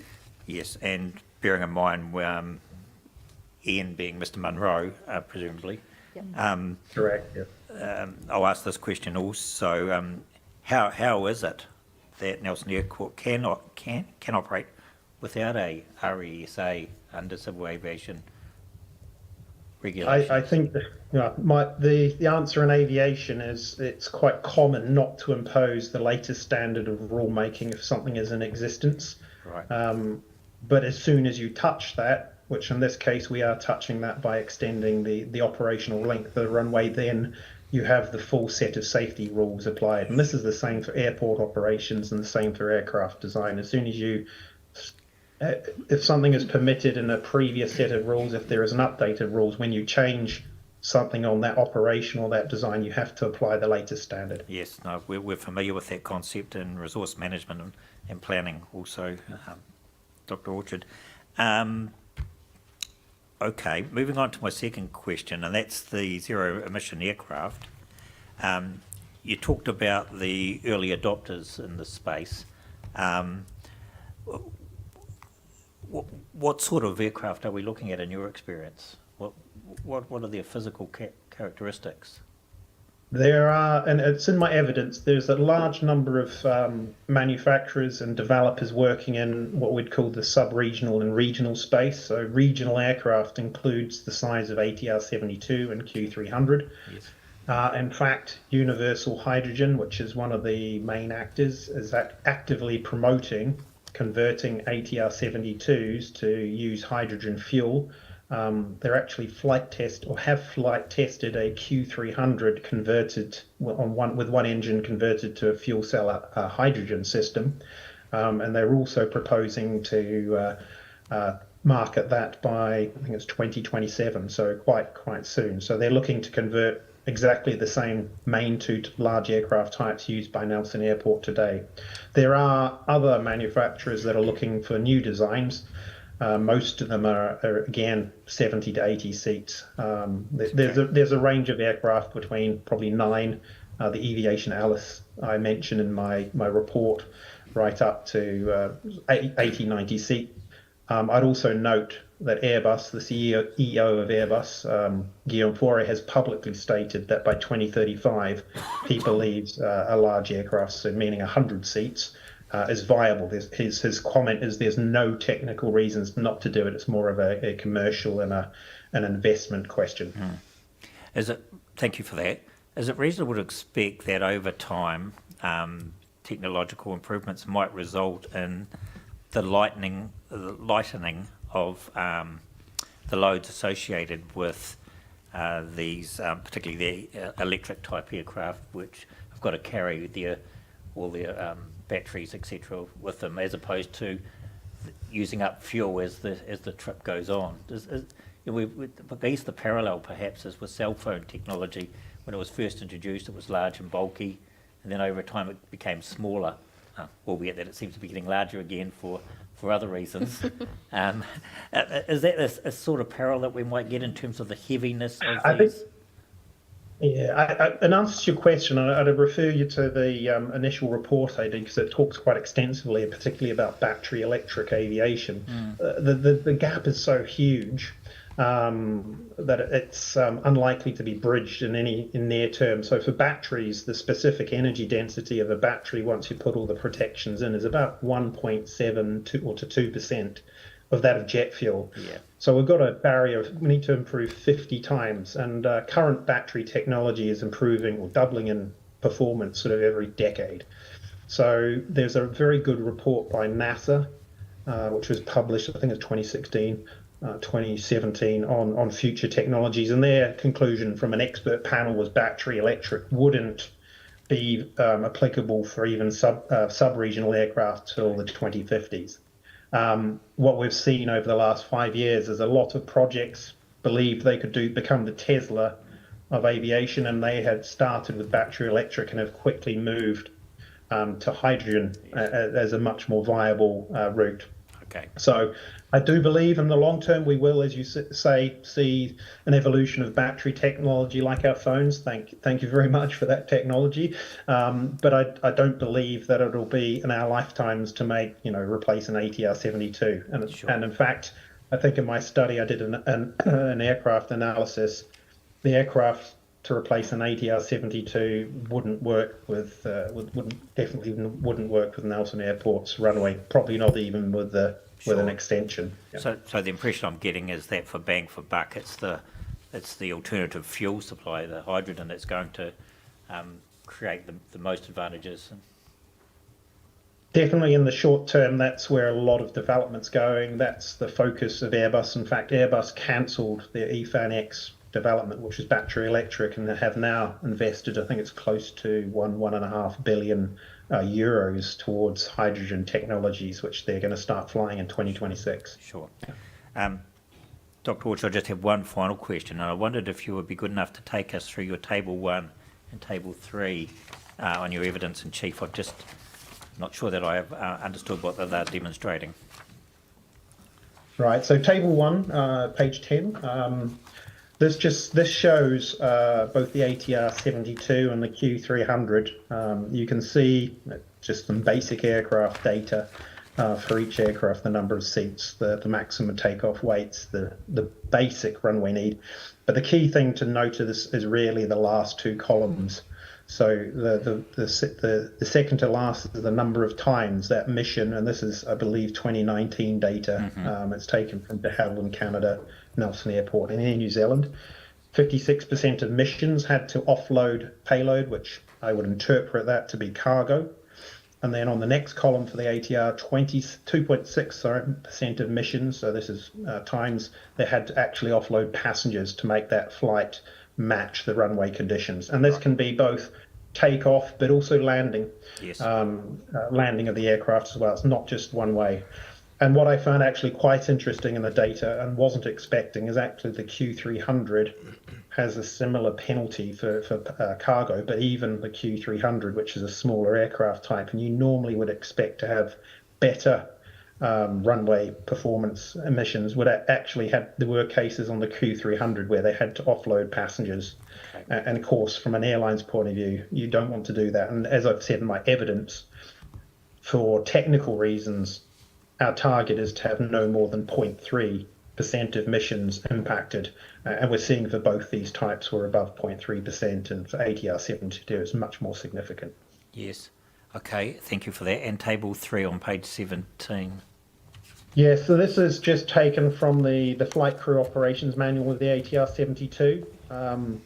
Because if you go and look on Wikipedia, it'll tell you the very nice thing, it only needs a runway of 1,315 meters. But that's in an ideal international standard atmosphere. It doesn't take into account the air, changes in air temperature, if the runway is wet, very common environmental things which impact the performance of the aircraft. And what you can see is if you just raise the air temperature by 10 degrees to 25 degrees, and Nelson being a nice sunny part of New Zealand, I expect 25-degree days are relatively common. You can see that the required runway length is already beyond the existing length of Nelson Airport's runway. So to get back to the required, be able to use that runway, they would have to offload 270 kilograms of fuel, passengers or cargo. And then even more impacting, I think more telling, is Nelson does, even though it is the sunniest place in New Zealand, does have rain. You can see for a wet runway, because of the impact that has on rolling friction, it requires a longer runway. 1,455 meters, so in line with what Nelson Airport is planning, but with a 1,347 meter long runway, you're having to offload potentially 900 kilograms of payload. Okay, yeah. And that then links back to the previous Table 1, why we see those effects in real world operations. Yes. And just for the record, that third column on runway length required, is that with or without a RESA? That would be, the RESA would not be included. Yes. The RESA is purely there for a safety event. Yes. You are not allowed to use the RESA within the field length calculations of the aircraft. The pilots would ignore that. Yep. Yes. Thank you, Dr. Orchard. That's been useful. Thank you. I'm just going to turn to Lindsay Daish now, who might have a couple of questions for you. Yeah, just a couple. Thank you, Dr. Orchard. And I certainly have learnt a lot about this particular topic with this hearing. In your summary statement, at 1.2, you say if the airport's not able to maintain both current and future aircraft types, its facilities. What precisely facilities could become unviable? You're talking about the maintenance operations or the... Okay. Correct, yes. My main concern would be around the maintenance operations. At the moment, they're working predominantly on the Q300 fleet, which Air New Zealand has stated in their publicly on their NZ0 campaign. It's their oldest fleet that they're looking to replace with zero emissions types. And if you get to a runway limitation, you may, in some technologies, not, if you replace that aircraft, not be able to fly with a full economic payload, so you have to do a positioning flight. You have to fly the aircraft empty, do the maintenance, get a crew there on another aircraft, and then fly it out. And this adds significantly to the maintenance costs. So it may be in the planning or the business case, in that case, that they have to consider, is that facility still viable, or what would also be clear is it's likely they wouldn't be able to deal with all the types, future zero emissions types that would in the past have been able to access Nelson Airport. Yeah, it may be more a question for Mr. Munro, but are the maintenance facilities, they're like as and when required rather than any scheduled maintenance on those aircraft? Is that my understanding? I don't know. They should be doing all the main checks for the Q300 fleet, which will include scheduled maintenance as well as ad hoc maintenance. And my understanding is that the Q300's fleet's main maintenance operation is based at Nelson Airport, and maybe Mr. Barr can confirm that. Okay, thank you.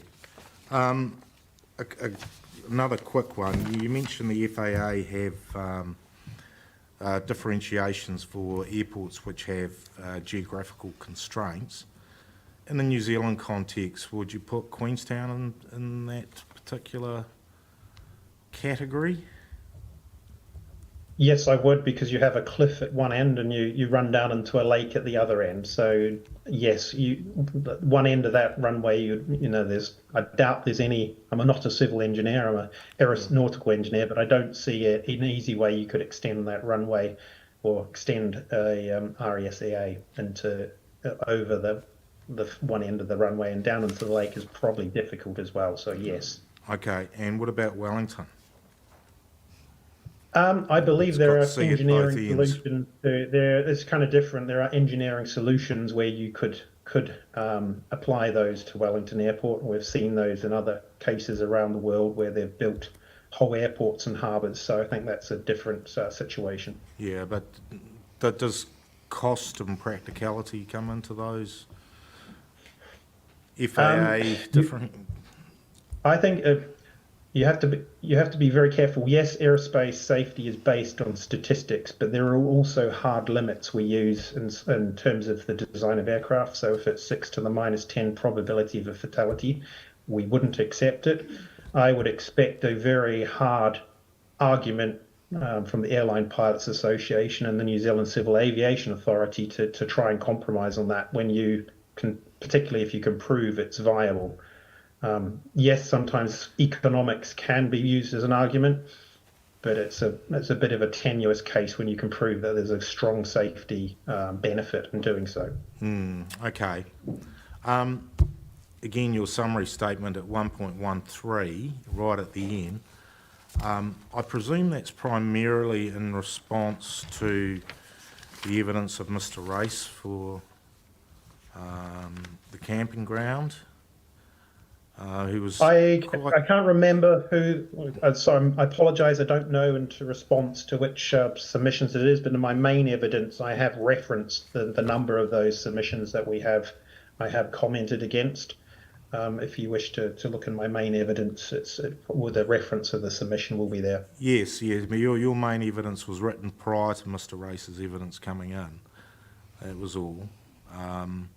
And I just presume, because his evidence was put some doubts in his mind anyway about the need for RESAs, whether there was alternatives available, whether there could be improvements like, incredibly swift improvements in terms of things like battery technology. That may mean that you might be able to provide a shorter runway length and a shorter RESA area. That was the reason for the I'd question. split that into two, if you wouldn't mind. I'd take the RESA area. I think that it's very clear if you look at the technologies used today and statistical evidence. I mean, the report I referenced from Boeing takes data right back from 1959 to, I think it's 2020, that these do make runway length does influence fatalities in aircraft operations. So there is a strong evidence for that. And I mean, airworthiness authorities like the FAA and EASA in Europe don't mandate these things for fun. They do want to make sure that you're getting bang for buck in terms of safety. So I don't believe there is another way to create a RESA. Aircraft are designed to take an impact of 6G vertical onto a flat surface and protect the occupants. If you have a safety wall, a fence post, a bunker, as I said in my evidence, it's likely to split the fuselage. Fuselages are typically 1 millimetre, 1.5 millimetres of aluminium or carbon fibre. So if you hit a pole at 100 knots, 120 knots, it's going to punch through the fuselage. Whereas if it lands on a flattened area of ground, it's going to protect the aircraft, the occupants.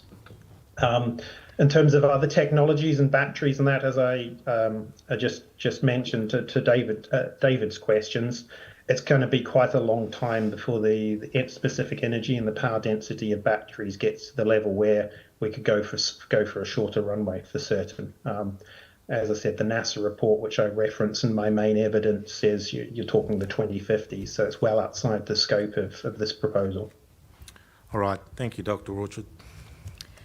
Thank you. Can I just clarify or get you to confirm or otherwise? I read your comment at paragraph 1.2 of your summary statement that you were just asked a question about the facilities being unviable as sort of, at the worst case, the entire airport wouldn't be able to operate, would it? If we've heard and read in the evidence that if there were significant additional requirements for existing aircraft types, such that a RESA did need to be provided for, that would affect the viability of the airport as a whole. And if these future aircraft are such that they require a longer runway, it worst case, but it does sound to me like there's a significant problem for Nelson Airport into the future. Is that, I know you probably don't want to be as negative as that, but is that kind of what we're looking at, realistically? It's a multi-aspect question, so I try and break it down. I know, it's not as black and white as I'm trying to make it, yeah. No problem. So in my evidence, I did not look at the scenario of applying the RESAs to the existing length of runway, so effectively shortening the operational length of the runway. I know that, As I answered David, I haven't looked at that, and I expect that would be so penalising. It would be, would be highly impacted on the airport. And regulation as it stands today, and I would also ask Ian Moreau to comment on it, it's unlikely unless the airport configuration was changed that it would be enforced. Although, as a flying member of the public, I certainly would like to see RESAs in place. That would be quite a severe scenario, and I didn't look at it. Yep. I did, however, consider if we see a move in technology, particularly for the Q300 fleet, which is currently maintained at Nelson Airport, the likelihood is that aircraft will be bigger. It will require a longer runway, and then you may be in the situation where to get that aircraft into Nelson, or Air New Zealand could choose to use a slightly bigger type of aircraft in their selection for the the Q300 replacement, that they would have to look at the business case. Does it still stack up to maintain that maintenance facility at Nelson Airport? Gotcha. No, that's really helpful. Thank you. So thank you, Dr. Orchard. I think that's all of our questions. So we can release you from attendance at this hearing from now on. So thank you. Thank you. Thank you, Dr. Orchard. Thank you. I'd now like to call Mr. Munro. Got a heads up about what some of the questions might be. Which he's welcome to answer in advance if he wishes, but up to you. Can you hear me all right? Yes, thank you. Excuse me, a slightly husky voice, but I will leave the follow-up questions to the end, if unless you actually want me to immediately address them. No, I'm entirely in your hands in terms of how you planned to do this, so that's absolutely fine. Okay, thanks. Good afternoon, everybody. My name's Ian Munro. I'm the General Manager of Airbiz Aviation Strategies. We refer to ourselves as Airbiz. I'm based in Auckland. Our company has offices and work extensively around the world: New Zealand, Australia, Canada, the United States and Europe. And I've worked 37 years in a very, very wide variety of airline and airport roles, and have a lot of experience here in Nelson Airport as well. And I have led and directed the planning work that has contributed into Nelson Airport's notice of requirement. I'm now just going to my summary statement and taking out the key things in that.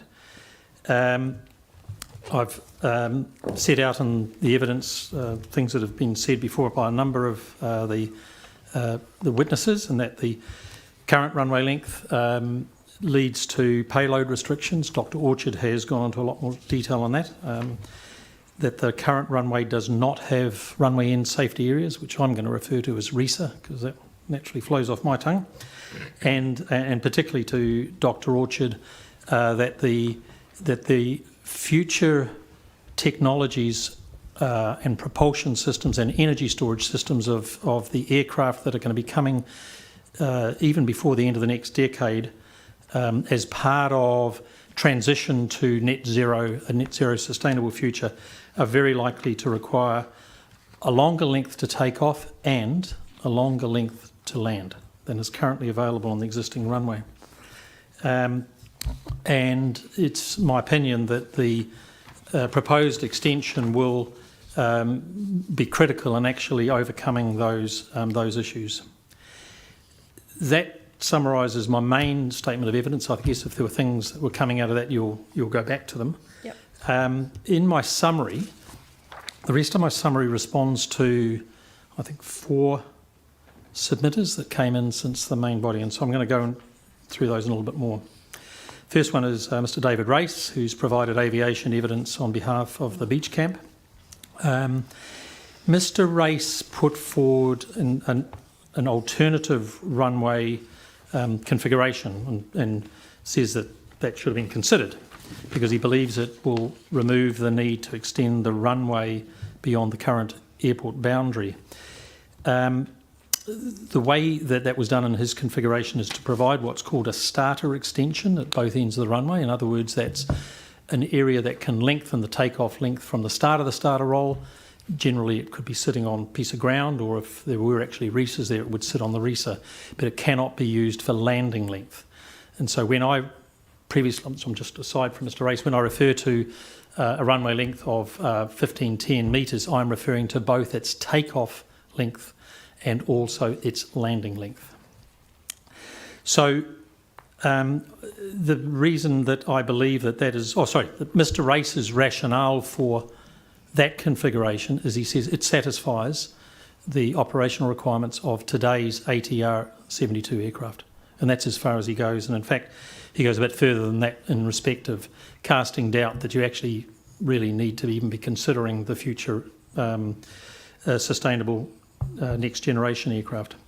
His alternative configuration does not provide for a RESA at each end of the runway. In other words, it's just a a modification of what's there today, a very, very short-term view.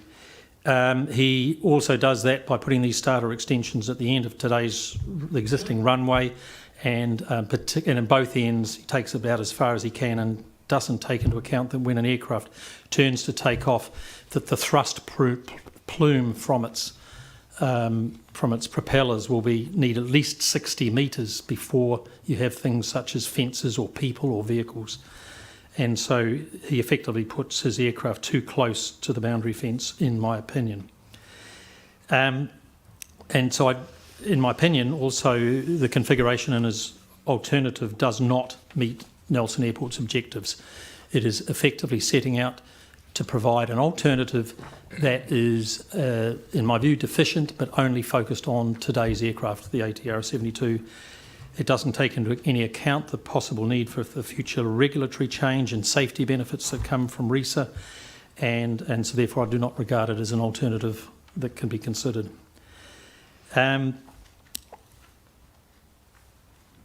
will skip then to runway in safety areas in my summary statement. 2.7, 2.8 and 2.9 I think I've covered off as I've gone through this. Mr. Race effectively in his submission is saying, well, there's no immediate need to provide a RESA, so his alternative configuration doesn't provide it. However, in my opinion, it is really essential and important that the airport does provide and protect for those into the future. It's been mentioned before, and perhaps this is the right time I should mention about what RESA's. Shall I try to answer some of those questions now, or do you want to rephrase the questions? Answer them now, because Yeah, okay. I'm interested, because if you haven't interpreted them correctly, I'm sure my friends will correct you, but it would be interesting to see how you've interpreted them, given you've got the technical expertise. So thank you. So the first thing I'm going to say is that what Dr. Orchard described in terms of the safety benefits of a RESA, I support fully. They are what they would be on Nelson Airport is an area of flat graded ground at the end of the seal, extending for actually 300 metres. The first piece is the end of the runway strip, and then 240 metres. And as Dr. Orchard said, they're effectively there so that if an aircraft overshoots the runway because it lands too long, too fast and slides off the end, or if it lands short, undershoots, that it's providing a much higher chance that the hull of the aircraft will stay intact and that the occupants will survive and potentially not even get injured. So they have a significant safety benefit, and that's why they are considered. If I can just turn you to refer to the main part of my evidence there's a section there, I think at 7.4 in my main evidence. Yep. Got that?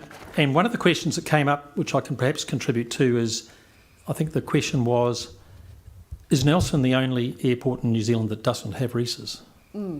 So I have to split this apart. There are a number of, first of all the international airports have them because that's the requirement. They're required to have them in New Zealand.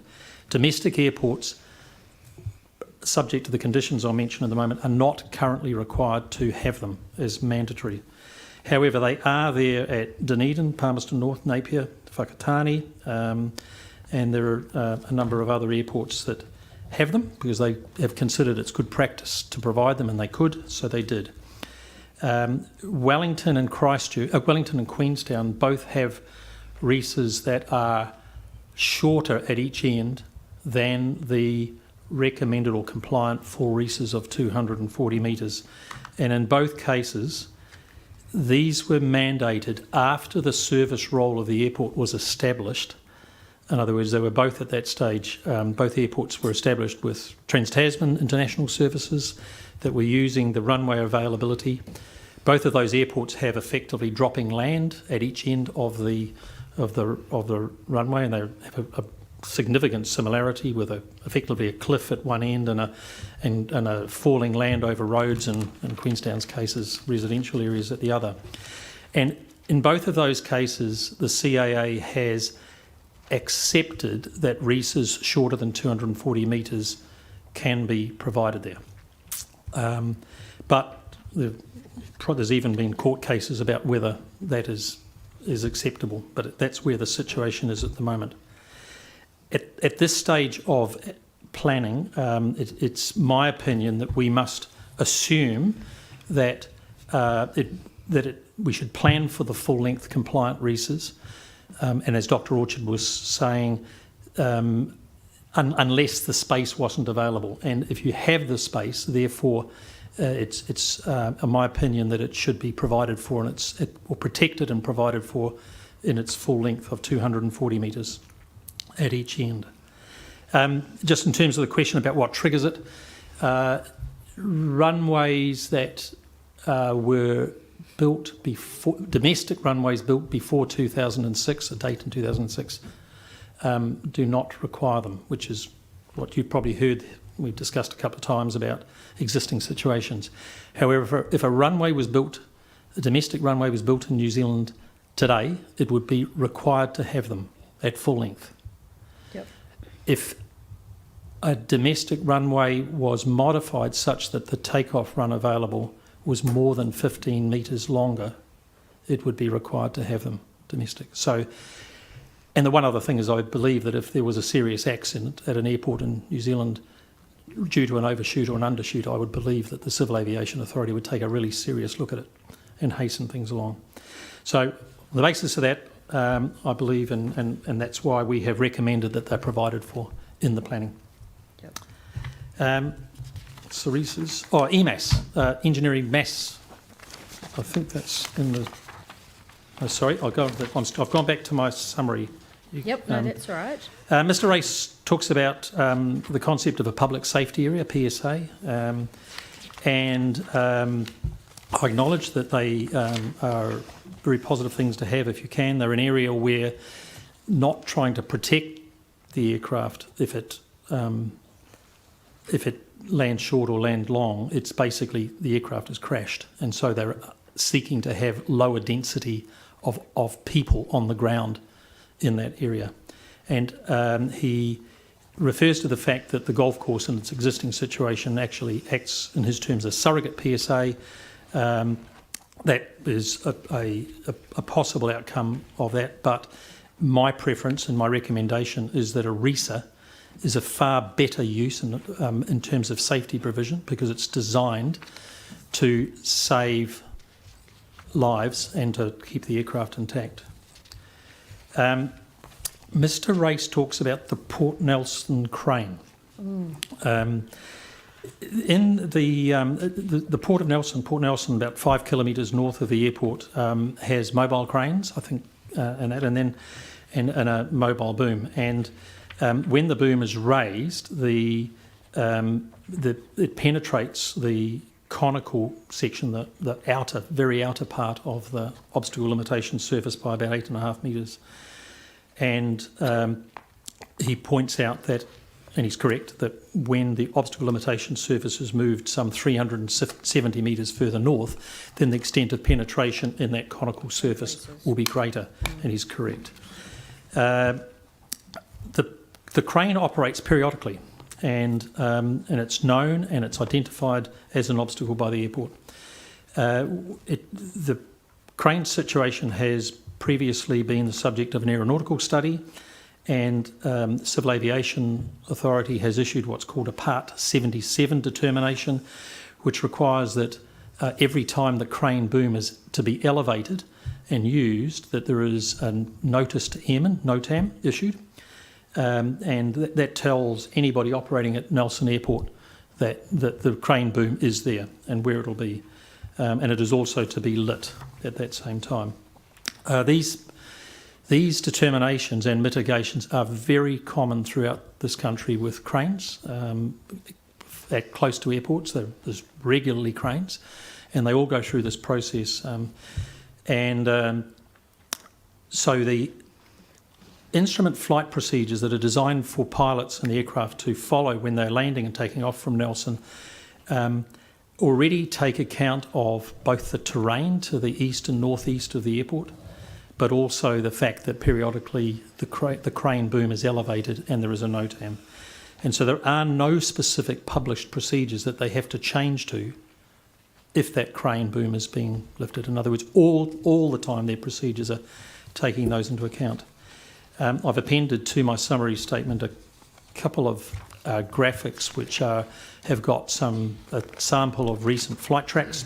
You can see there that the majority of them are either on takeoff turning away from the port and heading out over the bay, or if they're coming into land from that end, they're starting out over the sea and then turning in onto the centre line. There are some straight sections of flight tracks, typically about 1,500 metres before landing for arrivals and about 1,000 metres for takeoff, the straight section before the aircraft is in a turn. When the majority of those tracks are at a distance of 950 to 980 metres away from the crane as it goes past the crane.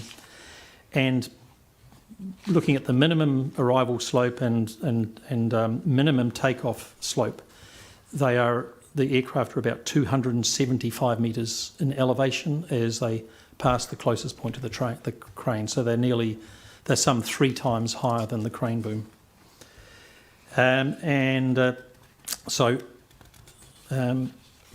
That's the key points there. Mr. Race, in his submission, has a view that particularly landings to the runway from the south may become more affected by missed approaches. And that's a missed approach is a situation where pilot coming into land, when it does happen, it's infrequent. When it does happen, it's because certain visibility, forward and vertical visibility requirements have not been met. And so the aircraft is required to go around, miss the approach and turn away.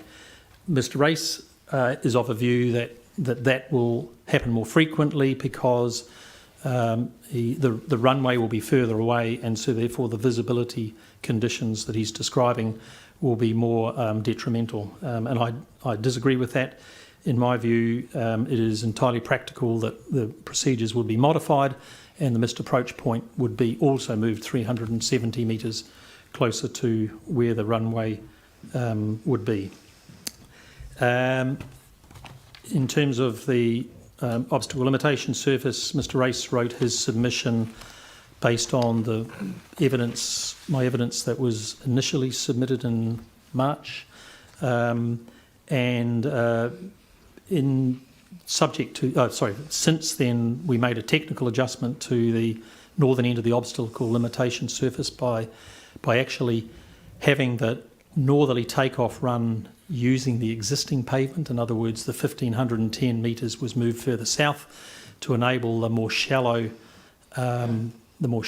takeoff part of the obstacle limitation surface to be moved further away from the houses. So in my summary evidence there I've described that, and because he was saying, Mr. Race was saying that the existing surface was 7.4 metres lower, and I'm explaining here that it's only 3.26 metres lower.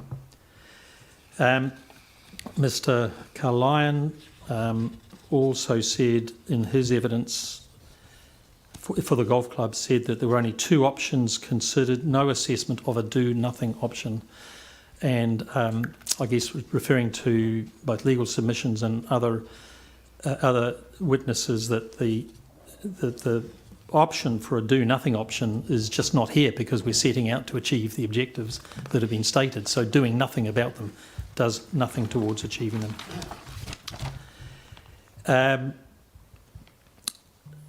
Mr. Carlyon also talks about the need for, or saying it's speculative to assume that future generation aircraft won't need a longer runway, and I defer to Dr. Orchard and Mr. Mukhopadhyay on that, their evidence. Mr. Carline also infers that the need for a runway extension is partially based on passenger numbers and questions whether passenger numbers will ever require that. That's not really the right way to look at it. The need for a runway extension is not specifically driven by the number of passengers. It's much more, as you've been hearing today, driven and required to service the types, the technologies and operational requirements of the aircraft of the future. And also Mr. Carline says that we haven't evaluated new technologies that might be able to provide a safe alternative to a runway extension. I am assuming here that he might be talking about engineered material arresting systems, EMAS. And again, my main evidence discusses those, and it's in line with what Dr. Orchard was saying.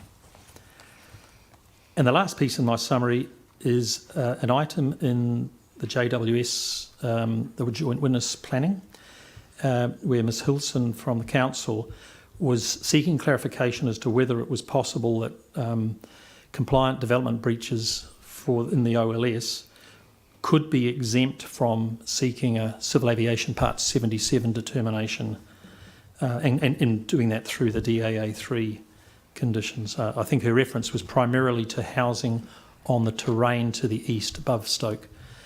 I can't support that at all. In looking at the Part 77 of the Civil Aviation Rules, I can see no pathway in there that would allow for that exemption to be written down. So that's my summary. I hope that was what you needed to hear. Thank you. Looking forward to questions. Very good. Well, I'll ask Lindsay on my right to ask any questions to start with. Sure. Your very last comment about the eastern slopes above Nelson. Had a little bit of experience with obstacle limitation surfaces before, and intuitively, the further you get away from the airport, the higher it is, and really it doesn't matter because you are so far away. So, in terms of the eastward side OLSs itself, you'd have to build something pretty significantly high to breach it, wouldn't you? No, it breaches because at that point there, if it's going through the obstacle limitation surface, it breaches it. But can I explain that the obstacle limitation surfaces are symmetrical? Yes. The diagrams you'll see, they're basically a symmetrical oval. And there is work being done globally to make them what I would describe smarter, to take much more account of the way aircraft are flying. They were based on the days when aircraft, a flat piece of ground and aircraft flying straight in and out and circling around the airport. The situation here is that the CAA's Part 77 has provision for what's called shielding. I won't go into a whole lot of detail, but the application would be is if there is terrain that is higher than the permitted development of the house within a distance, and in the particular case that would apply there, it's probably 300 metres approximately each way, that it could be regarded as shielding and therefore going through a further process acceptable. What doesn't appear to be happening is that there's not a lot of housing development is actually doing the correct thing and triggering the Part 77 notification. From my point of view, I can't support it because that's what CAA says. Different question altogether as to whether it would then be acceptable. I guess some of the criticism of these before is that they are unclear to the layperson, and if you look at it intuitively, you think that there's no way if you've got you're putting a two-storey house on a hill, for example, when it's set, potentially set a kilometre or further away. Yep. How is an aircraft going to strike it? Yep. And I realise that CAA says what it is, but in terms of the workability of it, and the transactions involved with Nelson Airport being the requiring authority as well, they have to look at these things all the time. Is there a way to actually simplify that process from a practical perspective? perhaps it's an issue for the planners as well, but from an aeronautical engineering perspective, is there a way that you can just really know whether or not it's a problem for your particular site without having to seek external advice? My level of expertise isn't to go and do those aeronautical studies to determine that. And equally well, as a professional in this space, I can't direct people to ignore what is a law or regulation. I believe it's a law or regulation. So I understand what you're saying and I concur with it, and I think that there is potentially some work that needs to be done by territorial authorities in the future with the Civil Aviation Authority, but it's not for me to make a recommendation and I can't do that. Okay, I accept that. All right. You were obviously been involved in advising Nelson Airport for quite a time, including preparing options to be considered for the way it wishes to achieve its objectives. Yes. Okay. You mentioned about Mr. Carline's views on a do-nothing option wasn't viewed. But in terms of the other long list options which ultimately discounted for option A and option B, can you remind me what the breadth of those options were? There were four. A, B, C, D. A was to the north, which is effectively the NOR. Option A. B was the same geometry, but starting from the existing airport, the northern airport boundary, and going south. So it crossed Jenkins Creek, crossed the Monaco Peninsula, and went a bit further. So that's our option B. That was B. Yep.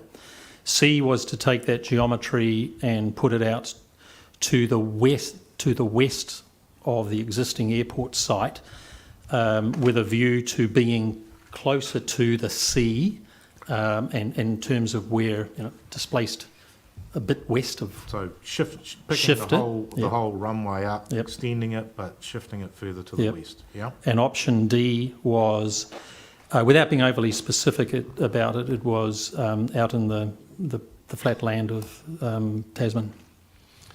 Yeah, so it's a completely new airport and a different location. Completely new airport and a new location. So there's been quite a lot of criticism in some of the evidence from submitters that there wasn't the hybrid option being looked at. About you take a bit to the north and a bit to the south. Yep. Now, do you have a view about why that wasn't appropriate at a long list level, recognising it could be discounted to be taken forward for further analysis? Although it didn't formally turn into an option, we were aware of the fact that you can do things that put starter extensions on RESAs. So if you start off and said we want to have a RESA and we put starter extensions on those, the issue is that the amount of space between this isn't only about takeoff length. Starter extensions, which are what the hybrids are about, involve the increasing the takeoff length, but they don't deal with the landing length. And we've also got these aircraft in the future that will be heavier even for landing. So that in the end, the 1,510 metre length is both, in this case, both a takeoff length and a landing length. Hybrids do not get that. Mr. Race's hybrid has a landing length of 1347, and Mr. Hambleton's from a couple of days ago that just came in 1347. They haven't changed the landing lengths. Yes, so if there was a hybrid that looked at achieving the same length of runway now being proposed, that wasn't looked at. A bit from the south and a bit from the north. Or that's correct, because as a potentially realistic option. Yes, well, because I think my recollection is that anything that had that geometry of RESA at each end and 1510 between it, as soon as you moved it southwards, it was in Jenkins Creek. And so in terms of from an aeronautical point of view, we could slide that thing as far up and down as we liked. But in terms of it then going to Nelson Airport's other advisors who we're assessing environmental effects, etc. Anything further south of where it is in Jenkins Creek. Yes. And so it was effectively, my understanding is addressed by the environmental examinations and other examinations that were done in option B. Okay. Obviously, the adequacy of alternatives is a factor we must consider. And reading through the material, I wasn't too sure why what's called the hybrid option wasn't actually formulated at that longer stage, potentially to be discounted later. But I wasn't too sure whether that was the case. I think it's ended up getting used in a couple of different ways. One way is what Mr. Race has been, Mr. Hamilton doing, where it's more of a compressed hybrid where there's either no Reeses. The other one I think Commissioner Dace you're referring to is just sliding the geometry south. And again, my understanding that's a question that can be put back to Nelson Airport is that it was aeronautically it can do effectively the same thing, but it has the environmental challenges and environmental issues of the southern option B. Okay. Last one from me. Mr. Race has also mentions a number of times in his evidence that where is CAA, where is the confirmation from CAA that they're happy with this? Do you have a response to that?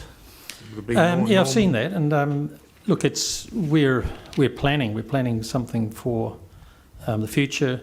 We're working in the framework of the civil aviation rules and advisory circulars, which we know very well, and at master planning levels and planning for this, it would be normal for us to just work with the material that we've got.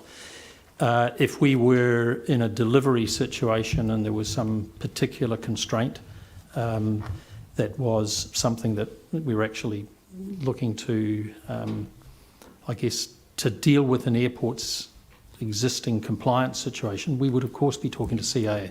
But we're working inside their rules. We're working to their rules, and for that reason, the conversation we would go along to have with them would be, we're going to work to your rules, and so they'd say, that's good. Oh, okay. All right, thank you. Thank you, Lindsay. David. Yes, I've been listening very attentively, Mr. Munro. Thank you for setting out particularly those options A to B. Just want to be clear, because it's an important consideration, this matter of alternatives. Mr. Race's discussion of take-off starter extensions at both ends, that's something different to the hybrid approach, though, isn't it? It's an alternative. I'm not sure yet, because there's nothing ever been drawn. It's just been referred to at times of a hybrid. So it really depends on what we're both aligning on saying as a hybrid. My crude understanding. So I think when you're saying now hybrid is the geometry moved south. Is that right? South and north. $1 a bit each way. Yeah. Yeah. Now, presumably that hybrid could utilise starter extensions as well. But the key would still be, and it would be to meet the objectives, it would still need a longer landing length. Yes. Which is the distance between the two Reeses. Yes. Yeah. So if you said you wanted 1,510, yes, you still need 300 metres, 1,510, 300 metres. You need 2110 metres. Yes. So you could take that and slide it around. Yes. You might get that to the north, but not to the south. If you're staying, you mean staying out of Jenkins Creek, staying inside the boundary? Yes. That's Mr. Hambleton's. Well, it's Mr. Hambleton shortens his Reeses, but still only has 1,347 metres of landing length. Yes, I noticed. Instead of 15. Okay. And the starter extensions have a benefit for takeoffs only, not for landings. They have a benefit for takeoff, and in fact, that's the technical adjustment we've made to assist the effect of the OLS in the north is based on that. In other words, the starter extension, the existing pavement would be used as a starter extension so that the 1,510 metres takeoff was translated to the south. Yes. Thank you. That's all from me. I think, just double checking. No, I think you've picked up, or it got picked up, the questions that I had. And I'm pleased to see it was really helpful that you included your specific responses to Mr. Race's evidence, because obviously it came in after your evidence did, and you would have heard the questions that were asked of Dr. Orchard, who sort of ably passed the baton to yourself. So no, thank you for that. That's really helpful. And obviously we'll be hearing from Mr. Race later in the week, so we'll be able to ask him some questions. He may have got a heads up about what some of those might be. So no, thank you very much. Thank you very much. Thank you. It's 3:15, nearly 3:15. We've got 15 minutes before the next break. How do you want, now we've got, I think Laurel Smith was your next. That's right, ma'am. Next witness is our noise expert, Laurel Smith. So Which is absolutely fine. I'm entirely in your hands. It's just that she might, well, it depends how long her summary statement is, but it's a key matter. I wonder, ma'am, if you're comfortable, do we take a quick stop now for 10 minutes? Yeah, that's and a good then idea. Come back so Ms. Smith isn't interrupted? Is that Does okay that work? with you? Is that all right? Just checking administration wise. Turning at, or 10 minutes is fine if we want to keep tracking. We'll make it. Well, let's make it 3:30. We're going okay. Are you happy with that, Laurel? Is that okay with you? I think you're right, because the alternative is she either doesn't finish her summary, or more importantly, she gets halfway through a series of questions and then has to pause, or we keep going, and then you're bunching things up at the end. But no, that would be that. I think that's really wise. So let's do that. So let's break for 15 minutes and come back at 3:30. Thank you. Thank you, ma'am.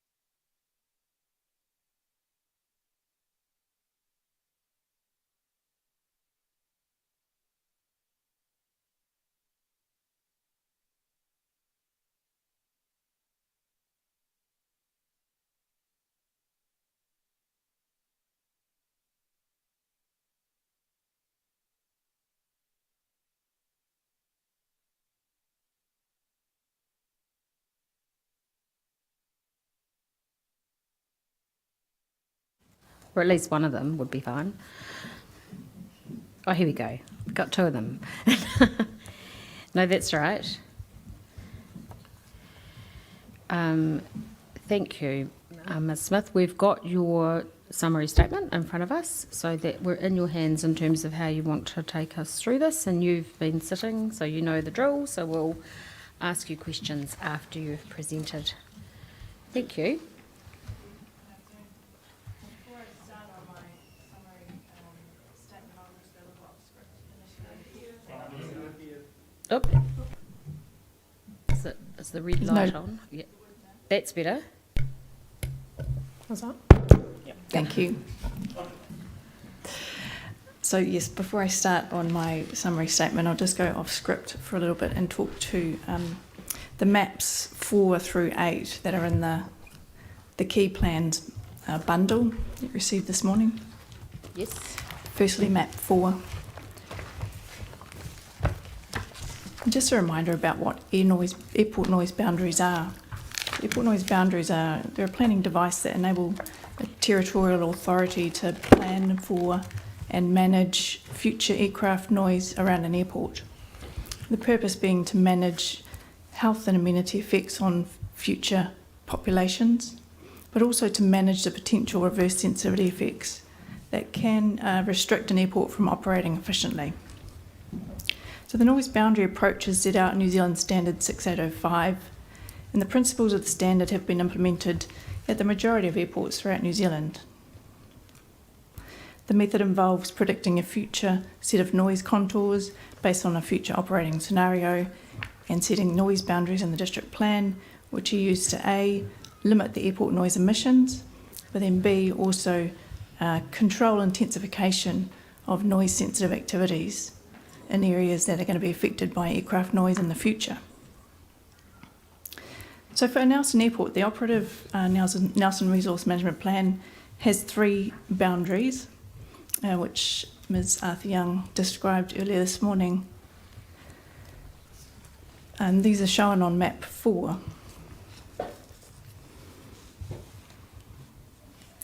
The proposed updated boundaries are a simplification of these operative boundaries and a return to the recommendations of New Zealand Standard 6805, which recommends 2 boundaries instead of 3. And that is the air noise boundary at 65 decibels and an outer boundary at 55 decibels.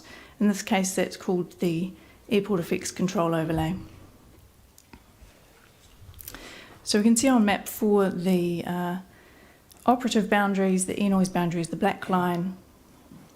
That is defined by the 65 LDN contour, and that will be replaced with the yellow air noise boundary there, which is also a 65 LDN contour. And if we look at the south end, we can see that the air noise boundary is shrinking somewhat compared to the operative one. To the southeast, there's a bit of a bulge in the yellow line, and that's due to advanced modelling techniques where we're modelling more ground movements associated with aircraft operations, such as taxiing and aircraft running up on the apron, but there's also the inclusion of helicopter movements in the future contours that weren't included in the operative boundaries. And if we look to the north, we can see the yellow air noise boundary, the proposed air noise boundary, is extending further north into the area in Te Hunanui than the operative air noise boundary. Now comparing the proposed ACO, the control overlay, that is shown in orange in map 4. And that is based on the 55 LDN contour. Now to compare that with the operative boundaries, we need to make 2 comparisons. Firstly, comparing the noise level. So if we think about the 55 contour, we compare the orange boundary with the light blue one, because the light blue one is the 55 contour in the operative boundaries. So we can see that actually the extent of that noise exposure is reducing throughout most of the area, apart from that area to the southeast where there is that bulge. The second comparison we need to make is in relation to land use controls. And this is where we compare the orange line with the dark blue line. that is the current ACO, where the land use controls are implemented. So we can see there that the orange proposed ACO extends 2 areas outside the operative dark blue ACO. So I just wanted to explain that in my assessment of noise effects, I used 2 baselines to compare these future noise boundaries against. One being the operative Nelson Resource Management Plan boundaries that we've just talked about now, and that is the permitted noise levels. And the other baseline I used was the current aircraft noise environment, and I used the 2019 noise contours to describe that. I can see how it can be a bit confusing because I've used 2 baselines. So when I'm talking about change in noise level in my technical report and my evidence, there's 2 comparisons that I'm making.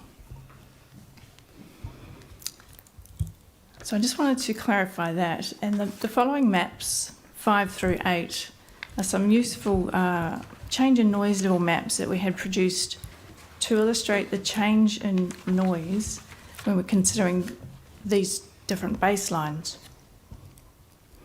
I'd like to first look at map 7.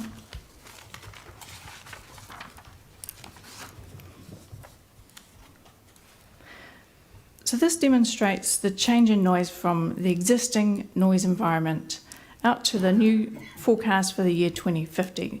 So this is the growth in aircraft operations that's being allowed for. The 2050 contours in this situation have been modelled on the existing runway. It was important to understand the effects or the change that were coming about due to the runway extension separately with the change that was coming about just through growth in aircraft operations. So that's why we produced this map. And we can see that the main change just due to growth in aircraft operations relative to the existing noise environment is shown. The worst area would be the blue colour there, which is a 5 to 8 decibel increase. Most of the other areas covered by the green, which is a 3 to 4 decibel increase. If we then look at map 8, we can see what impact the runway extension has. Sorry, that's not map 8. Let me take you back one. 6. Map 6, that's right. So here we're comparing the 2 2050 noise contours. So one on the existing runway and one on the extended runway. And we can see the impact there that the extended runway has to the LDN noise levels in the community. The pale yellow is a 1 to 2 decibel increase, which is an imperceptible difference. The main difference is occurring on the airfield and in the golf course area, as well as the residential area in the Golf Haven Way near the golf club. To the north of the airport, the change is a 1 to 2 decibel difference only due to the runway extension.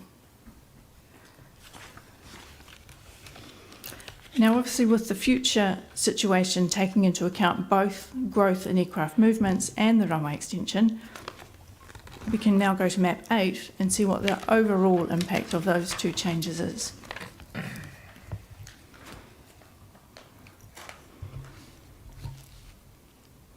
To the north of the airport in Te Hunanui area, the changes are 5 to 7 decibel change, because the rest of that changes on the airfield itself.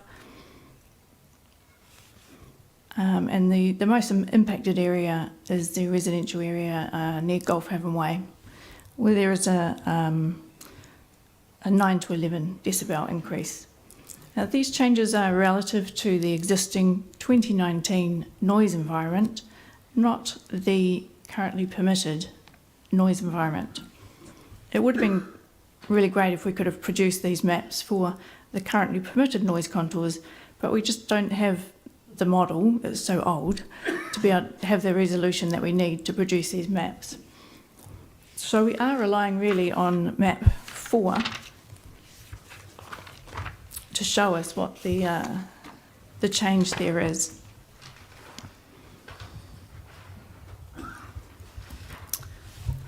But I have added one attachment to my summary statement.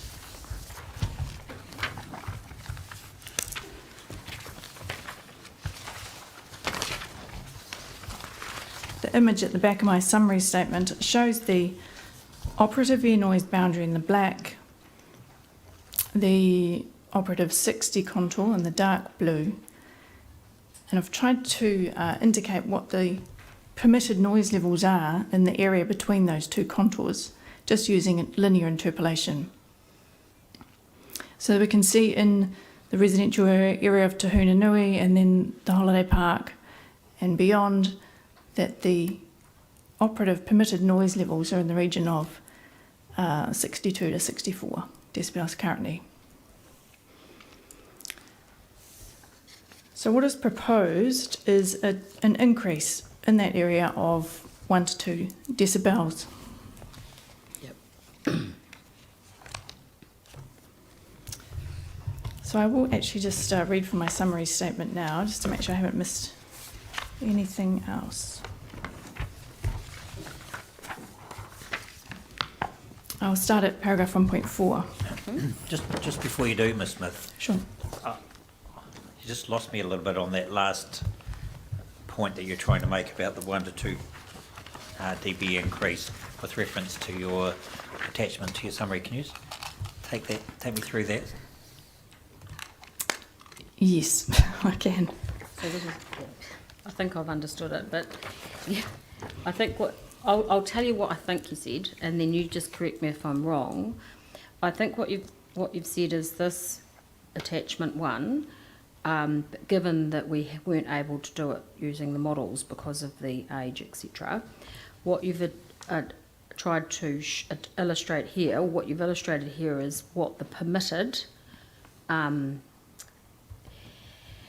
noise levels are, and then you've indicated that, so that's in the white inside linear, and that's inside that white line, so it's between 61 and 64. Is that correct? That's right. So we know that the dark blue line is 60, correct, and we know that the black line is 65. Correct. So if we just linearly interpolate between those, we can identify the location of the other contours in between. Got you. So the increase that this proposal is talking about would increase those numbers to between 1 and 2 decibels. About 2 decibels, yeah. Does that make sense? No, it doesn't. I'd rather that the witness explained it, to be honest. No. Yeah. Okay. Okay. So if we looked at, for example, in the attachment 1 to my summary statement, that Yes. the point that I've marked there at 63 Yes. decibels. So I've linearly interpolate that to be the currently permitted noise level at that location. Mm-hmm. That approximately aligns with the 65 contour for the proposed noise boundaries. Which is the blue.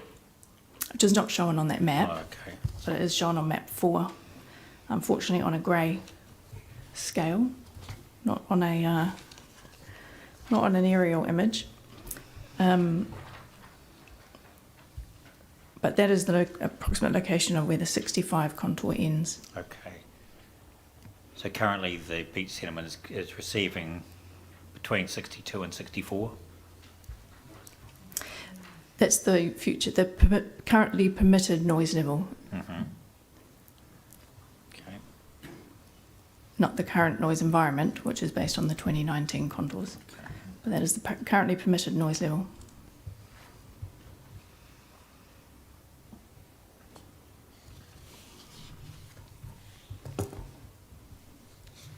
And the 1 to 2 difference is the difference between that and the 65?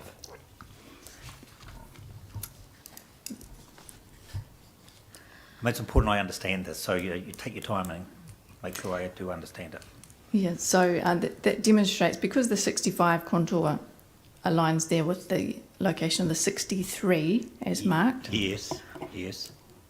That demonstrates that the change that is being proposed is a 2 decibel increase Understand. Thank you for that. Okay. So just starting at paragraph 1.4, I've assessed the noise effects of the NOR, which seeks to enable an extension to the main operational runway to the north. I've also assessed the proposed changes to the airport noise management framework for Nelson Airport. Overall, I consider the airport noise management provisions are an improved and more comprehensive version of the operative NRMP framework. The changes also appropriately align the noise management framework with current best practice and the recommendations of NZS 6805, while taking into account the local situation.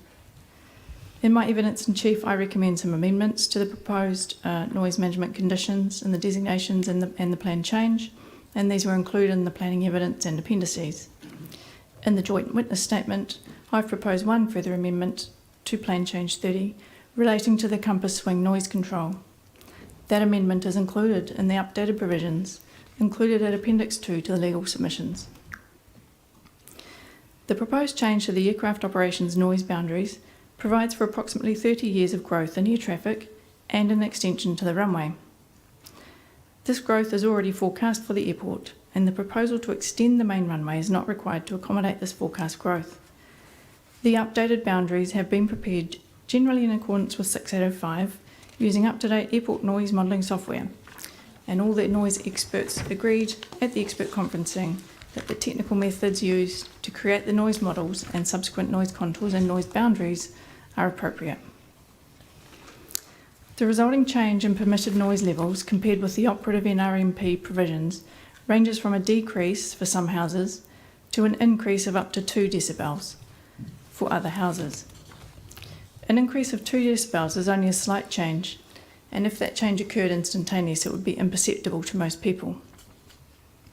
Overall, there will be an appreciable decrease in the number of people highly annoyed and the number of houses affected by future aircraft operations noise greater than 55 decibels compared with what is permitted by the operative NRMP. In relation to the noise environment, based on the current noise environment, based on the 2019 levels, over time there will be an increase in noise experienced at some locations around the airport of 5 to 8 decibels for some houses, and I'd just like to add into there south of the airport and to the north of the airport into Hunanui, and a 9 to 11 decibel increase for a small area of houses in Annisbrook near the golf course. As set out in detail in my evidence and Mr. Bonis's evidence, future aircraft operations noise effects are proposed to be mitigated through an airport-funded acoustic mitigation program that reflects best practice for New Zealand airports. This is an improvement, in my view, to the status quo, where there is currently no acoustic mitigation program offered by Nelson Airport. The effect of the proposed runway extension on aircraft noise received into Hunanui, including the holiday park, will be imperceptible. For houses near the golf course in Annisbrook, the effect of the runway extension will mean that departures to the south will become disruptive noise events, but not louder than other aircraft operations currently experienced. This will result in an appreciable increase in overall aircraft operations noise exposure for these houses when the runway extension opens. To mitigate the impact of this step change, acoustic mitigation offers will be made to eligible residential units 12 months prior to the runway extension being commissioned. I've considered the potential impact of nighttime aircraft operations, and in my opinion, the proposed controls and acoustic mitigation program appropriately manage noise from nighttime operations, recognising the current provisions and the specific operating situation at Nelson Airport. The proposed noise controls for engine testing activities are the same as the operative controls. Overall, I consider the operative engine testing noise controls provide an appropriate balance between enabling aircraft engine testing and managing noise effects in the Nelson situation. I have recommended that noise limits for compass swing activities be included within the proposed airport zone through Plan Change 30. Compass swing activities are an existing activity within the purpose of the designation, but are not currently controlled by noise limits. I consider that noise levels during compass swing events will be disruptive for residents. However, they are infrequent, limited duration events, which mitigates the long-term effects. I consider the controls I've proposed in the airport zone will appropriately manage the noise effects from compass swings to reasonable levels. For further certainty, in the joint witness statement, I propose an amendment to the rule to add a limit of 29 aircraft undergoing compass swing calibration annually. In summary, the proposed changes to the airport noise management framework result in an overall decrease in aircraft noise effects for the community compared with the operative provisions. However, for some houses, the proposed changes would mean a slight increase in permitted aircraft noise compared with the operative provisions. In my opinion, the proposed noise control and mitigation measures are appropriate to manage noise effects from Nelson Airport to reasonable levels.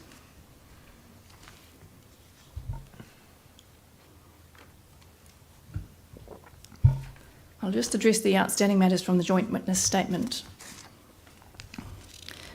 Mr. Lyle queried the shape of the air noise boundary around the grass runway, and you can see that in map 4, the yellow air noise boundary is squared off around the grass runway.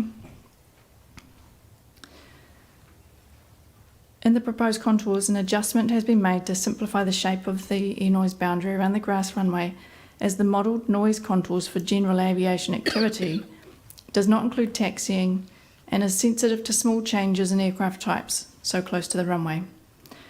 Small exceedances of the 65 contour at this location within the airfield would have a negligible impact on noise received in the community. The simplification of the air noise boundary in this area is appropriate, in my opinion, to provide for noise from ground movements and potential differences in fleet, as shown in map 4 and figure 1 below in my evidence. Actually, it's not map 4, sorry, just in figure 1 below. The adjustment is not significantly different to the modelled 65 contour in length, and it is smaller than the operative air noise boundary in the same area. So in figure 1 we can see the modelled pale green contour around the grass runway, that's the 65 contour. Land use controls. Mr. Stiles and Mr. Lloyd do not agree with the proposed land use planning provisions in Plan Change 30 for activities sensitive to aircraft noise between 55 and 65, and consider the operative NRMP provisions are more appropriate, in particular 3 aircraft noise boundaries and less restrictive land use controls. Mr. Stiles and I agree that this is largely a planning matter that requires consideration of many factors that are not all noise related. In my view, the noise expert input should appropriately relate to the level of noise effects and the effectiveness of potential mitigation.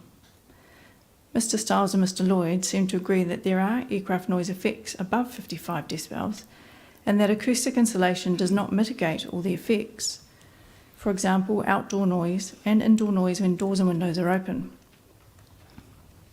In comparison, land use controls are a more effective mitigation measure than acoustic insulation. The scale of noise effects on the future population can be mitigated by controlling the size of the future affected population. Internationally, there is a drive to reduce exposure of populations to transportation noise, including aircraft noise. The World Health Organization Guidelines European region recommends a target exposure of 45 decibels for aircraft noise.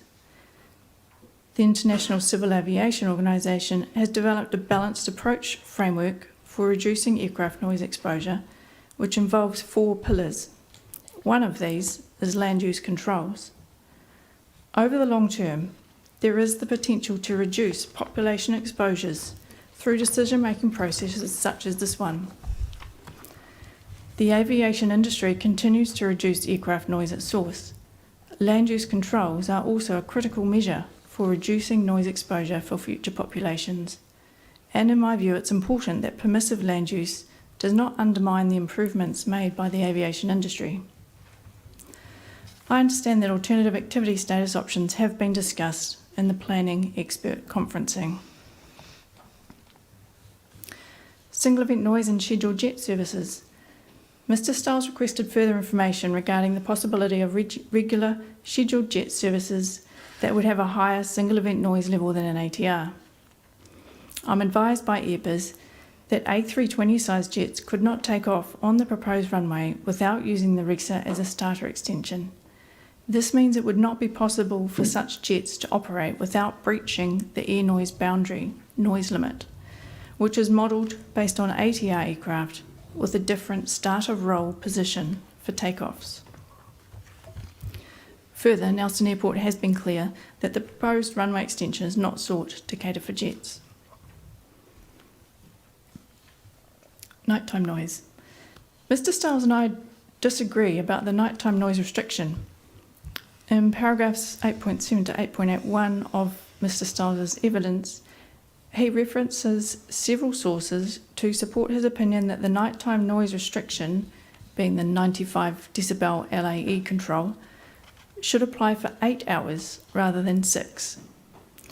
The references Mr. Stiles uses does not state that there should be no noise for 8 hours at night. Prior to the noise expert conferencing, I calculated noise contours using the 8-hour energy equivalent level, termed L night, for the 2050 operating scenario on the extended runway. The energy equivalent metric L night is used in Europe to map night noise impacts from transportation sources, including airports. The 2009 WHO Night Noise Guidelines sets 40 decibels L night as an ideal target to avoid adverse sleep disturbance effects from aircraft, and 55 as a pragmatic interim target to avoid serious health effects from nighttime noise, where the lower target was not feasible in the short term. The 2018 WHO Guidelines just recommends a limit of 40 L night to avoid adverse sleep disturbance effects, based on a predicted 11% of people being highly sleep disturbed at this level. My calculations show the 55 decibel L night contour sits within the airfield and does not impact any existing dwellings. The 40 decibel L night contour covers some residential areas between 55 and 65 in the future noise contours. Like the LDN contours, the L night contours will gradually expand over time at a similar rate as the LDN contours. Therefore, the acoustic mitigation program will help to mitigate noise effects at night as they increase. The mitigation offers will not perfectly align with any single event LAE or L night threshold, but a further mitigating factor is the midnight to 6 a.m. nighttime noise restriction. In my view, if the acoustic mitigation program was designed specifically around nighttime noise, then the midnight to 6 a.m. restriction could be removed. So in summary, my opinion is the combination of the proposed mitigation program, the midnight to 6 a.m. restriction, and the LDN noise contours provides a suitable balance to manage noise effects at night without restricting the airport efficiency.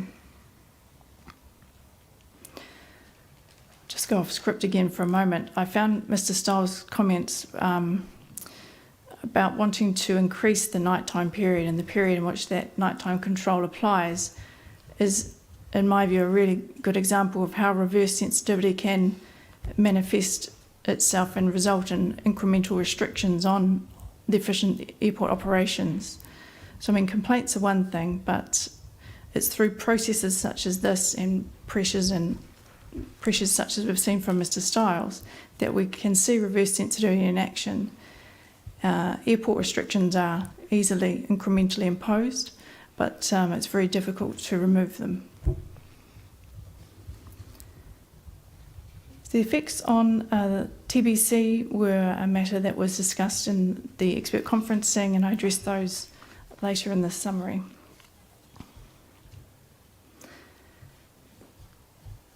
So, response to submitted evidence, in particular evidence on behalf of Tahuna Beach Camp Incorporated. I've read the evidence of Mr. Stiles and Ms. Foy for TBC. There is a misconception in the TBC evidence that the Northern Runway extension will result in significantly increased future aircraft noise in Tahuna Beach Holiday Park. This is incorrect. The change in noise due to the runway extension can be seen in the maps B1 and B2 in Appendix 3 of my evidence in chief, and these are also included in the bundle that we talked about earlier. For Tahuna Beach Holiday Park, Natureland, Beachside Nelson Conference and Event Centre, and residential areas of Tahuna Nui, the difference between future operations on the existing runway and the future operations on the extended runway is an imperceptible 1 to 2 decibels. Therefore, statements in submitter's evidence relating to the northern runway extension resulting in a significant increase in noise for these receivers are factually incorrect. The facts regarding aircraft noise in the holiday park, the event centre and Natureland are an imperceptible change in single event aircraft flyover noise levels, increase in average aircraft noise exposure of 4 to 7 decibels compared with 2019 noise levels. For Natureland and the event centre, an increase of approximately 1 to 2 decibels in aircraft noise exposure compared with the currently permitted noise levels. And that's that attachment 1 that we talked about earlier. For the holiday park, the difference in LDN compared with the currently permitted noise levels differs across the campground. As set out in paragraph 10.65 and figure 6 of my evidence in chief. Overall, there will be an appreciable reduction in aircraft noise exposure across the campground compared with currently permitted aircraft noise levels. In the areas of the campground where the permitted LDN will increase, and that's directly under the flight path, this change is approximately 2 decibels. Again, that's the attachment 1 that we discussed earlier. Relating to nighttime effects, there will be no relaxation of the current nighttime controls, and there's no projected increase in nighttime arrivals compared with current operations. Projected increase in departures between 6 a.m. and 7 a.m. would be from 2 that currently operate on average to approximately 8 in 30 years' time. Noise effects on activities at the event centre was raised at expert conferencing. I understand the event centre is an indoor venue for conferences, meetings and celebrations. The change in single event and average aircraft noise levels for the venue is described in paragraph 3.3 above. The main noise impact on events would likely be noise from aircraft overflights, disrupting communication during meetings and presentations. The noise model predicts that ATR arrivals are approximately 95 decibels LAE outdoors at the event centre. In my opinion, if windows are closed, these levels are unlikely to disrupt amplified speech inside the event centre, but unamplified speech would need to be a raised voice level. With windows open, unamplified speech would likely need to pause for several seconds during the peak of the event. ATR departures to the north are predicted to be approximately 84 decibels LAE. In my opinion, these events would not disrupt communication indoors with windows closed. With windows open, unamplified speech would need to be a raised voice level. The runway extension would not change this outcome, as the change in single event level is an imperceptible 1 to 2 decibels. The growth in air traffic over 30 years is predicted to increase the occurrence of overflights by 51% compared to 2019. The 2019 average aircraft exposure level was approximately 57 LDN. The currently permitted level in the NRMP is approximately 62.5 decibels, and the proposed future level is 64.5 decibels LDM. In my opinion, the current and future aircraft noise environment is not ideal for the event centre. However, I also consider it's not unreasonable.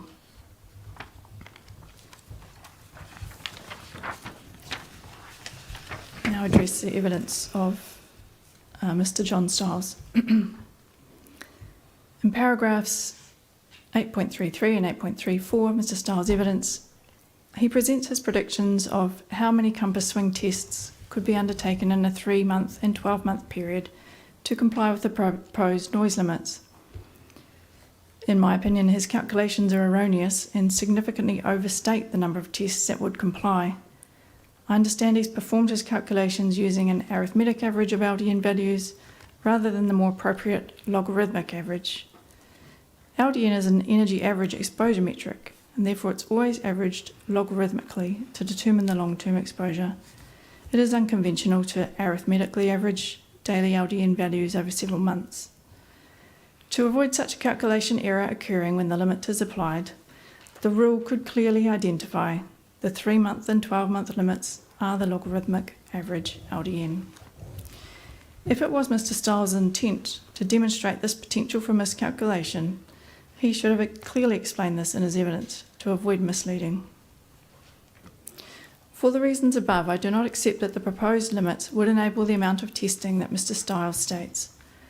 Rather, if compass swing events are 80 decibels for 15 minutes at the nearest house, then the limits enable 90 minutes in one day for 14 days every 3 months and 29 days per 12 months. There is the possibility that if compass swing events are actually 77 instead of 80 decibels for 15 minutes at the nearest house, then these numbers could double. As such, to control the overall number of aircraft undergoing compass swings over a 12-month period, Nelson Airport has agreed to amend the rule to add a limit of 29 aircraft compass calibrations per annum. Other methods for minimising the effects and monitoring compliance would be defined in the Noise Management Plan and available for public view through the airport's website. I consider this approach provides an appropriate balance between certainty and clarity for residents and operational flexibility. In Section 10 of Mr. Styles' evidence, he sets out the matters that he disagrees with. I address each of these below. No assessment of the Part North, Part South runway extensions. I defer to other experts regarding runway option assessment. No certainty that scheduled passenger jets will not feature. I have addressed this matter in paragraphs 2.6, 2.7 above. Noise limits for compass swing testing. I've addressed this matter in paragraphs 3.7, 3.9 above. Uncertainty of the SEL or single event level predictions. It's simply not practicable to assess every possible permutation of fleet mix for future operations, nor is it industry practice to do so, nor is it the NZS 6805 approach to do so. I do not agree with Mr. Styles' suggestion that single event noise assessment is misleading or that any future fleet should be restricted by single event noise limit.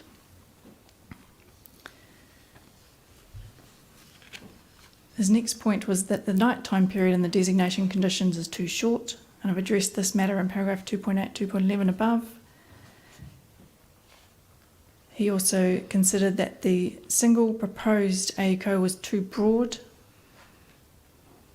and the non-complying status for new ASAN was unreasonable. I've addressed this in paragraph 2.2 and 2.5 above.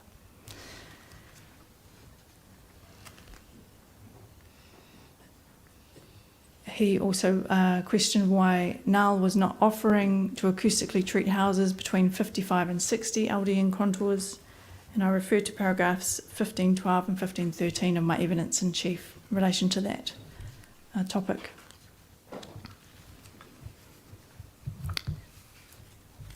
Mr. Styles also queried why the acoustic mitigation program was limited to dwellings and not all activities sensitive to aircraft noise. Most New Zealand airport acoustic mitigation programs treat either just dwellings or dwellings and educational facilities. My review of the existing activities inside the 60 future contour for Nelson Airport showed there were no educational facilities. I'm not aware of any airport mitigation program that treats existing visitor accommodation or health facilities. Short-term visitors are transient and the effects are not the same as for permanent residents. Mr. Styles also questioned why the AANC was based on the previous year's operations and not the forecast year to trigger the mitigation program. And I refer to paragraphs 15.9 and 15.11 in my evidence in chief in relation to that matter. Mr. Stiles also felt that the noise management and monitoring plan implementation was too late. This is referring to the designation conditions providing 12 months for that plan to be produced. I do not agree with Mr. Stiles' opinion that 12 months is too long to update the current noise management plan into the required NMMP. I consider it as a reasonable period of time to ensure that appropriate consultation can be undertaken with NANIAC. The allowance does not relieve NAL from its obligations to comply with the noise controls while the NMMP is updated, and in the meantime, the relevant parts of the existing noise management plan will still apply. Finally, we're nearly there, evidence of Rebecca Foy. Ms. Foy has relied on Mr. Stiles and Mr. Lloyd's evidence regarding the runway extension resulting in significant increased noise impact. As already mentioned, this is factually incorrect information. In particular, she references Mr. Stiles' paragraph 5.24 that any reduction in the extent of the northern extension has the potential to reduce noise effects in the communities to the north by a significant amount. And this is factually incorrect and misquoted from Mr. Stiles' evidence. Ms. Foy repeatedly refers to increased noise levels resulting in significant impacts on a range of activities. However, the facts are that for most of Te Hunanui, the change in single event noise levels will be imperceptible, and most of Te Hunanui will receive less aircraft noise than the operative permitted levels. In some areas, there will be a slight 1 to 2 decibel increase compared with the operative permitted levels. In paragraph 116b, Ms. Foy states that landowners will face additional costs to develop properties due to acoustic insulation and ventilation requirements. The ventilation treatment generally consists of a heat pump in the main living space and a domestic ventilation system for all habitable spaces, which are common additions to modern homes for health and thermal benefits. There were two other outstanding pieces of homework that I had from the expert conferencing, which was to provide Mr. Stiles with noise contours for compass swings and engine testing. I'm yet to do that, but I do have a colleague working on that today, and I hope to have that to him tomorrow. Thank you. And I don't think he's due here until Wednesday, so hopefully that happens and we can ask him where he sits in relation to that matter and some of the other matters you've raised. I will ask David first if he's got any questions. I do. I have two questions. First one is to assist me to get an understanding of the spatial extent of the changed noise environment. And my starting point is your summary, paragraph 113.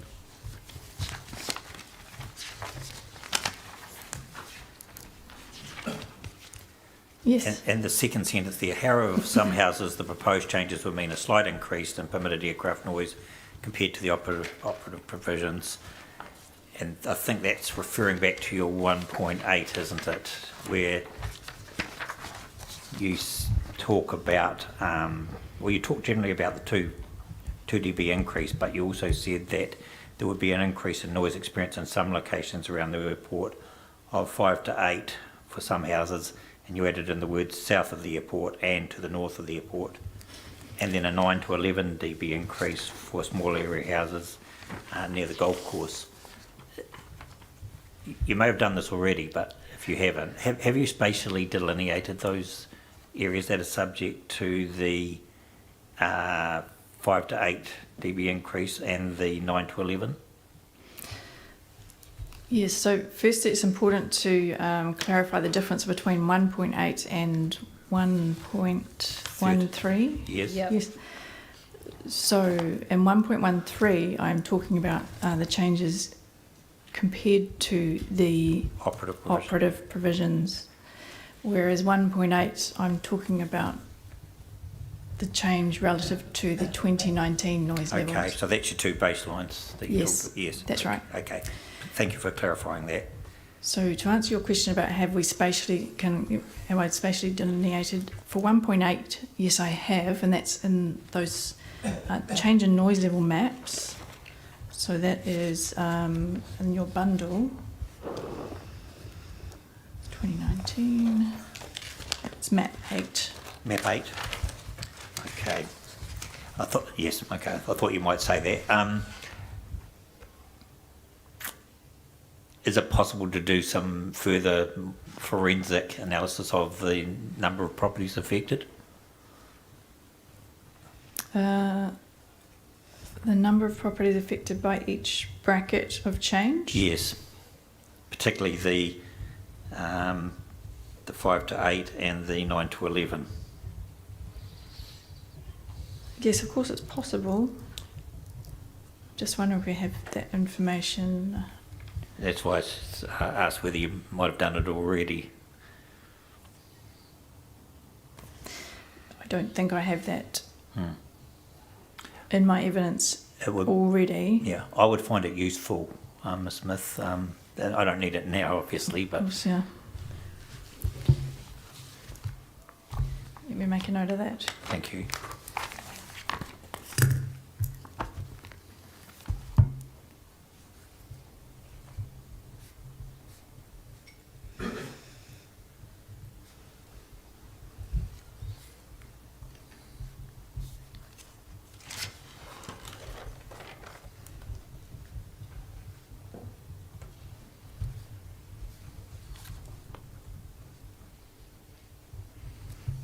Okay.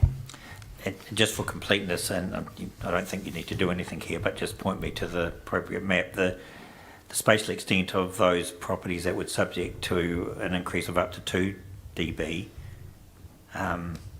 that's presumably that light yellow area on map 8.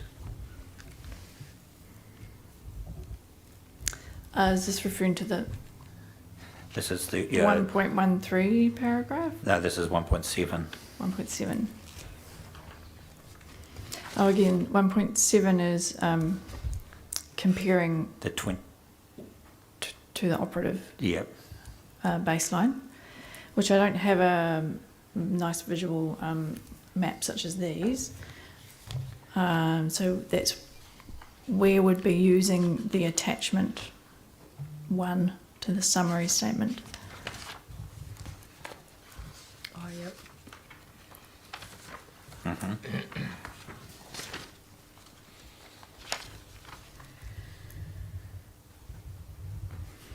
So that increase tends to happen directly under the flight path, for the approach flight path. Mm-hmm.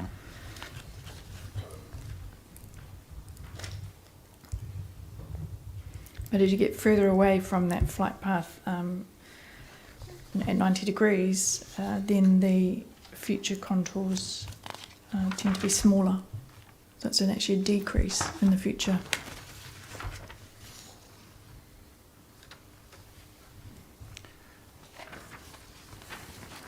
Okay. Well, I'm in your hands here, really. What I'm trying to understand is, you've said that the increase 2 decibels will be barely perceptible. I'm just trying to understand the spatial extent to which that applies to, and I understand I might be talking about two different matters. One is a comparison to what's permitted, and one that's in comparison to the 2019 baseline. So do they both result in a 2 dB? No. No. No. So if we're looking at the baseline, the permitted baseline, by and large, most areas are going to receive a decrease in LDN noise level. However, there are some areas, particularly under that flight path to the north, where there is a 1 to 2 decibel increase. Yes, so that's under the permitted baseline. So at the worst case increase, for the permitted baseline is a 2 decibel increase. Yes. Gotcha. for my benefit then, how does that compare to the 2019 baseline then? What's the equivalent findings? Compared to the 2019 baseline, it's quite a different shape, and that's what we see in map 8. Okay, map 8, yes. So that's the bigger, there's a bigger difference in terms of the DB increases. Yep. Sorry, your microphone was playing up there. Can you repeat that, please? That wasn't me. Oh. That was me. Muttering. Oh, under my okay. breath. No, that just, which just shows the numbers increases are bigger, essentially, to put it in very layperson's terms. It also shows that for those same receivers, if you're considering the receivers under that approach flight path, compared to 2019, the changes of 5 to, it's coloured as a 5 to 8 decibel increase.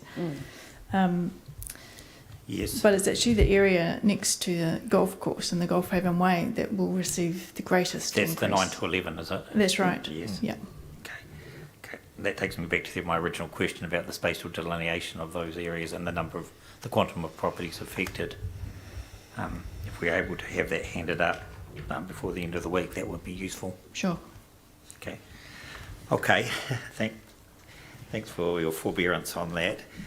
The second question I've got is, have you had any involvement into the conditions associated with the AA2? Some involvement, yes. Yes. So you assisted Mr. Bonas? Yes. Okay. So I'm just trying to understand how they work, and this goes to my question this morning about a mechanical interpretation and a flow diagram. But in basic terms, as I understand it, there's a condition that says that noise from aircraft operations need to be managed so they don't exceed the rolling 3-month average 65 dB, and that the air noise boundary will be determined in association with, I think that's the 12-month plan that needs to be produced to show the air noise boundary. The AANC? Yes. Yes, the AANC, yes. And there's some exemptions allowed. And then every year the airport operator needs to engage a qualified person to produce plans, and needs to be a monitoring report, the ANMR, which must show how the airport's performing in relation to that air noise boundary standard of 65. Is that the way you understand it would operate? Yes, if I understood your description correctly, yeah. Yes. Yep. Okay. What's the significance of having the standard as a rolling 3-month average 24-hour night weighted sound exposure measure? I mean, presumably, the fact that it is a 3-month average evens out the troughs and peaks. Yes. So, do we have a feel for what the extremities might be in terms of?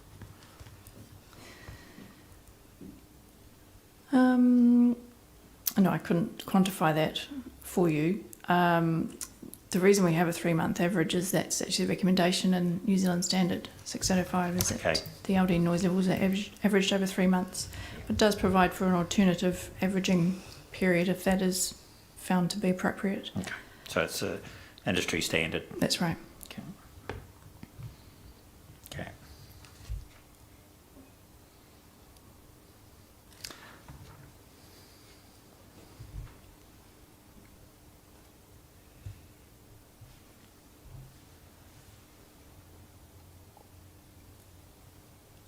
Okay, I'm going to leave the rest of those mechanical questions to Mr. Bonas, I think. And he might be able to assist me with a graphic at the time.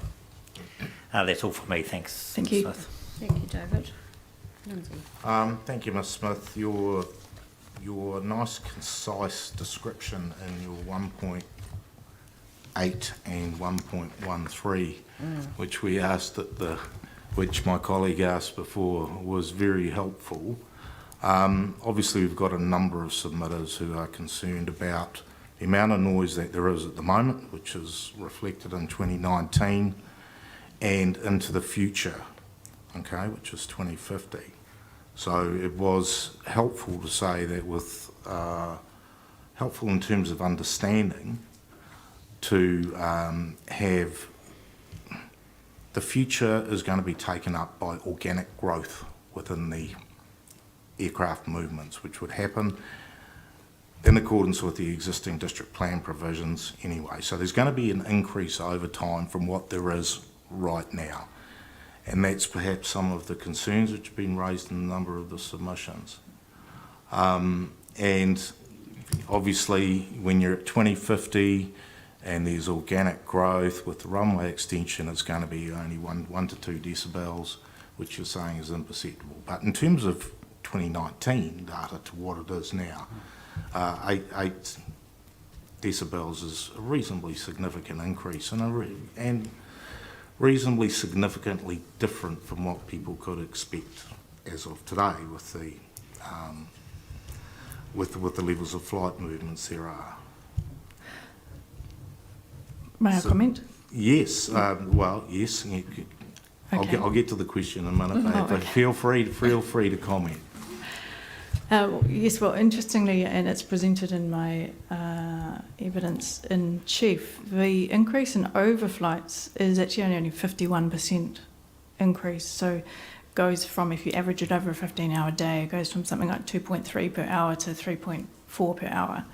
So that just gives you an idea of subjectively what they will experience in terms of overflights, increase in overflights. But it is on a cumulative basis that there's an increase in levels of activity and overall noise. And accepting what NZS 6805 says about the use of LDN as being the most appropriate method, that is what it is in terms of the existing situation with the existing runway. I guess the question is more about, should an airport company which is looking to do an extension look to do better in terms of the current levels of noise which people currently experience, rather than relying upon 2050 dates for that? Is that a fair question? Is that an understandable question? No, I'm not quite sure I understand the question. When you say look to do better... Well, in terms of stricter controls, enhanced mitigation packages, those, well, whatever acoustical tools there might be available to actually make sure that certainly the internal noise environment is at an acceptable level. What else can be done? Well, I think what we see with the contours actually shrinking over time is we see that the aviation industry is reducing noise levels. The more modern fleets are far quieter than what was modelled for the operative noise boundaries, and that's a real positive thing. As well as that, there's airspace management methods which they can improve to reduce noise as well, incremental improvements, but these are things that the aviation industry has control over and is improving. But in terms of reducing noise effects in the community, obviously, as I mentioned in my summary statement, land use planning is a key component of that. But also land use controls, the retrospective mitigation also comes into that land use pillar. And that is something that the airport is offering to do with this notice of requirement, is offer that retrospective mitigation for existing houses. So it's a bit of a two-sided approach there. There's the mitigation for existing houses, but it's also important that those new noise sensitive activities aren't permitted to intensify and then become affected parties as well. Understood. From the airport's perspective, you don't want more people living within the 60 or 55 even than there are currently, and land use controls should restrict that for health reasons. Well, that's right. It's because the acoustic mitigation doesn't solve all of those issues. People like to have their doors and windows open, so it doesn't mitigate all the effects. So it's a health and amenity as much as a reverse sensitivity matter. Okay. Have you been involved in designing acoustic mitigation programs in New Zealand airports before? Yes, I have, yeah, for Auckland Airport, and had some involvement at Wellington and Hamilton. And what are some of the challenges with existing housing stock in terms of being able to implement something which is desirable but potentially not always achievable depending on the state of the existing house to be mitigated? It can be very challenging, and you get quite a range of conditions of houses, depending on how well they've been maintained, and particularly houses with timber, window frames and things, that can be very difficult to seal those up. And that is your main leaking point for sound to get into those buildings, and when they are warped and partially rotten and things, it becomes really quite challenging. So it's not all about just putting thicker jib in and putting thicker ceiling tiles in. It's about the windows themselves and the leakiness of the existing house, if you excuse that term, because that has different connotations. Yeah, it's certainly a lot easier to design acoustic insulation for new buildings that are about to be built. It's much easier to put in a bit of thicker jib and to have modern joinery that have good seals on it as well. And so just in terms of the mechanics of the process, there will be some acoustic engineer, presumably with an architect, would actually go into a property, look at the building composition itself and work out a design to achieve that nirvana spot of 40 dBA internal. That's right, yes. And that will have varying different costs and varying different complexity depending on what you're looking at. That's correct. Yep. Okay. And does the mitigation program actually go to the nth degree if there are all of the windows potentially need to be replaced? Would it go that far? Or is there some expectations that there might be some limitations based upon the age of the existing building or the type of the existing building? I think there is some provisions in the conditions there for the mitigation program that talks about, actually I need to probably just find them, it's talking off the top of my head, talks about the pragmatic, It does, yeah. Depending on condition and things. So, I mean, if you do have a house where all the window, that basically hasn't been maintained very well and all the window frames all rotten out, then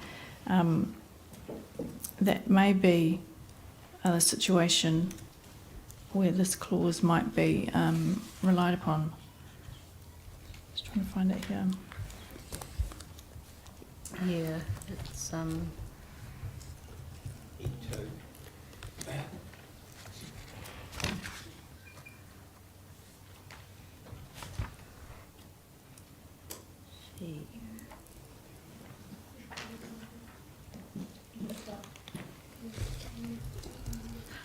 Thank you. So it is E2, isn't it? E2. That it is not reasonably practicable to achieve an internal acoustic environment of 40 dBA if existing habitable spaces of an existing residential unit having regard to. That's where it comes into the practical consideration of what the state, type, nature of the structure that you're talking about. That's right. Is that what is that the one you mean? Yes. Yep. Yeah. Thank you. Okay. Is an option available in terms of acoustic mitigation that you could have a partial contribution for the airport for those properties which are further away or have further existing noise levels than those which are really close? Like if you're at 64, the airport would fund 100% mitigation. But if you're at 56, there might be airport might propose a lesser sum. Is that an option? Because I think I recall in Wellington that is an option which is being looked at for some of the more distant properties from the airport itself. I'm not sure about Wellington. I feel their mitigation program was only looking inside 65. Yeah. The recent update may have changed that. Yeah. I mean, anything's possible.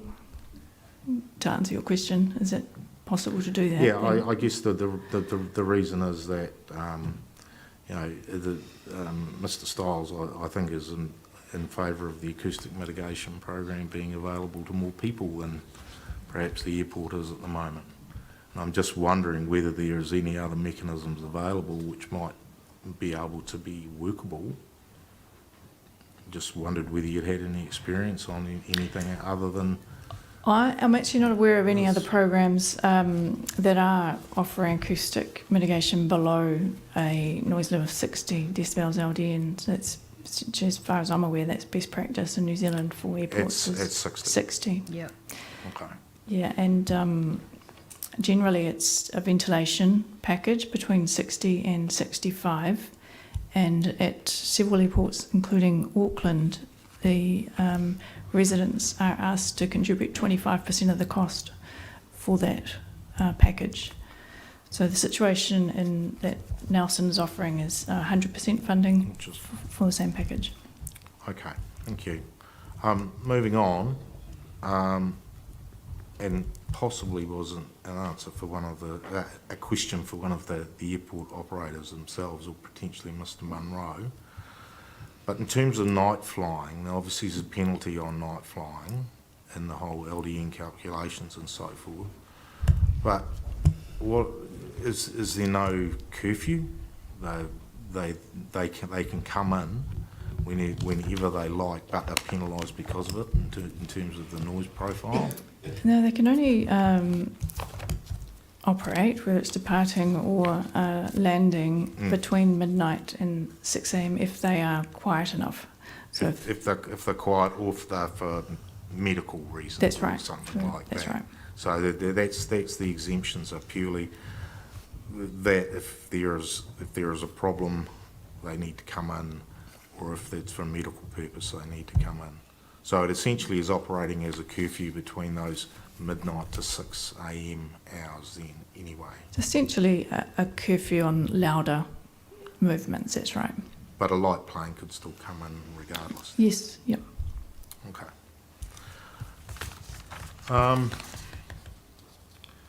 I just had a question mark in terms of your summary at 1.6, where you say the updated boundaries are being prepared generally in accordance with the NZ 6805. Well, generally is because 6805 is 32 years old now and was designed at a different time. I think Mr. Stiles and Mr. Lloyd both mentioned that it's pretty out of date now. Well, I think it's stood the test of time, actually. But as I mentioned, that there are some improvements in our modelling techniques nowadays, where we include a lot more ground movements, taxiing, and idling on the apron in the noise contours, and that's not specifically referred to in New Zealand Standard 6805. So there's always little tweaks and things that aren't exactly in accordance with the standard, and that is reflecting the age of the standard and how our modelling techniques have evolved since then. That's probably a moot point anyway, because Mr. Stiles and Mr. Lloyd agree that your modelling techniques are fit for purpose in this case. They do. That's right. Okay, thank you. There was one other. Going on to your comments about jet services, that's scheduled jet services you're referring to. Yes. In there. Presumably the airport allows, one-off Learjets and so forth if they can get in from That's right. somewhere Currently, else. business jets do operate, yes, and it's intended but to. to your knowledge, they're a very small percentage of the actual flight movements. Yes, they are. Yeah. But they are noisier than the ATRs. Oh, I don't know for sure. I haven't looked specifically. No, it's just out of interest because when we went around the airport, I think there was a hangar which had something about ExecuJet or something on the side of it, which seemed to indicate they might that private jets may be able to go into the airport. Okay. Yes, they do.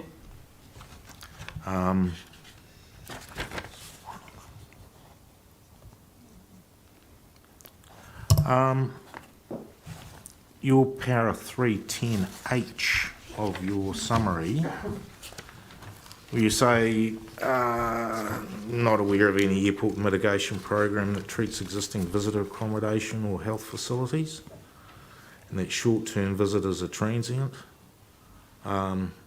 Presumably, if a motel, for example, is deemed to be noisy, people would not go there. Is that a fair correlation? Rather than an existing one is there, people like to sleep in those existing visitor accommodation units, and therefore why shouldn't they be treated, their sleep be treated the same as somebody who is permanently living there? It's generally accepted that people will tolerate greater noise effects for a short period of time than they will for a long period of time, such as permanent residential living. And there are other aspects to visitors' accommodation that will attract people, whether it's the location specifically, and they will tolerate those noise effects for a short duration. It's probably a bigger number than health facilities, but presumably health facilities, hospitals and so forth, is probably not the case in Nelson, but I'm not sure. Presumably some sort of quiet environment is also important to them, as it would be for residential reasons. Yes, health facilities with overnight stays, I would agree with that. It's not something that I've seen health facilities being treated in the mitigation programs, however. I guess the reason for the question is that we have some evidence which says you should treat everything which is ASAN the same, rather than existing residential, whereas the proposal here is not to treat them the same. In terms of retrospective mitigation of it? In terms of retrospective mitigation, right. if they exist currently. And you've talked about the conference centre in some detail, but there's also a few motels, isn't there, in the general vicinity, which are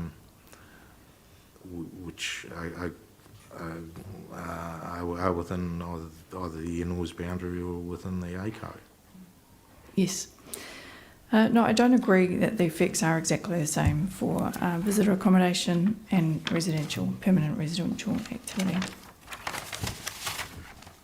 If that's the evidence that you're hearing from others, I don't agree with that. Yeah, no, and I think I know your reasons why, and that they're short-term, transient and so forth, but for a visitor accommodation facility, presumably if they're deemed to be noisy, and then people may choose not to go there. But there may, as you say, there may be other locational reasons why they may. Okay. No, thank you for that. Okay. Thank you. I just wanted to, this is more just reflecting on the homework, and in terms of the timing of that, we're a little bit in your hands, given that you would have heard at the beginning. I mean, it would be great to get some information sooner rather than later, but if that's not possible, it's not a die-in-the-ditch issue. It is helpful that what you've done is you've looked at essentially two baselines. One is the 2019 sort of noise environment, if you like, and compared how that will change by 2050, and then you're looking at what's actually permitted by the plan, what the plan provides for, and then you're looking at that in 2050. And actually the 2019 baseline paints a worse case, if you like, than what's provided for in the plan. And what Mr. McMahon was asking for is, and I think it is quite helpful, it's not just for us, but it's also helpful for the submitters to understand how many, as best you can calculate, how many actual properties are affected in both situations. So is it 20? Is it 50? You know, what are the kind of numbers? So I just wanted to reiterate that because it is quite helpful. And in terms of some of the questioning that you were being asked from Mr. Dash, in terms of the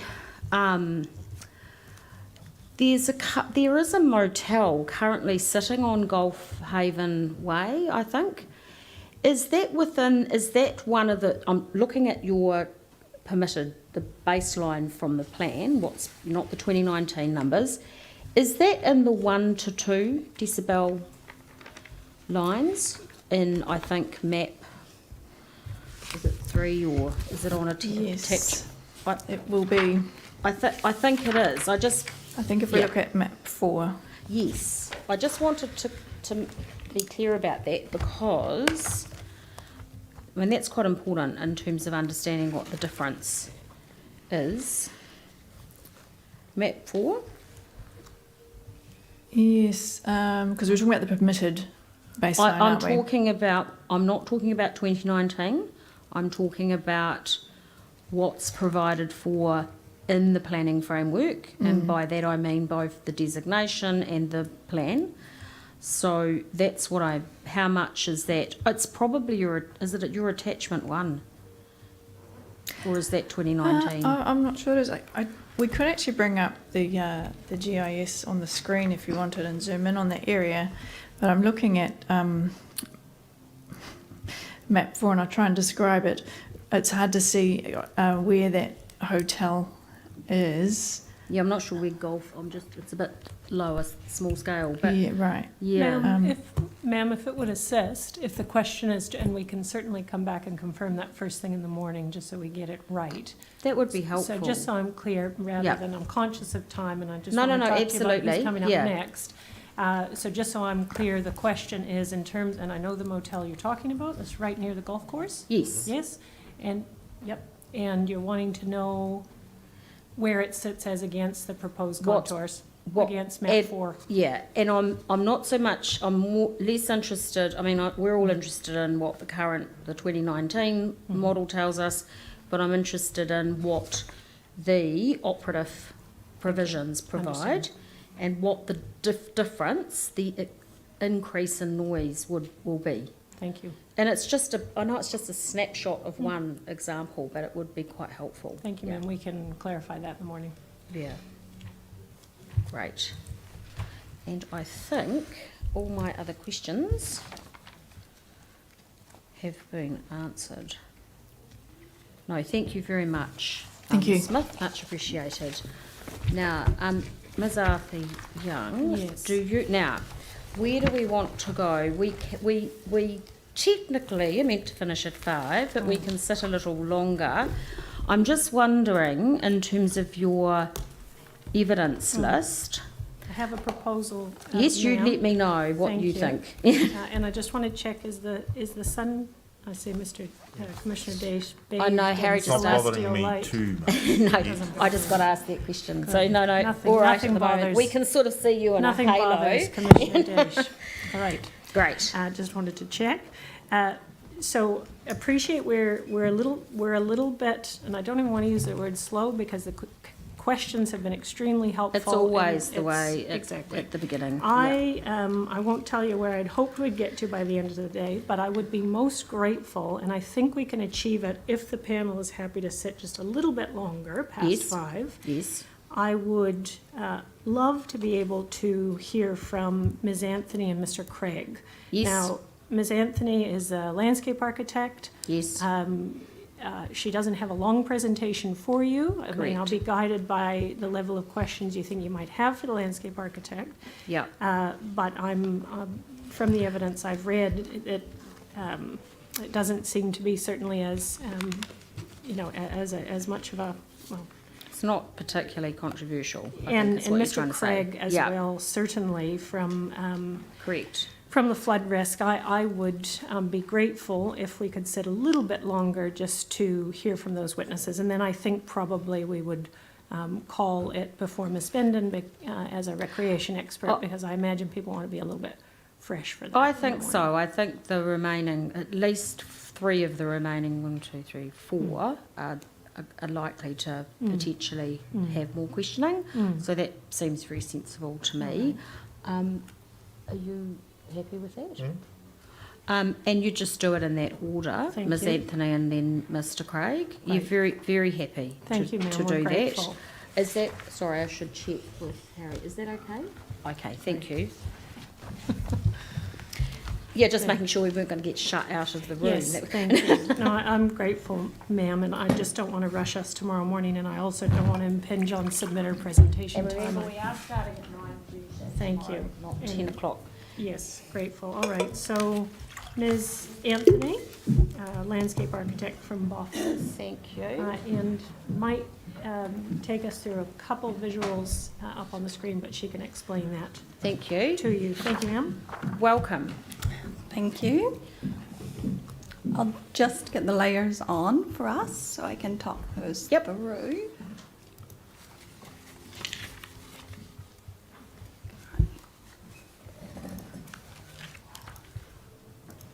Okay, let's see.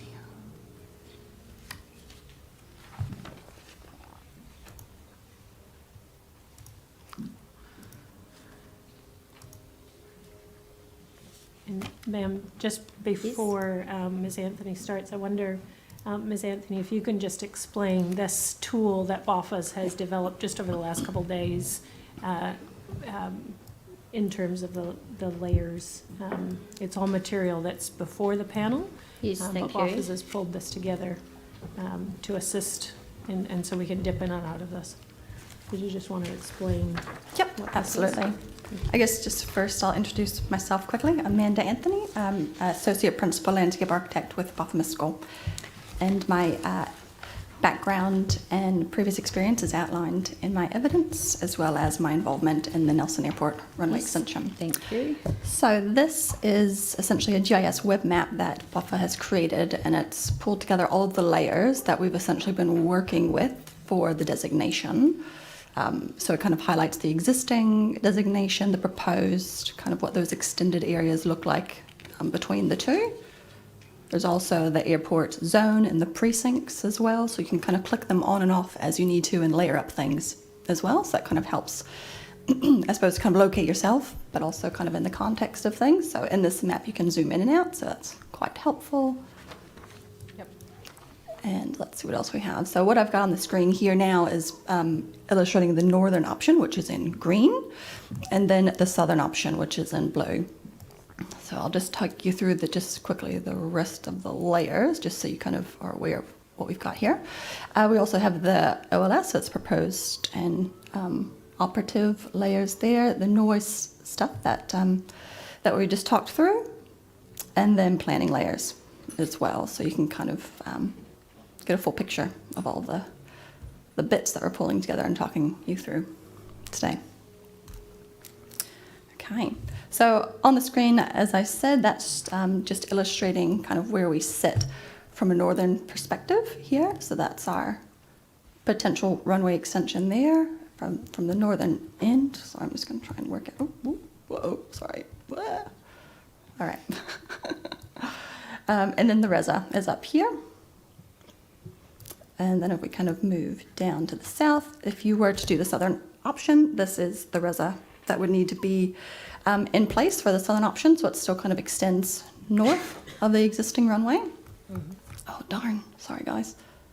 Just trying to get these here. Okay, just click that one. And then kind of going south, so for the northern extension, this is kind of where the reza sits, and that's over the existing runway.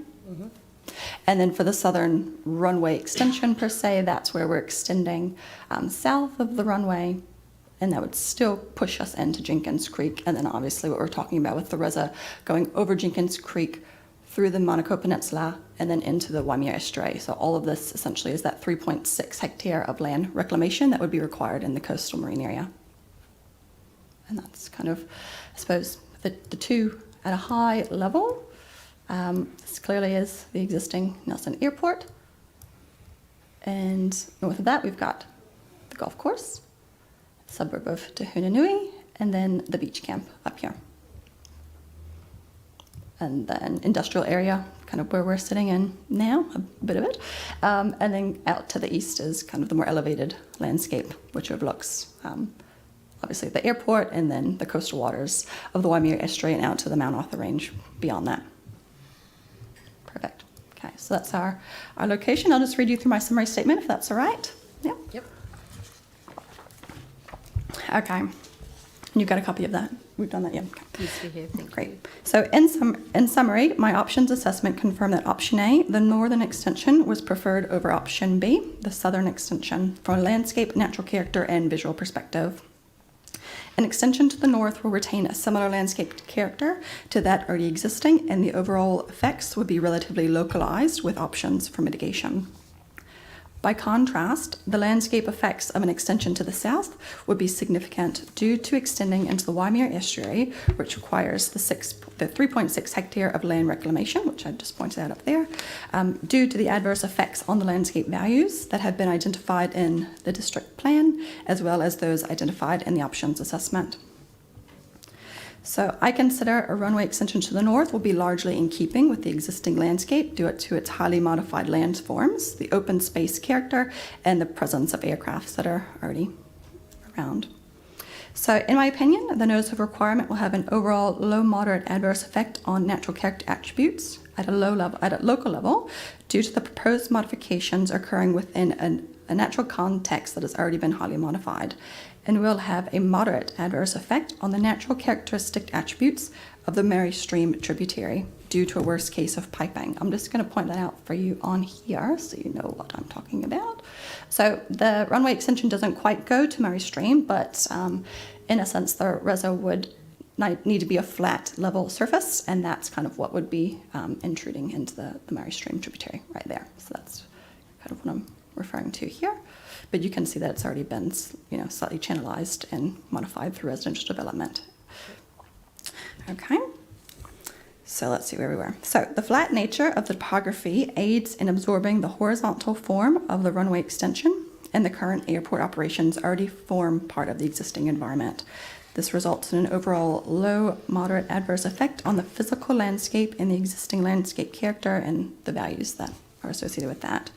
So I don't have this in here, but in contrast, the southern extension options would result in a moderate high adverse effect on natural character, and then a high adverse effect on the landscape. That's based on the landscape values that are been identified in the coastal marine area at a district plan level, and also the Waimea Estuary being nationally important and recognized for a range of habitats.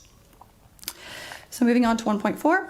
The visual effects of the notice of requirement range from neutral to moderate adverse from public viewing locations, and then very low to low adverse from elevated private locations that are over 1.7 k away. And that's the eastern viewing catchment that I just kind of pointed out as well. That's kind of the elevated hills. And then low to high adverse from private dwellings that border the northern extension area. And then switching to the southern extension, so the visual effects range from low moderate to high adverse from public viewing locations, low adverse from elevated private locations over, again, the 1.7 k away at the elevated hills, and then low adverse for residential dwellings north of the golf club near the Reza, through to high adverse for those closer to the southern extension on the Monaco Peninsula. So those are all tabulated, you would have seen in the preferred option report. Yeah. So overall, the visual catchment of the northern extension is generally contained to the local area and provides options for mitigation in order to lower the overall level of effects in comparison to the southern extension, which is open to a wider viewing audience. Because as I've illustrated here, you've got the northern extent that's visible, but also the southern extent for the southern option. So it's a wider viewing area there. So as set out in my evidence, I have recommended a landscape and design plan be prepared and provided with any relevant outline plan of works. So this is proposed as a condition in DAA 1.46 to designation DDA1, and I consider the landscape design plan will ensure adverse effects of the notice of requirement are appropriately managed. Okay. And then moving on to Plan Change 30. So I have assessed the potential effects on, excuse me, on landscape and natural character values resulting from Plan Change 30. As set out in my evidence, I consider there will be minimal change from a landscape perspective resulting from this Plan Change 30. Overall, subject to minor amendments summarised in section 11 of my evidence, I consider the plan change will generally result in a potential adverse effect equating to low on landscape and natural character values. And just regarding Mr. Carleon's evidence at paragraph 7.12, where he says, the landscape assessment has portrayed the landscape effects of the activity as low due to the relatively flat land at the golf course that is subject to change. I would like to clarify that I have assessed the adverse landscape effects of the proposal to be low moderate, not low, as stated in his paragraph 7.12. And then switching to the just response essentially to Mr. Carleon's evidence, the appropriateness of viewpoints. In his paragraphs 7.13 through 7.15, Mr. Carleon queries why only one elevated viewpoint was included and suggests that there are more appropriate public elevated areas that should have been used to assess adverse visual landscape effects. It should be visual effects. But, firstly, the purpose of viewpoint 16 is to illustrate a typical view from the eastern elevated viewing audiences of the Port Hills, which consists mainly of residents in private permanent dwellings, but also includes transient users of public locations. So that could be the likes of roads or public reserves and walkways and steps and things like that. Secondly, the viewpoint selected is just for representative views purposes, so whereby views and effects are not limited to that location. So it's just for representation. It's not purely based on that specific location. So regardless of where the viewpoint is located, the findings I reached on the visual effects of the notice of requirement considered the effects on landscape values as experienced in views by the viewing audience. And noting that this viewing audience is 1.7 k away and that the airport operations already form a part of a small portion of a much wider panoramic view that, as I kind of illustrated, includes the coastal waters of the Waimea Estuary and then out to the Mount Arthur Range. And I concluded the adverse visual effects for the eastern elevated viewing audiences, so that's going to be inclusive of both public and private users, are very low, and I continue to hold that opinion. So while the viewing audiences Mr. Carleon at paragraph 7.14 of his evidence refers to at viewpoint 16, I visited them and consider that there's no greater visual effect from these public viewing locations. And it's also the photo that's illustrated on the original options report. And it's also viewpoint 22 in the options report as well. So if you're just wanting to kind of understand what that viewpoint is, it was looked at as part of the options. Okay. And so I assume, also kind of moving on to another point that was raised, the adverse visual effects from public locations that are referenced in his paragraph 7.15, that he's referring to the users of the Nelson Golf Club and the clubhouse rather than the Port Hills. I think he highlights that the effects are more than minor from public locations, but that's specific to the golf course. Yeah, not elevated locations 1.7 k away.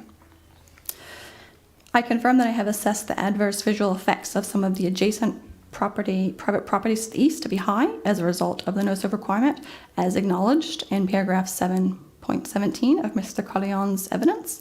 However, in my view, any potential adverse effects will be mitigated through the landscape design plan, which is proposed as a requirement to the DAA1 conditions. And then finally, in response to paragraph 7.18 in Mr. Carleon's evidence, I have specifically stated in the landscape effects assessment that there is uncertainty as to whether the residual Nelson Golf Course Club land, and that's the area not required for the Northern Runway extension, would retain its current use. In my view, if the residual Nelson Golf Course land reverted to scrubland, as he's suggested, I've kind of landed on the effect would be neutral, and that's based on still retaining the open space values and potentially contributing to biodiversity in the area that's highly modified. Okay, thank you. Thank you, Ms. Anthony. Do you have any questions? Yep. Your evidence in chief at paragraph 717, you talk about the high, the visual effects range from neutral for long distance viewing locations. You were explaining that before, to high adverse for private dwellings that border the extension area. Do you know what the existing edge treatment is for those private dwellings? Do they have 2 metre high close border fences? They all or are vary. they very open towards the golf course? They all vary in their edge treatments. But with the runway extension in place, presumably there'd be a 2.5 metre security fence, which is a pretty dominant feature of the edge of the airport currently? So the outcome, I suppose, of the landscape and design plan would work on that interface, and assuming kind of a worst case scenario, or until you get to a detailed design level, we won't quite know where that I think it's a 2 metre high chain link fence, with the barbed wire on the top. So I'm not quite sure where that will sit in relation to the existing, I guess, adjacent properties, but that's kind of where the landscape design plan would come in. And how would a landscape design plan be able to mitigate the view of a chain link fence with barbed wire on top? So we'd need to kind of consult with the adjacent affected parties, essentially, and work through what the options could be, whether it is planting, depending on space, there could be earthworks that are sculpted to kind of be reminiscent of the coastal sand dunes, or fencing that potentially could be in between the two. So I guess those options aren't quite resolved until we get to a state of a detailed design. So you're comfortable that with the implementation of the landscape plan, you'd be able to get it down from high adverse to something less in all cases, or a good attempt at it? So that visual effects were kind of based on a worst case scenario at construction as well. So that's kind of taking into consideration all the earthworks undertaken. So you've got machinery on site, you've got construction of the runway, you've got the fencing in place. So from there, it would reduce, and then mitigation is kind of another enabling factor on top of that. Okay. Thank you. Thank you.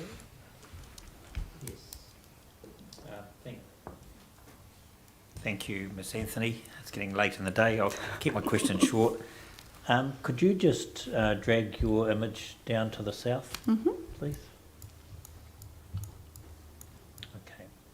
Now, and you canvassed this, but I read in your evidence in chief that you had done a comparison between the south and north, and I think by your own admission you said that in the south the change in character had a moderate to high impact, and the southern option would involve a high impact in terms of visual matters. Did I? Landscape. Landscape.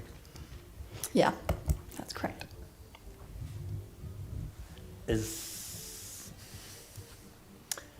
that assessment based on a combination of the runway extension and the RESA, or just the effect of the RESA extending over the Monaco area and into the estuary? It's the full package, I assume, Yes.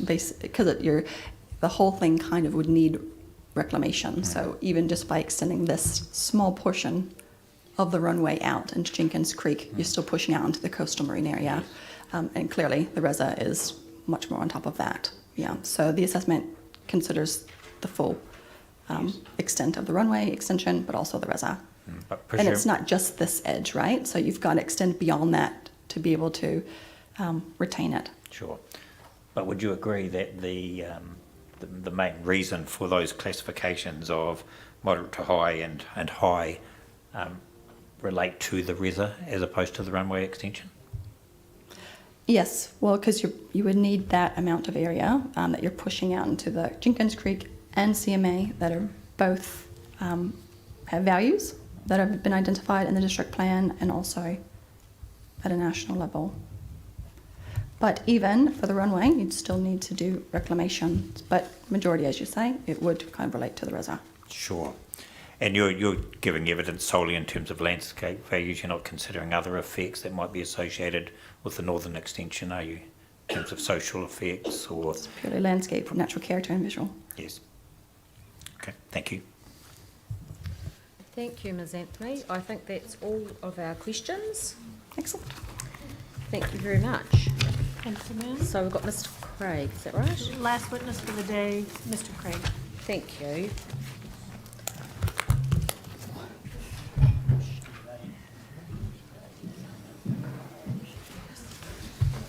Left the most exciting witness to the end of a long day. I'm sure he thinks so. Thank you very much. Do my best to keep it simple. Well, it is. Well, let's hope. Let's hope it proves to be simple. So thank you so much. So over to you. Thank you. I'm just going to work from my summary to begin No, with. that's absolutely. You're in your hands. So whichever way you want to do it is fine. Tēnā koutou. I'm a civil engineer and chartered water and environmental manager with over 30 years of professional experience majoring in flood risk management. In terms of the options assessment, as I set out in my evidence, I undertook an assessment of the two options considered for the runway extension, that being option A, the northern extension, and option B, the southern extension. My options assessment concluded that option A, the northern extension, is significantly preferred over option B in terms of coastal processes and flooding. The northern runway will have no northern runway extension will have no or negligible effects on coastal processes or flooding from coastal sources, and it will also have no hydrological or flooding effects on Jenkins Creek. In terms of the assessment for the notices of requirements, as I explain in my primary evidence, the northern runway extension will not impact nor be impacted by projected future coastal erosion out to the year 2030, and that's based on the same coastal erosion mapping that was done for Nelson City Council.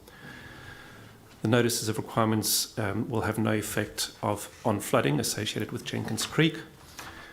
With respect to the Myra Stream tributary that was pointed out a little bit earlier, a portion of this will require culverting or piping or diversion around the outside of the Resa. And in my opinion, any potential effects on hydrology and flooding with this modification will be able to be avoided, remedied, or mitigated through the detailed design and subsequent outline plan and regional consenting pathways. And those are not sought as part of the application. The NOR and construction of a northern runway extension will not change the flood risk profile to the existing airport infrastructure. It is my opinion that there are likely engineering solutions to help reduce or manage the existing flood risk to the airport and to enable beneficial operation of the proposed runway extension. These eventualities will need to be considered and managed by Nelson Airport regardless of whether the runway extension takes place or not, and so that does not influence the risk profile to the existing infrastructure. Any engineering interventions would, of course, be subject to further investigations, design, and associated consents. In my opinion, the proposed conditions to designations, DAA 1, 2, and 3, and subsequent outline plan and regional consenting processes will appropriately manage any potential effects on flood hazards. With regards to private plan change 30, I have reviewed the provisions that relate to flood hazard matters, most specifically APZ 46, 48 and 51. And I've compared the private plan change 30 provisions with those under proposed plan change 29. And I do not propose outright adoption of the plan change 29 industrial zone flooding related provisions for the airport zone. In my opinion, there are appropriate controls in place to manage potential flood risk and effects within the proposed private plan change 30 provisions. In summary, I consider that the notice of requirements and the private plan change 30 will result in negligible change to the airport site from a coastal processes and flooding perspective. There is a very low risk of any adverse effects on flooding, and I am confident that there are appropriate controls either already in place or proposed through the notices of requirements and the private plan change 30 to manage any potential flooding related questions. Short and sweet, happy to take questions. No, that was good. This might not be necessarily for you, but you have reminded me of the relationship between plan change 29 and private plan change 30, and given the timing of those two, which might be more of a legal question or a planning question, and it might be something that needs to be responded to in reply, or you might want Mr. Bonus to cover it. But I hear what you're saying about your expert evidence is that it's your view that the private plan change 30 is the appropriate place to address the flood control. Given the timing of the two processes,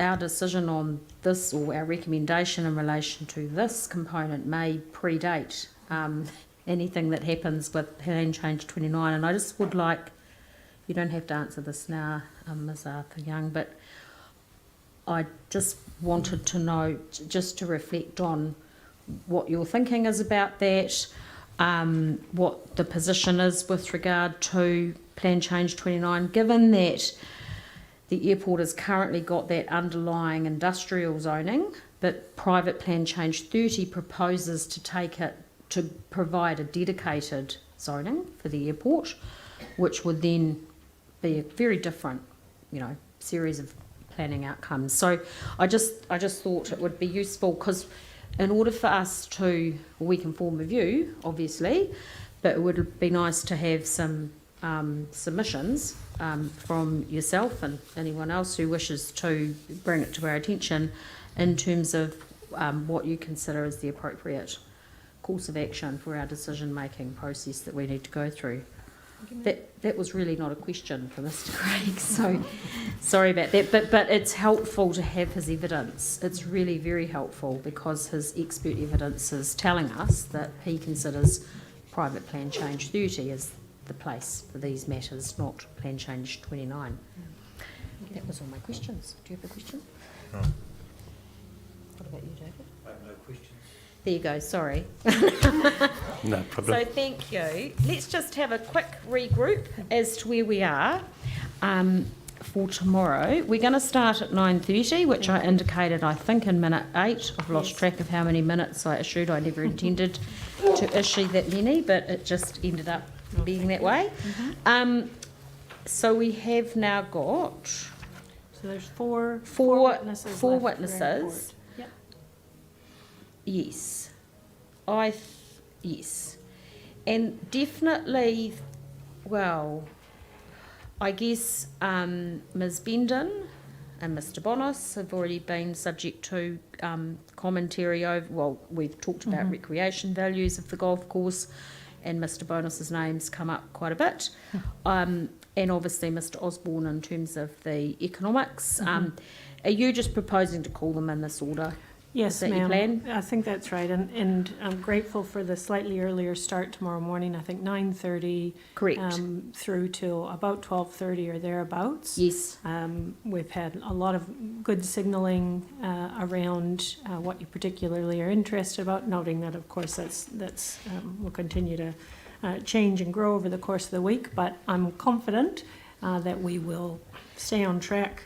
Yes. Tomorrow, noting... It's always the case, as you know, Yes. at the beginning of the case, which you are part of.